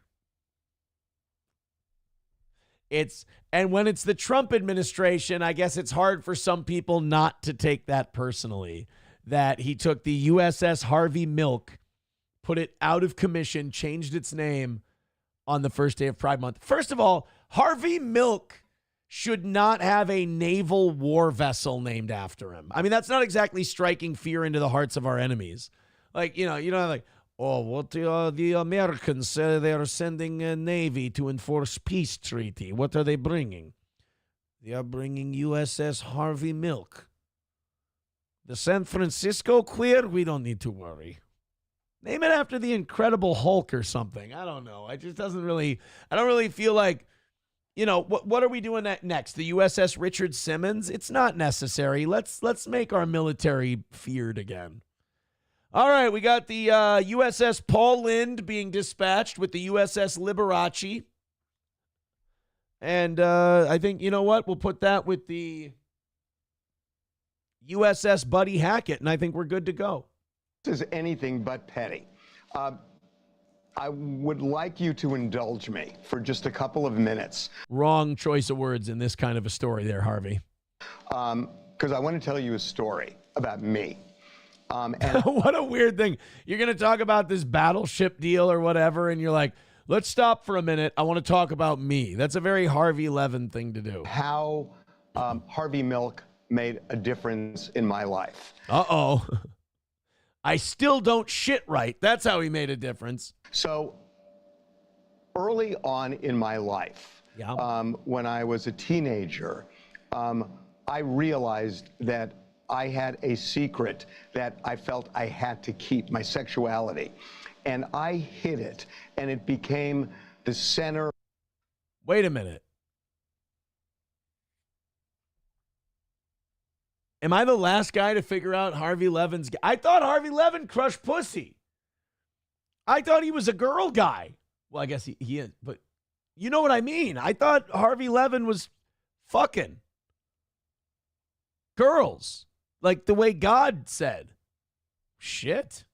Of everything, that the most important thing for me was to hide that, and that every aspect of my life was affected. With my friends, with my family, I had to pretend that I was somebody other than who I was, and I had to act on that, and it affected my entire life. For years. I really don't give a shit. I thought this was going to be about Pete Hegseth. I don't need to know how Harvey Milk groomed you and got you into feeling better about sucking cock. Pete Hegseth is using homophobic reasoning. Oh boy, here we go. Based. To attack the legacy of an American icon. How dare he? Levin says the Secretary of Defense's decision to rename the United States naval ship Harvey Milk on TMZ Live Wednesday. It's telling a story about his... Yeah, who gives a fuck? Harvey Levin says Hegseth's choice to take Milk's name off the ship, especially during Pride Month, makes it clear how the military's top officials feel about the gay community. I mean, have they not made this clear so far? I mean, they're getting rid of no trans in the military, getting rid of the USS Harvey Milk. They want to raise the physical fitness standards, which technically that could be considered pro-LGBTQ, if you ask me. Harvey takes particular umbrage with the line about the warrior ethos because the Pentagon's chief spokesman, Sean Parnell, said Secretary Hegseth is committed to ensuring that the names attached to all DoD installations and assets are reflective of the commander-in-chief's priorities, our nation's history, and the warrior ethos. Yeah, I really, forget the gay part. I don't think, activists should be getting naval ships named after them, you know? What does Harvey Milk have to do with the military? We got plenty of other people we can name ships after. So I don't think it's that big of a deal, but apparently it got Harvey Levin all 6s and 7s over the whole deal. 09 Canyon says, watch how he flings around his water bottle when he talks. Harvey puts Aaron's floppy wrists to shame. Hey, I'm just happy to have my wrists out of the firing line or the flaming line or whatever the hell we're calling it. Hey, we're still 105 away from today. Do us a favor. Let's rally it up. I would appreciate it. The evening show, when I cut $100 off their goal, they responded big time. You guys, please do the same. Show us that you love the show. Show us a little love. Streamlabs, PayPal, Venmo, Super Chats, Rumble Rants. We're fucking 105 away from a perfect week. Help us out.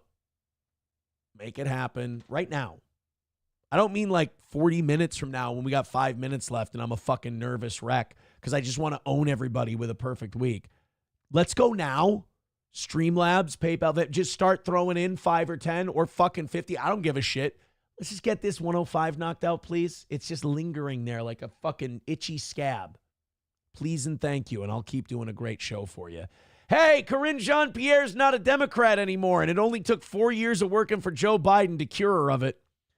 KJP, who served as the White House press... Oh, thank you, Mint Diggity, for gifting a membership. That's very nice. How about everybody follows in her footsteps? And let's call it another win for the toe. 100 away from today. Thank you, Mint Diggity. Such a sweetheart. Such a kind-hearted human being. KJP is out. She's done. She's an independent now. I don't know, though. I don't trust independents. I feel like when people jump from I'm not a Democrat anymore, I'm an independent, they do that so they can still shit on Trump, but they look more credible because now they're an independent. So I'm not thinking the black lesbian press secretary under Biden is all of a sudden putting on a MAGA hat I certainly don't want her anywhere near the administration. She was, I mean, look, people have this thing where when someone jumps ship, they like want to embrace them right away. Let's not forget, she sucked. Like, she was really, really bad at her job. Not only was she bad at her job, but like, she wasn't very sharp either. You know, she would get, the press would just eat her alive. And all she would do was have like passive aggressive comebacks. Like, man, I guess that's what you think. She was awful. So I'm not ready to like, hey, Corinne Jean-Pierre, welcome. Yeah, we've always loved you. Until January 20th, I was responsible for speaking on behalf of the president, said Jean-Pierre in a statement.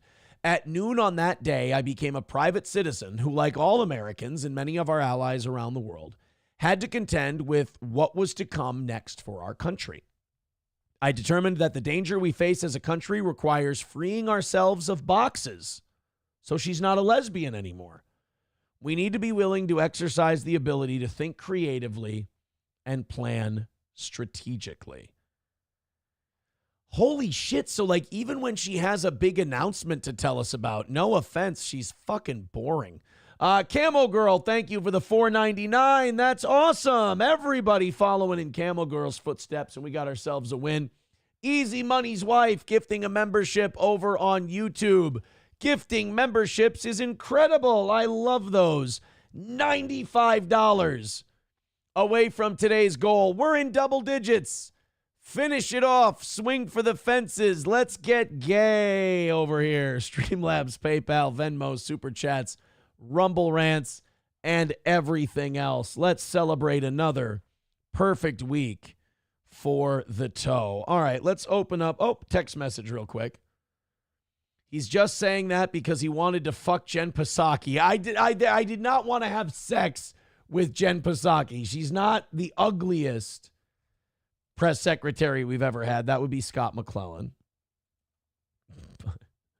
But no, I'm not sexually interested in, not Corinne Jean-Pierre, the Jen Psaki. That's a nasty rumor that I will not honor. Roots Calhoun says, I'd smash the shit out of Psaki. What? Smash the shit out of Psaki. Someone says, unbanned Pool Scam Sam. He got really weird and like just repetitive. He kept breaking that rule about, quit writing the same shit over and over. It was just, I don't know, like Pool Scam Sam is really cool for a while, and then you kind of break him, or he can't keep up his character or facade. And he just goes, you suck, I hate you, you're pathetic. Then he wrote me this big angry email afterwards, and I'm like, maybe we need to sit you on the sidelines, buddy. I even wrote back to him. I said, maybe when you calm down, you can come on back and, just breathe for me, buddy. Breathe. Like, I shouldn't set you off that much. I shouldn't get you that worked up. It's not necessary. You're gonna give yourself a fucking aneurysm. All right, $95 away. Get in there, knock it out. We got work to do, and we've only got 40 minutes to do it. No, wait a minute. Just because I said that Scott McClellan was the ugliest doesn't mean that I think all the rest of them are hot. Ryan the Garbage Man says, so you think Sean Spicer is hot? That's not what I said. That is clearly not what I said. Phil Herslet says Pool Scam Sam is as bad as Muttering Jay. Not even close. I've completely shattered Muttering Jay's connection to reality. Pool Scam Sam just gets a little worked up sometimes. We'll bring him back, and he'll remember that, this is all for fun. It's all a thing. But, like, sometimes a switch will flip, like he's got different personalities.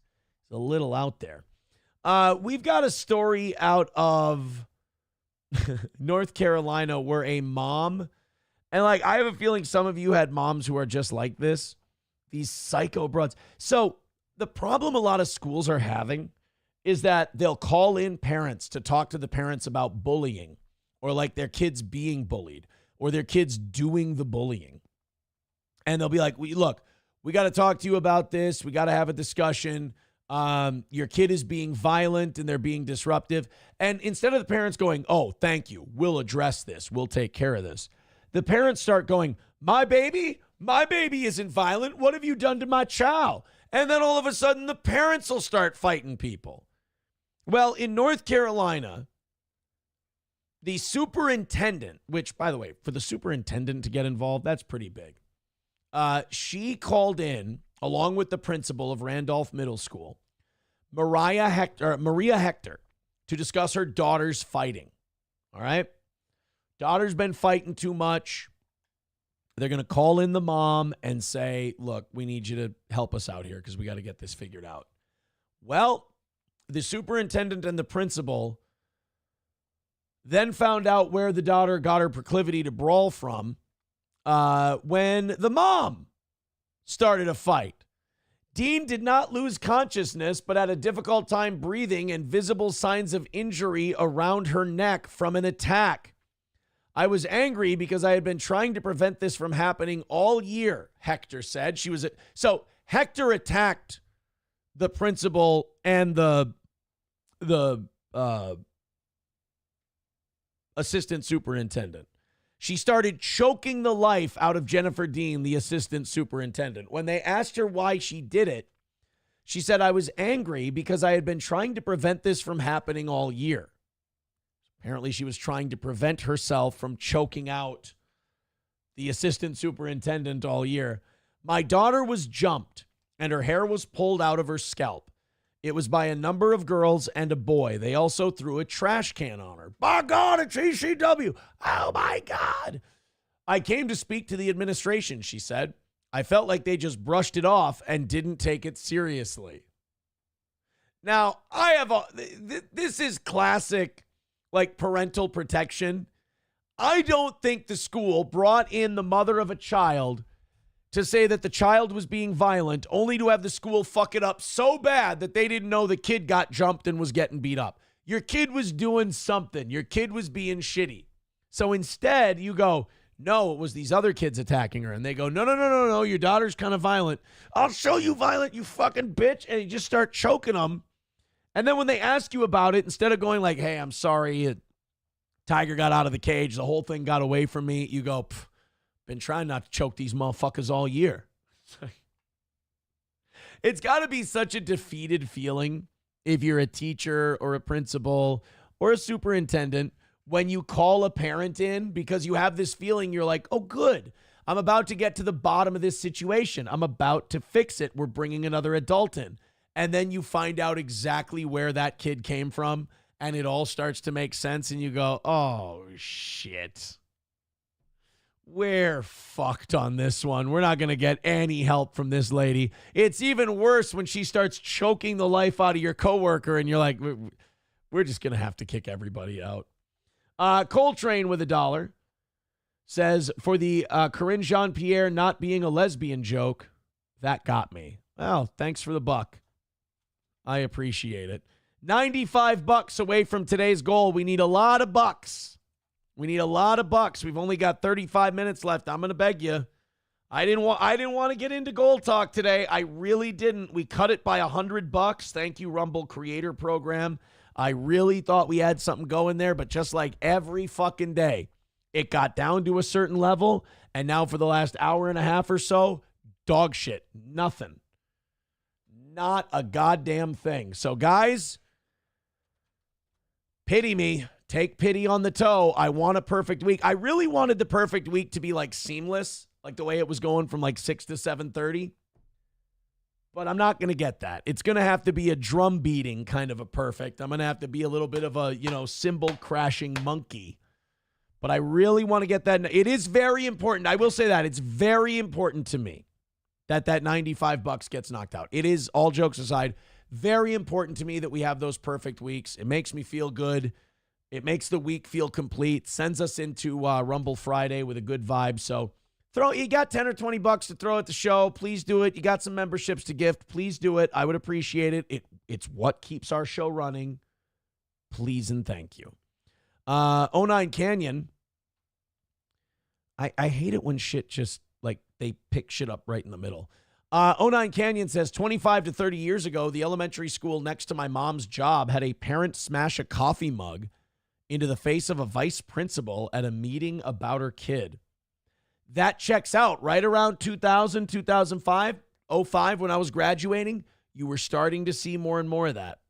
My parents were still, they totally believed in the vibe of, If you called us, he did something wrong. But I started to see more and more times, and I got jealous of those kids, man. I got jealous of the kids whose parents gave them the benefit of the doubt. But then as I got older and more of those kids started going to prison, I started to get it a little bit. Yeah, my parents, man, even if I wasn't totally in the wrong, if I was there, I was guilty. Root says, I gave my principal a heart attack, red in the face, screaming, slamming on his desk, dropped right in front of me. I should have let him die. He came back like 2 months later and thanked me for saving his life. All I did was tell the receptionist to call 911 because Dr. Riley was on the floor, likely having a heart attack. They let me go home for the day. Nice. That must have been a nice one. Oh, you saw something traumatic, and little sixth grade Roots is going, oh, yeah, it was really terrible. I feel awful. I don't know how I'm going to go back to class. Oh, that's okay, little Roots. You go home. He's like, fuck, yes. That makes it all better. 09 Canyon says, then in the middle school, 2 female teachers started fighting in a classroom full of students, role models and shit. I didn't know 09 Canyon went to a black school. That's news to me. Sam Show says the principal at the time was freaking out on me because he thought I was the ringleader of the kids that stole all the frogs to be dissected and hid them around the school. What kind of fucking lunatic are you? He says, funny thing is, I was the ringleader. What the fuck were you on about in school, kid? Here we got Roots Calhoun as a frog thief and frog, were they live frogs or were they carcasses? You were just hiding frog carcasses? You fucking psychopath. Jesus. $95 away from today's goal. I'm not going to lie. I'm fucking distracted. 95 away. Let's at least make some movement. Show me that this microphone's still connected to speakers and you can hear me. And we can hopefully knock out this last $95. And this week has been a win. The morning show goals have been remarkably difficult. The evening ones, they went over by like $70, $80 last night. No, the evening show went over by like $120 last night or something like that. I'm going to have to go take a look at that. But you guys, everybody team up. There's a lot more of you than there are evening people. 510, 1520. Let's get this knocked out. Call it a win. Perfect week. These last half hours of the shows are definitely becoming not fun to do. Texas. Now, this story is a crime being committed, but a crime being committed in the spirit of something good. Oh, here we go. Somebody fucking heard me. Getting it all taken care of here today on the toe. We got $10 from Eaton Clams, says pity dono. Thank you. I'll take more pity donos. I want nothing but pity donos. Coltrane gifting a membership out of pity. I appreciate that. $80 away from today's goal. I don't care where they come from. A pity dono spends the same as a great job there, buddy dono. So keep going. $80 away. Let's get a win. Perfect week for the toe. Let's notch our W's. So this guy broke into Mar-a-Lago. That's not a good thing. You know, the president's fucking resort address. You don't want a guy breaking into the place. But the reason was remarkably wholesome. Thank you, Ed Harlow, for gifting 5 memberships over on YouTube. There we go. See, guys, it's not that hard. 65 away from today's goal. We're $65 away from perfection. Give that man a Hogan. We want the gold, sucker. Hulk Hogan, we coming for you, nigga. Rise indeed. 65 away from today's goal. Knock it out. Call it a win. Enough of this. Perfection time for the toe. Make him seethe. So a Texas man flew all the way to West Palm Beach. Early Tuesday morning, 23-year-old Anthony Thomas Reyes was arrested for trespassing at Mar-a-Lago. But he told the cops he had a good reason to be there, and I'll let you judge. Reyes allegedly told law enforcement that he hopped over Mar-a-Lago's walls to speak to Trump about the gospel. That's lovely. So he broke into Trump's residence. He trespassed on his property because he really, really needed to talk to the guy about Jesus. I dig.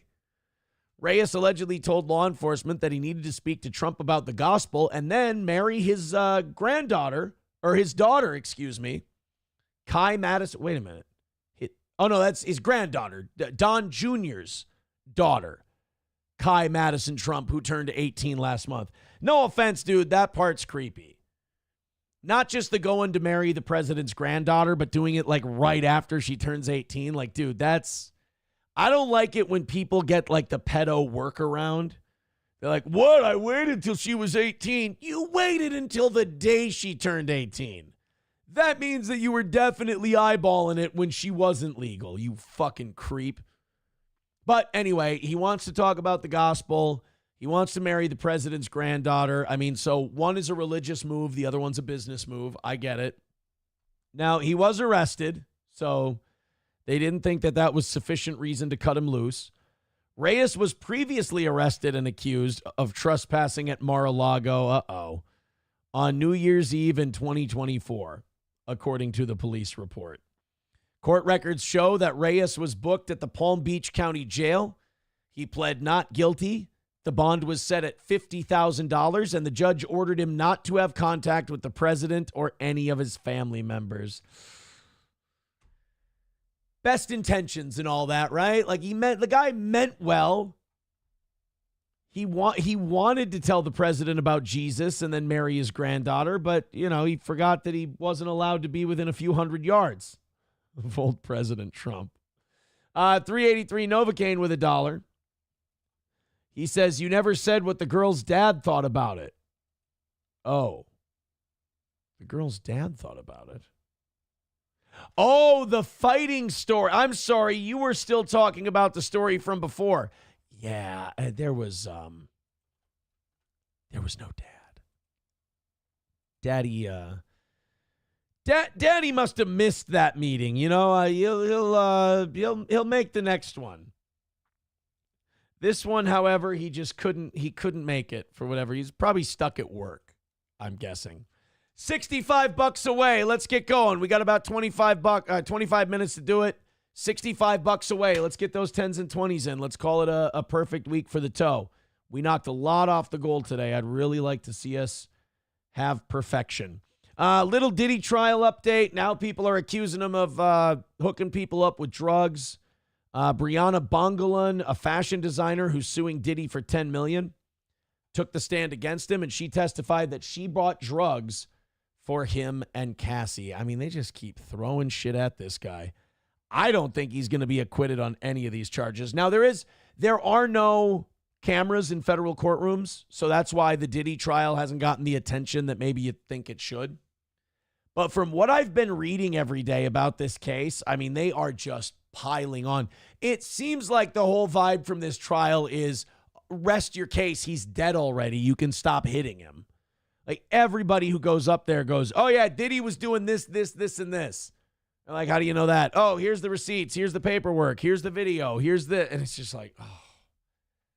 Like even Prince is reaching out from behind the dead or from beyond the grave to fucking snake Diddy. Bongolan, who goes by the name Bana, began her testimony Wednesday morning in the rap mogul's federal trial, and she touched on the allegations introduced in her civil suit. So she's also someone who's suing Diddy as well. Once again, alleging Diddy held her over the edge of a balcony and threw a knife at Cassie during a different incident. I'm starting to think that this Diddy guy's got a violence issue with women. In the lawsuit, Brianna said he came over to Cassie's apartment and attempted to grope her. And she says when she resisted, he allegedly took her out to the balcony and held her off of it. He did a Suge Knight because a chick wouldn't let him grab her ass? Holy fuck, Diddy is not messing around. Bongolan said Wednesday she was sleeping on the couch with her ex-girlfriend when Diddy stopped by. So we just got you got lesbians over here, Diddy's girlfriend over here, someone getting held over I'm starting to think all these people might have substance abuse issues.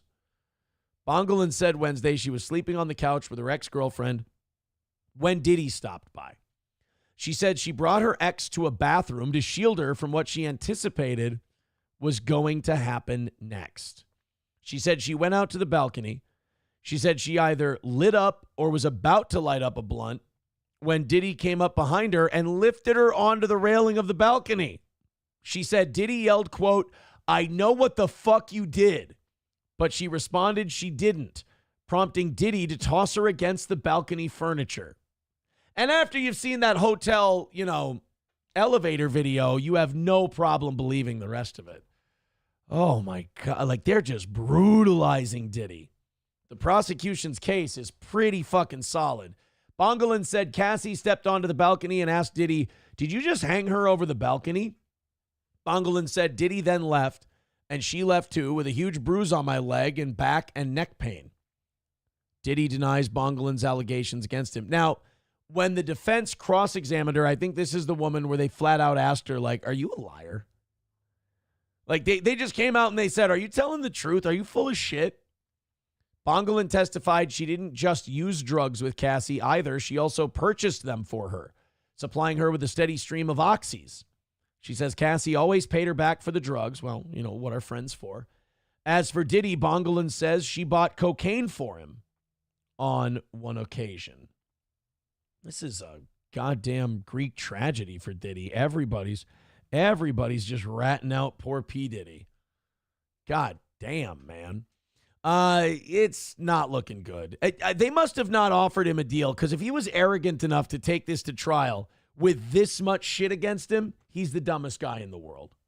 Budman wants to know, hey, was the furniture broken? Well, I'm not sure how the furniture fared there, Larry King. What can you tell us about the furniture? Coltrane with $5 says, "It's been a good show today. You deserve the W for it." Oh, man, thank you. I hope the rest of you agree. $60 away from today's goal. Let's get that last 60 in there. Coltrane says, "I deserve it." You guys vote with your money. Everybody throw in and you vote, I deserve to knock out the $60 goal, or I don't deserve it.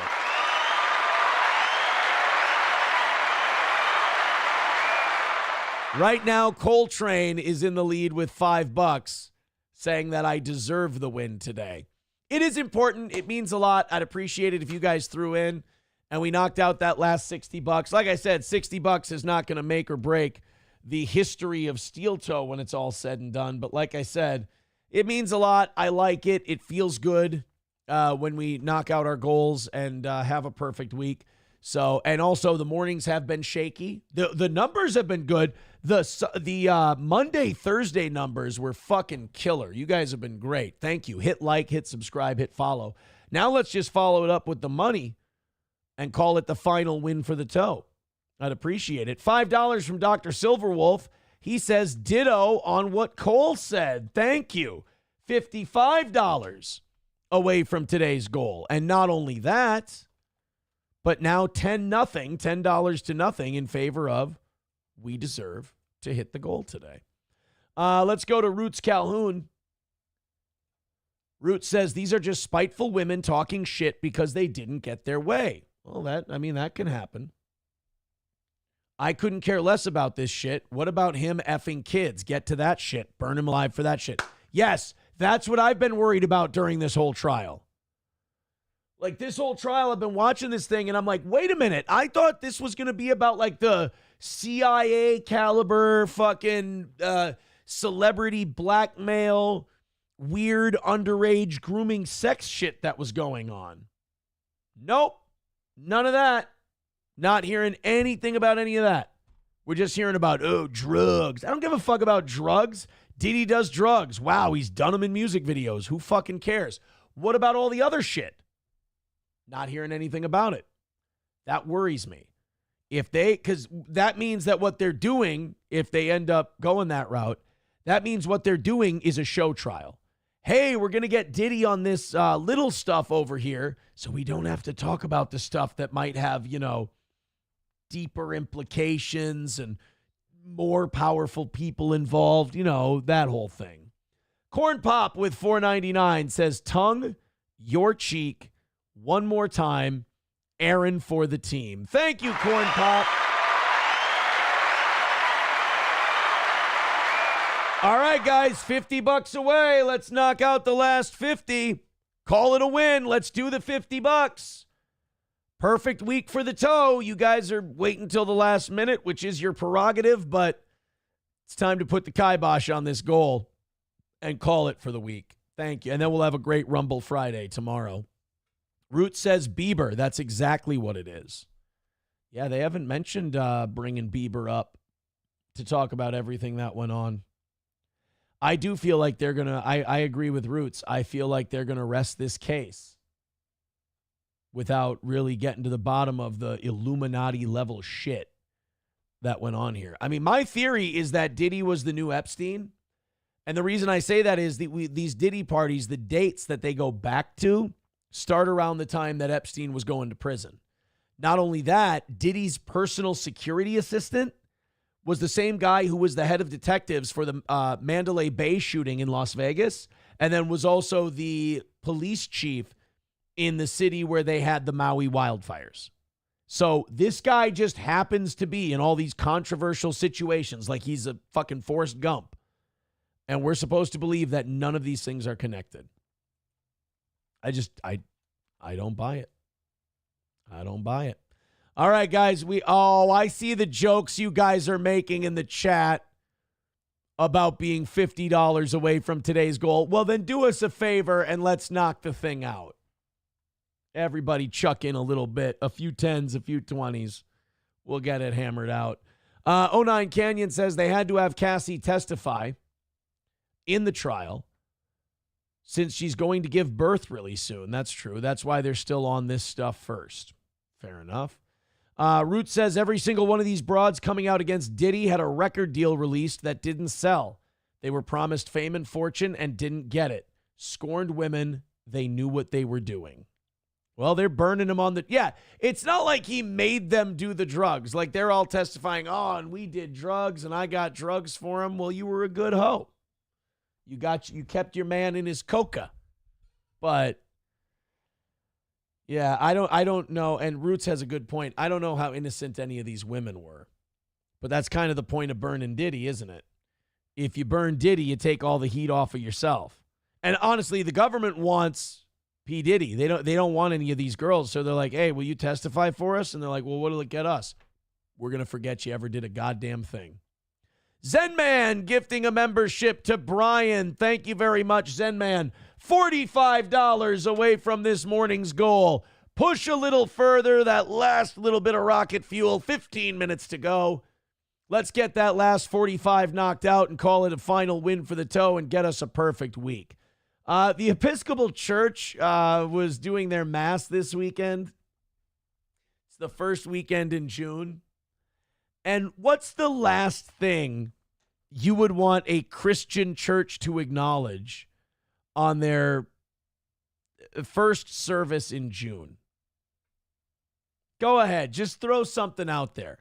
Remember, this is the Episcopalians. This is like the people who don't like... It's like Catholicism without all the rules. That's the Episcopalians. What would you say that... what's the last thing you would expect to be mentioned in a Catholic church in the first Sunday in June? No, Sam Show with the George Floyd guest. Not bad. There you go, Wally World. Pride. Oh, yeah.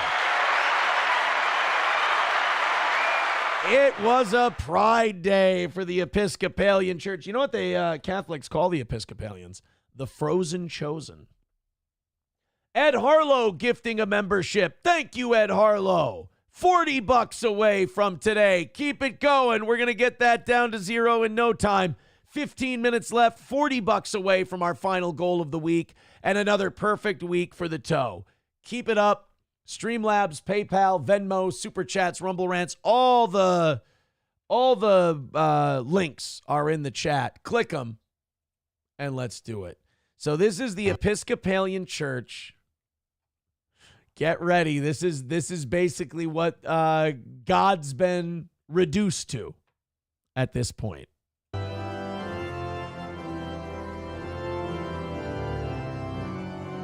All right, this looks pretty normal, right? Pretty good. All right.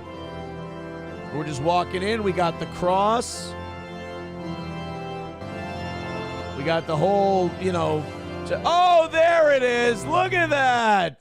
Look at that. Because this is what God was all about. God didn't smite entire villages because of this. He didn't rain fire on the original twin cities of Sodom and Gomorrah. We just forget that part. Any of the rules that are inconvenient to our modern day excesses, we just don't believe in those anymore. So here we go, a Christian church, and not just any pride flag, by the way, the new pride flag that's got like the black people and the brown people in it and the whole, honestly, I know that this is a church and they're supposed to have more moral authority than me, but this is just like, they're mocking God.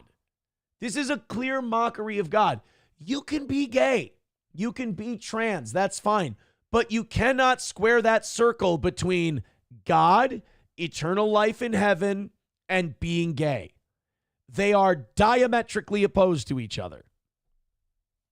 So to watch the Episcopalian Church go, yeah, look at our big rockin' fucking pride flag. Their pride flag was bigger than their cross. I just want to point that out. The pride flag's bigger than the cross on the first weekend of Pride. Go Episcopalians. God, it must be so great to have a religion where you don't have to actually believe anything.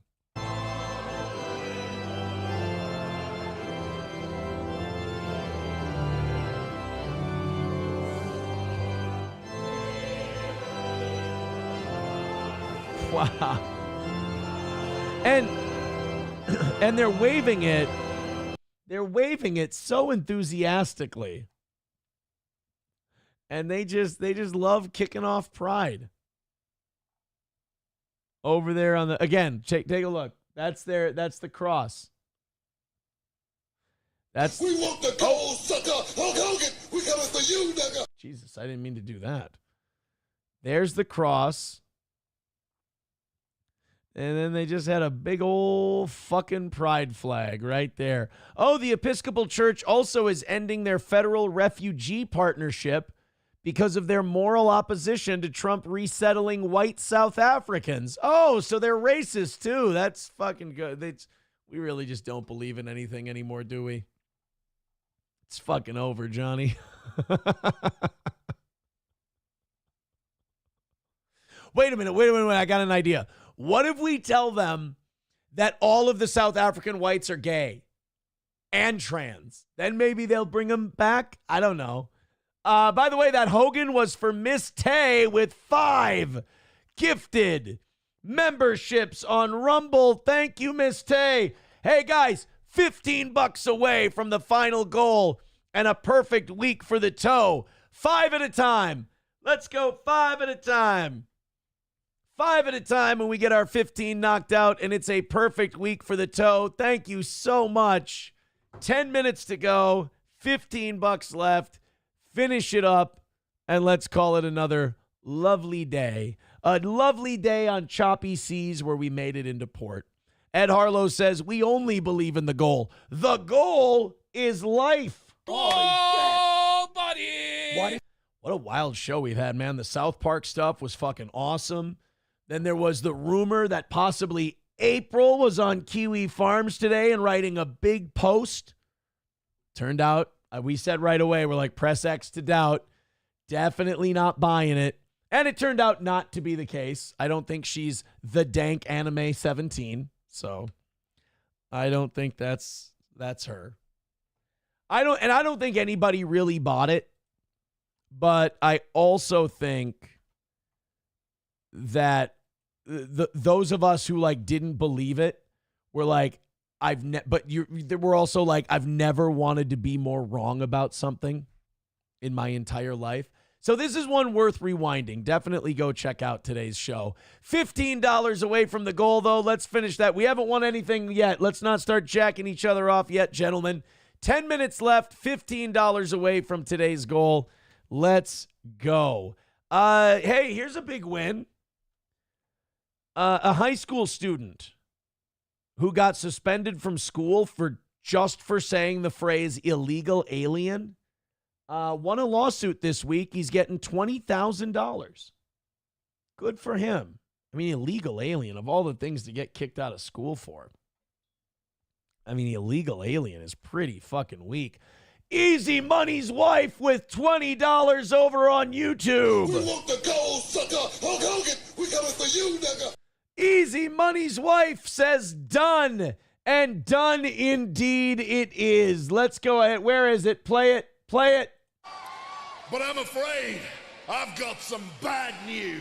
It's another win for the toe.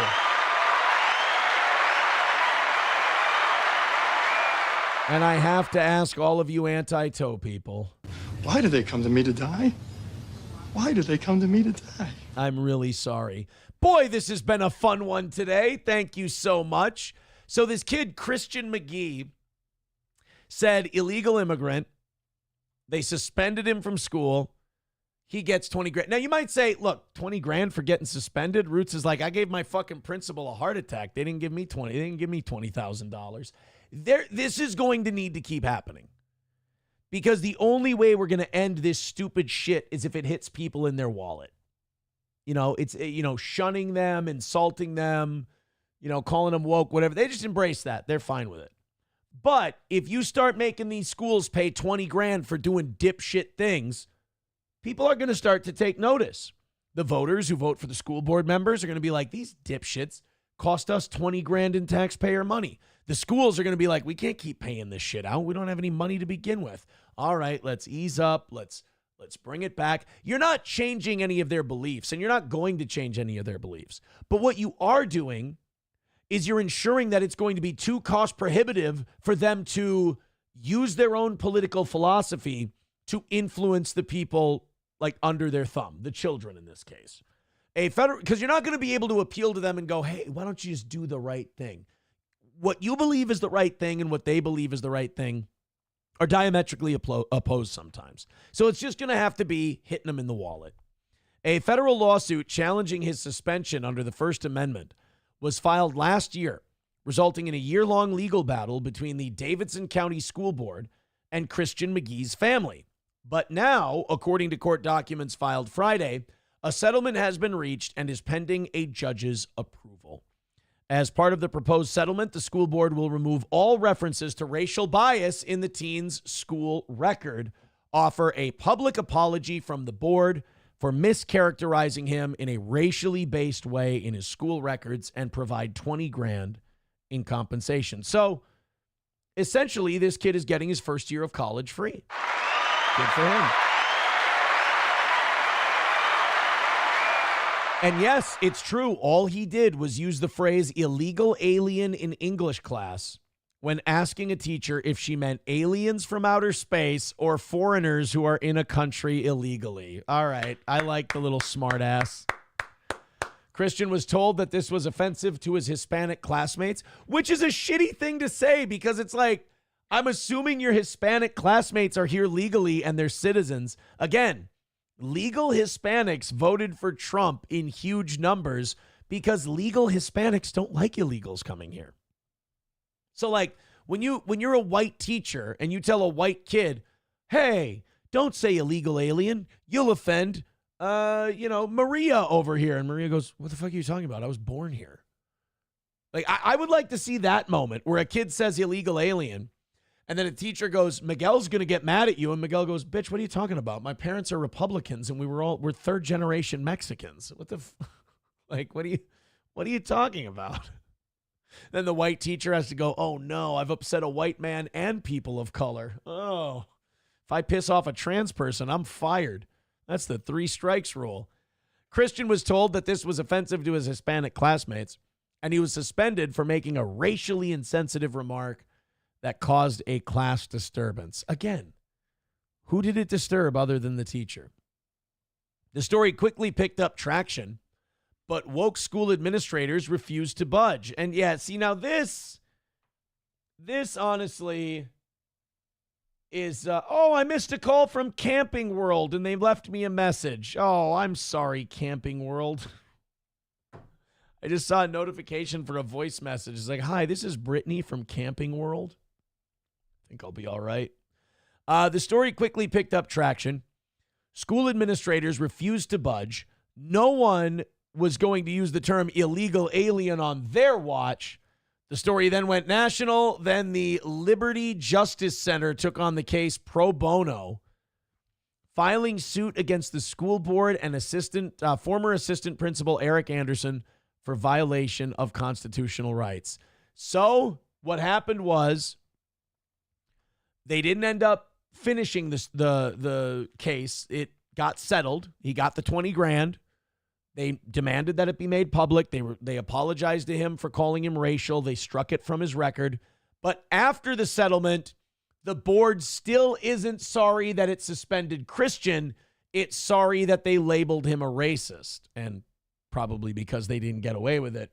While the board maintains that the disciplinary action imposed was appropriate due to class disruption caused by the comments, the board apologizes for the mischaracterization of racial bias arising from Christian's comments and will remove any reference to race or racial bias as a motive for the comments from his educational record, which contains no other incidences of discipline related to racial bias.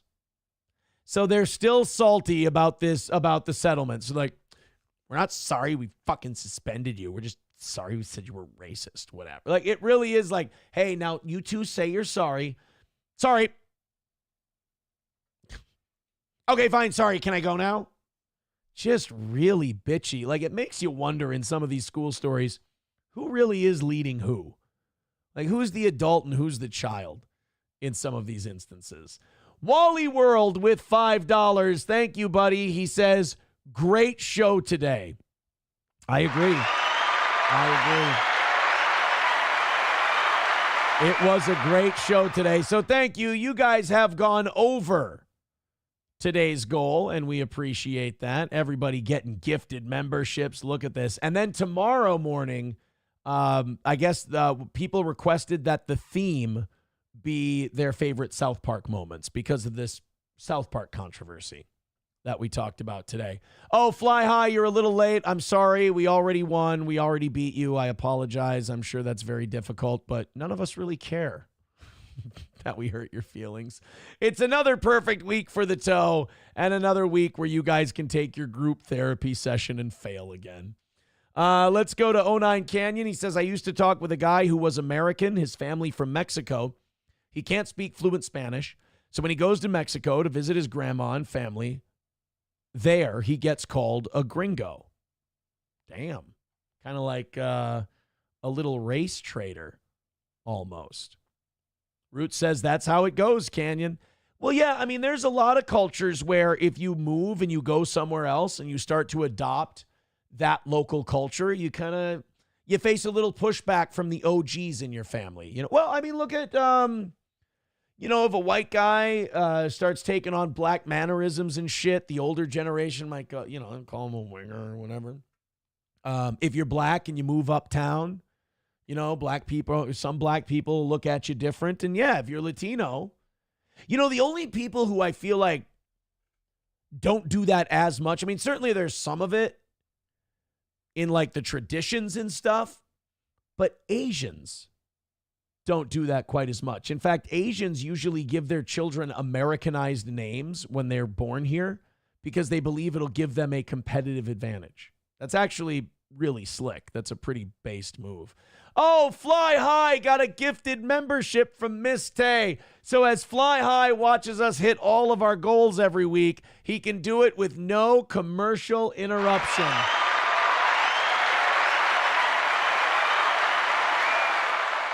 Thank you, Fly High, for all your support. Now that you're a member, every second you watch this show, you help us with ad revenue, video revenue here on Rumble because we're part of the creator program. So Fly High, thank you for contributing to the show. You help us every day hit our goal and stay perfect here on the toe.